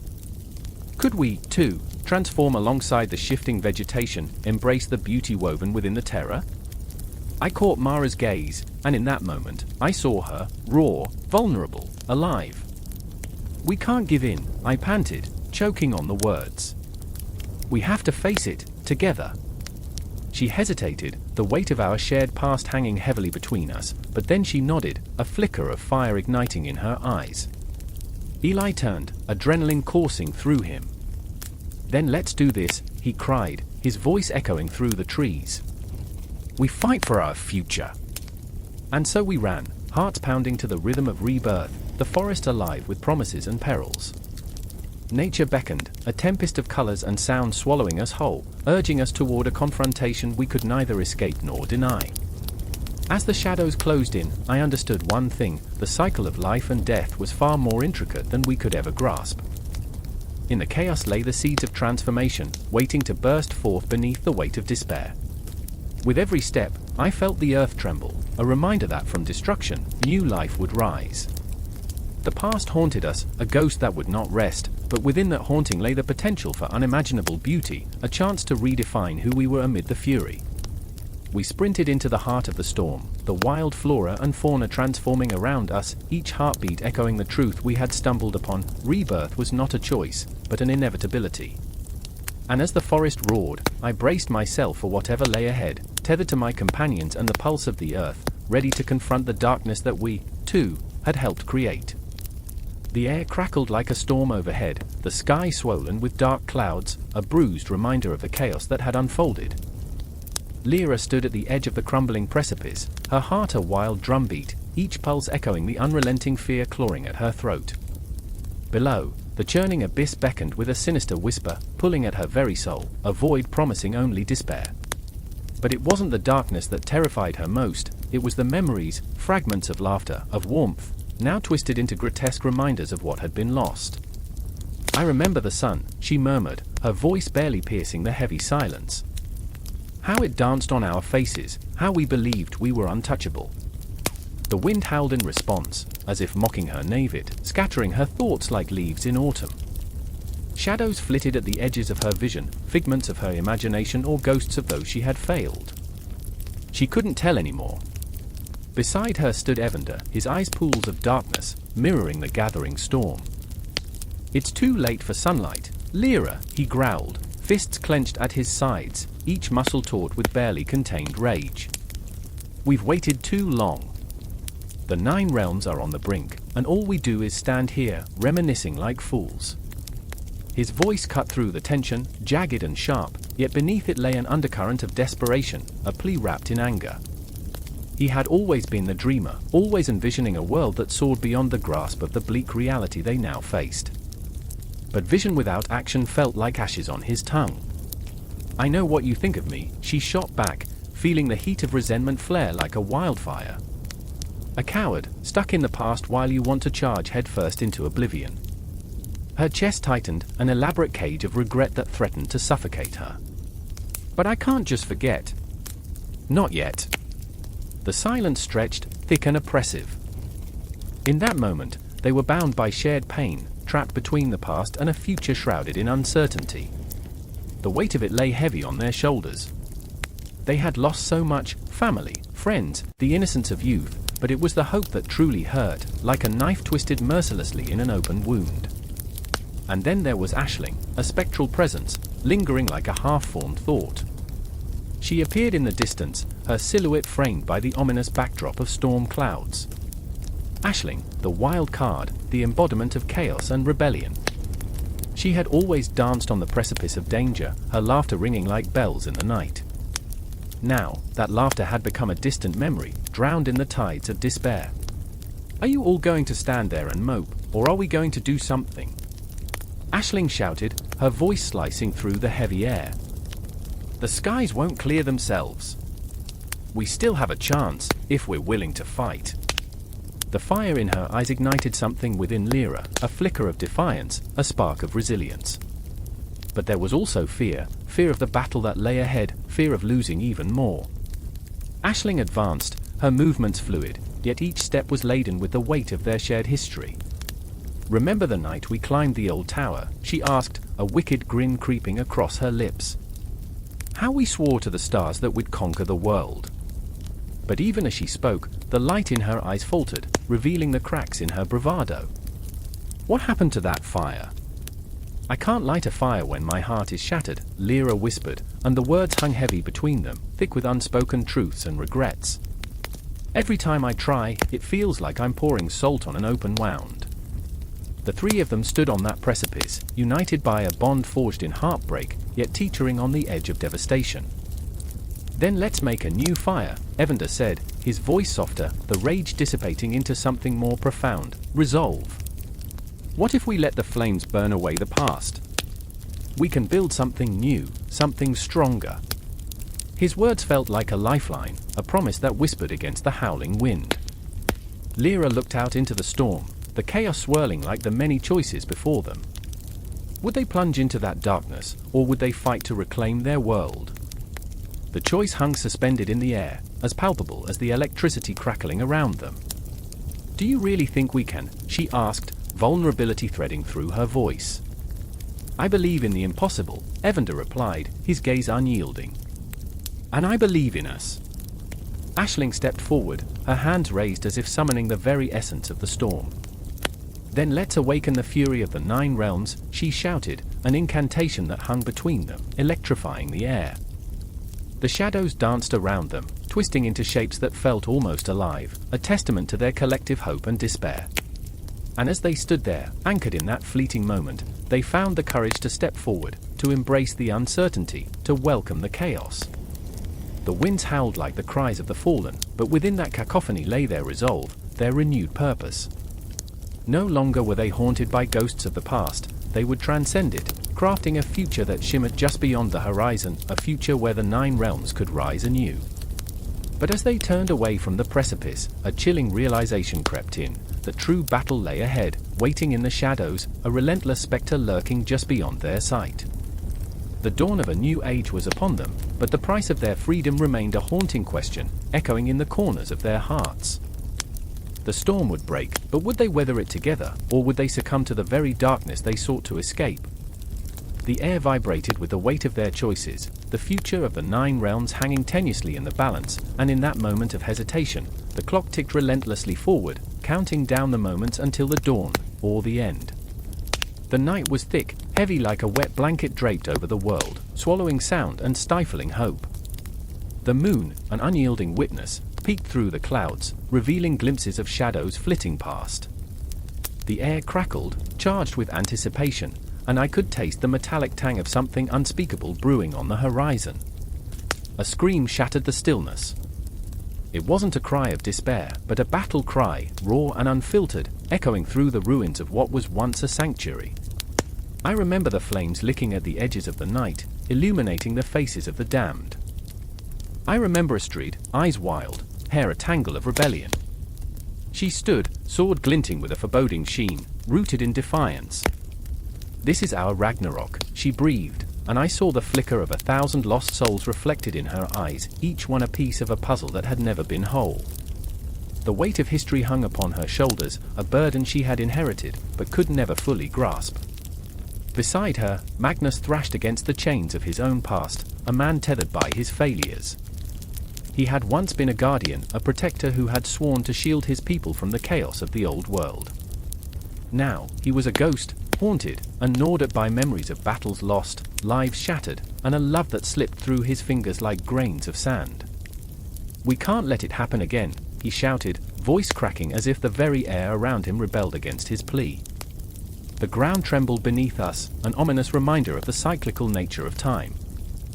The echoes of Ragnarok whispered through the wind, an ancient storm brewing, ready to unleash its fury once more.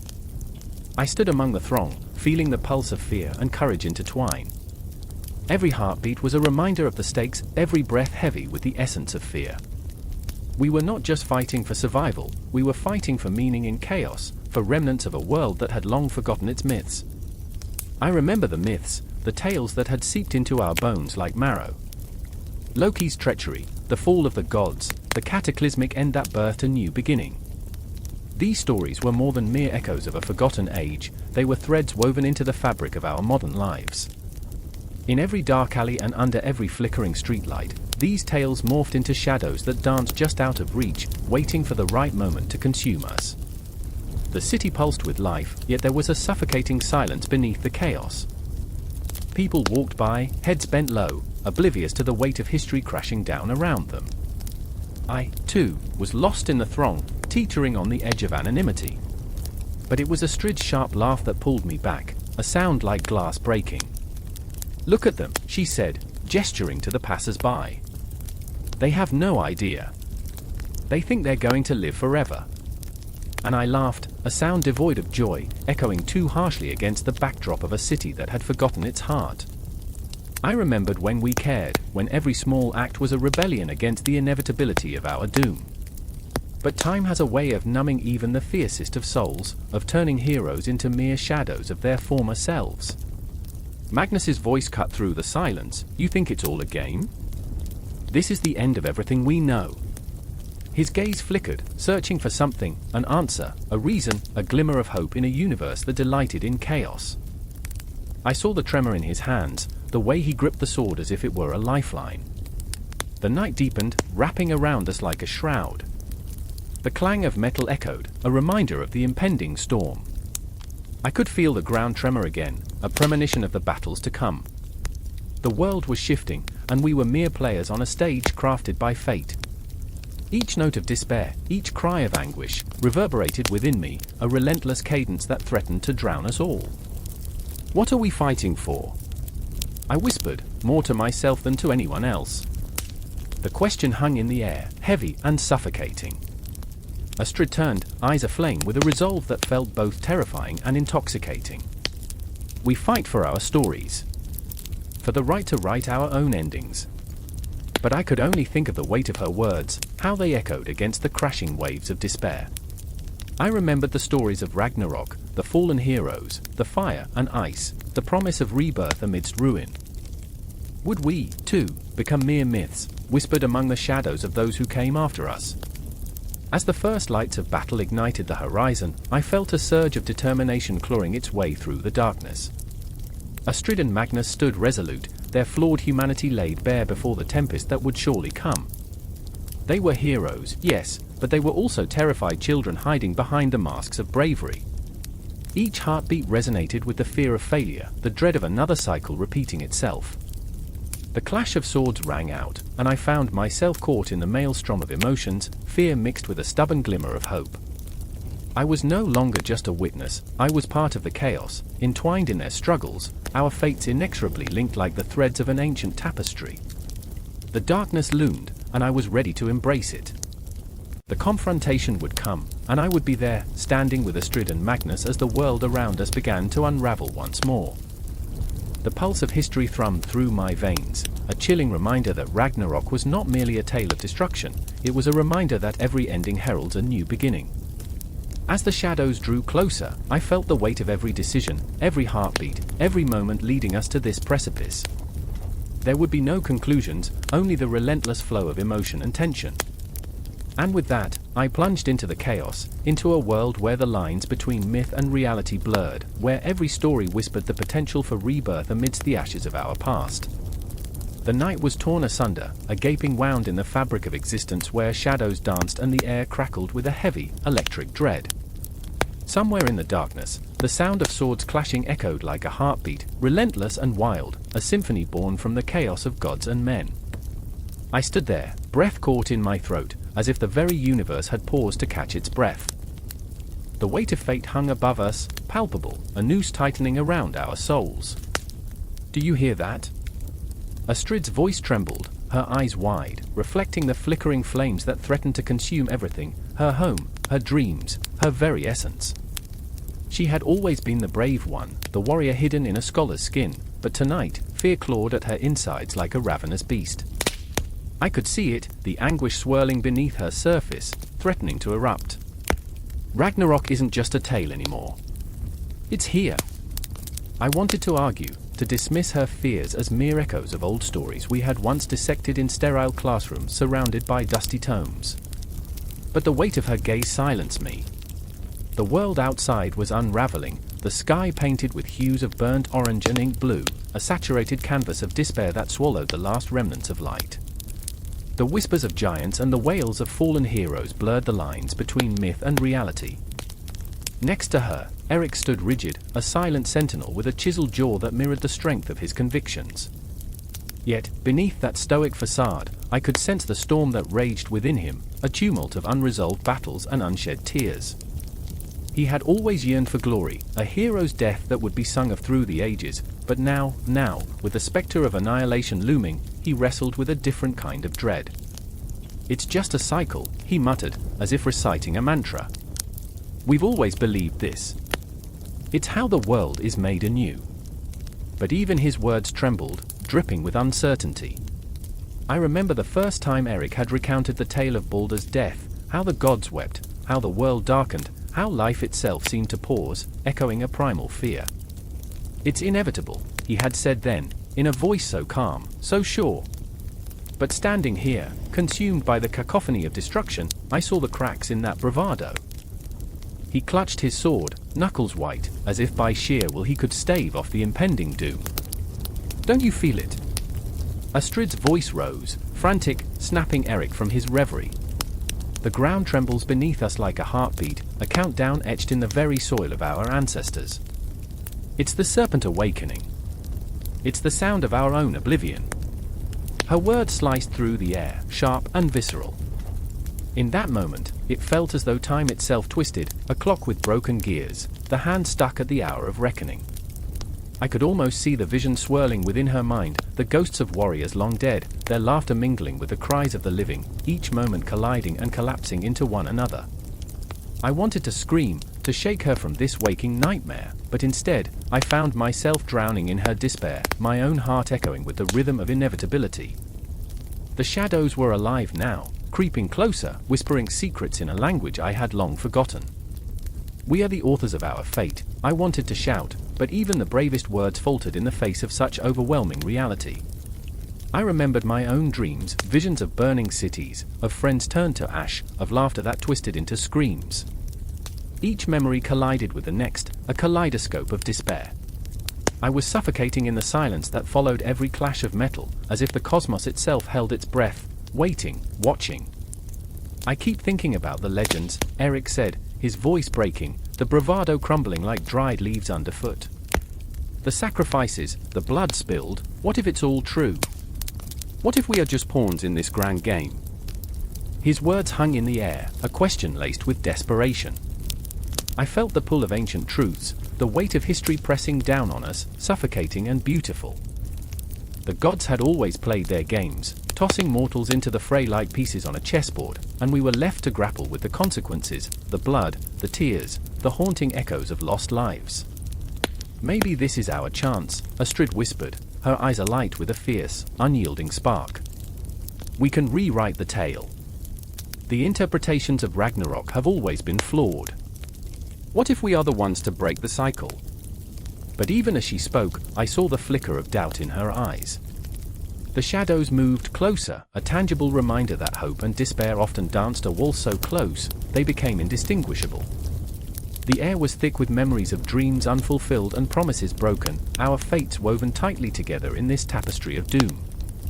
I wanted to grasp her hand, to infuse her words with strength, but the darkness felt too heavy, too suffocating.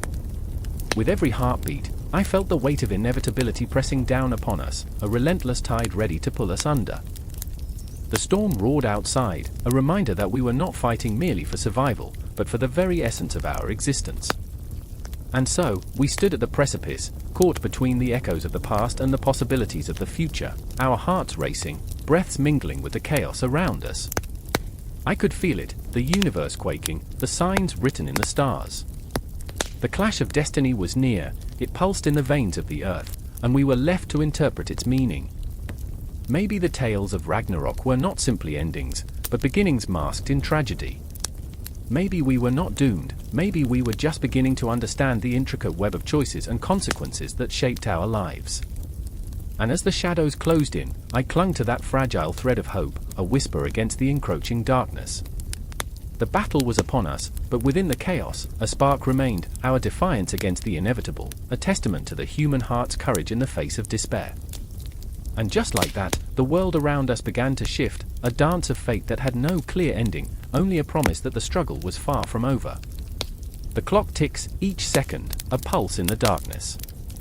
Shadows stretch and twist, playing tricks on the mind. A soft rustling, like whispers from the grave, cuts through the silence. I stand there, breathless, heart racing. The sun is a dying ember, nestled low on the horizon, bleeding orange and crimson into the sky. It's the moment before the plunge, where the world shudders, caught between day and night. Myra's fingers tremble as she clutches her sketchpad. She stands in the center of the abandoned playground, a place once filled with laughter, now haunted by echoes of the past. Her heart aches with the weight of a promise unfulfilled. I remember the way she said, "I'll capture everything. I'll make it live forever," her voice a fragile thread that barely held together her resolve. Each line she draws is a desperate grasp at something that's slipping through her fingers. She looks up, her eyes wide, scanning the shadows as if they might spring to life and waltz into her frame. But they only leer back, mocking her vulnerability.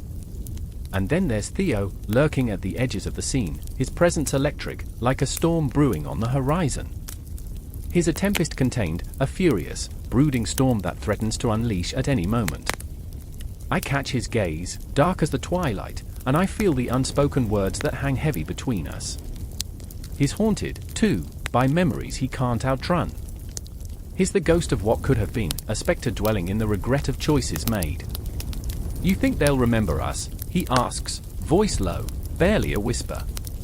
It's a question that pierces through the stillness, demanding an answer that eludes us both. I remember when we were teenagers, running through these very streets, the world alive around us. I remember the way we laughed, the way we believed in everything, each other, the future, a love that felt infinite. But those days are ghosts now, fading like the light in the sky. The swings creak in the wind, a haunting lullaby that wraps around us. Myra's pencil scratches against the paper, a desperate plea for permanence, for something that outlasts the decay of time. I need this, she says, her voice trembling as she draws a figure, us, in the twilight, caught in a moment that feels both fragile and eternal, like the last breath of day before night devours it whole. Theo's eyes flicker toward her, then back to me, a silent challenge. What are we waiting for, he says, urgency tinged with something darker, fear or perhaps a thrill that dances just out of reach. I can see the storm in him, churning, wanting to break free. I just want to remember, I say, words unsteady like the shaky lines on Myra's page. But I'm not sure what I want to remember. The joy of the past? The ache of loss? The beautiful, terrible way we loved? Time folds in on itself, and suddenly we are children again, innocence untouched, but just as quickly, the weight of present reality crashes like thunder. A flicker from the corner of my eye, a movement in the shadows. The air thickens, electric with tension, and I can't breathe. Is it just the twilight playing tricks on my mind, or is something darker lurking there? I don't dare look, but my heart pounds with a primal dread. Myra's breath hitches, she senses it too.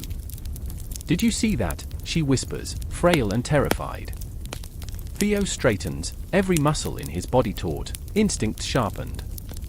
Stay close, he says, his voice a low growl, almost protective. It's a command, not just for her, but for all of us. Because in the twilight, the night is a predator, and we are the prey. A figure lurches forward, half-formed like a memory, a trickster from the abyss. It's a grotesque parody of life, an echo of our fears. I can't make out its features, but the silhouette is haunting, an amalgamation of what we dread. The playground light flickers, shadows dancing like madmen, and for a heartbeat, everything stands still.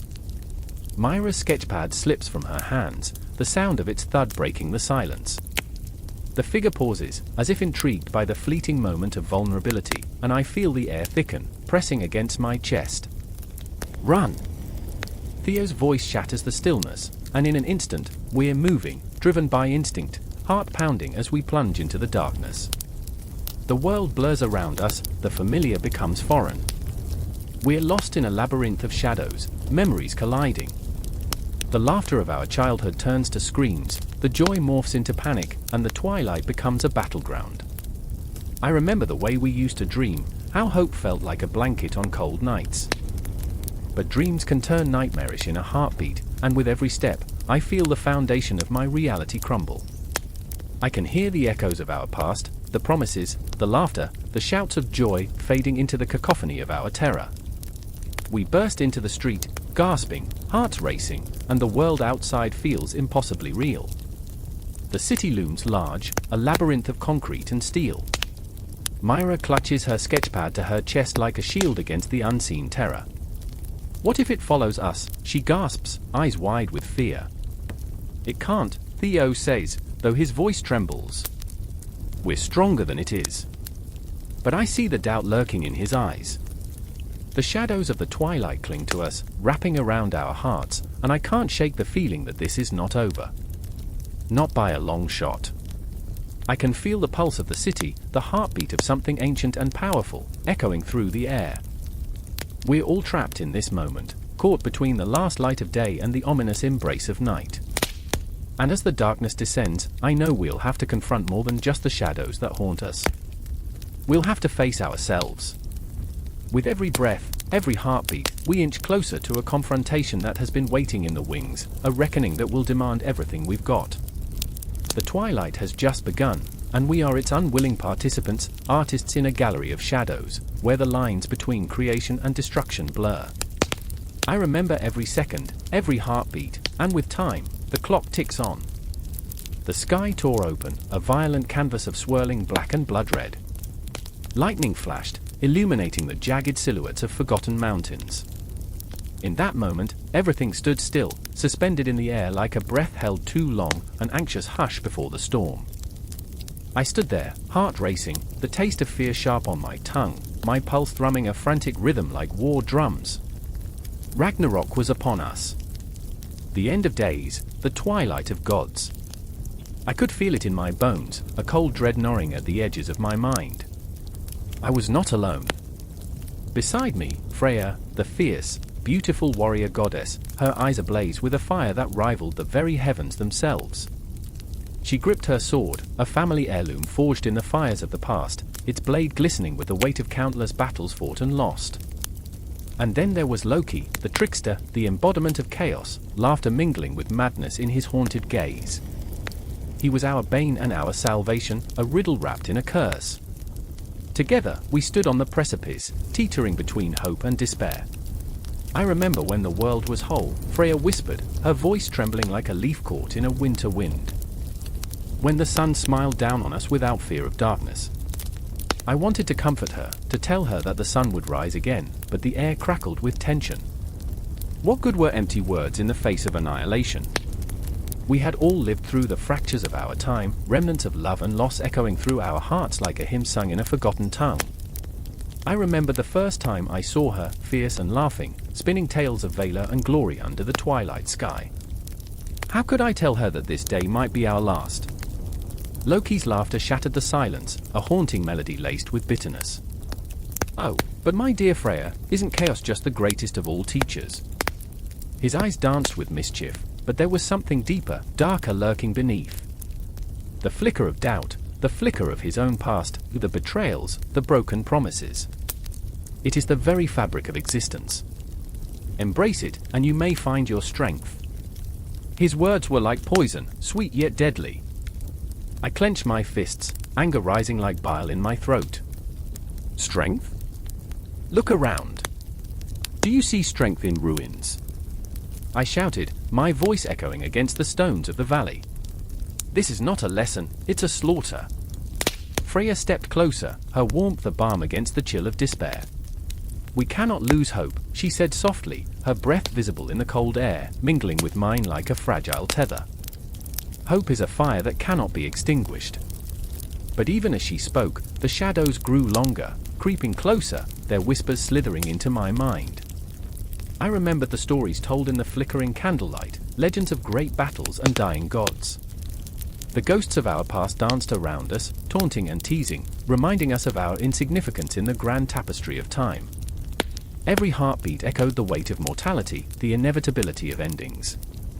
Around us, the world began to unravel. I could hear the distant cries of warriors, the clash of steel against steel, the sound of life being snuffed out like a candle in a storm. I closed my eyes, picturing home, a quaint little village, laughter ringing out like bells, children playing in the fields. But those memories blurred, replaced by visions of carnage and despair. What have we become? I whispered, the words a prayer for forgiveness. Freya's grip tightened on her sword, the knuckles turning white. We fight, she said, her voice a steady stream of conviction. For those who cannot. For those who will come after us. We stand, even if it feels futile. Her words ignited something within me, a flicker of defiance. I thought of my mother, of her soft hands woven with the stories of our ancestors. She would not want me to cower in the face of dread.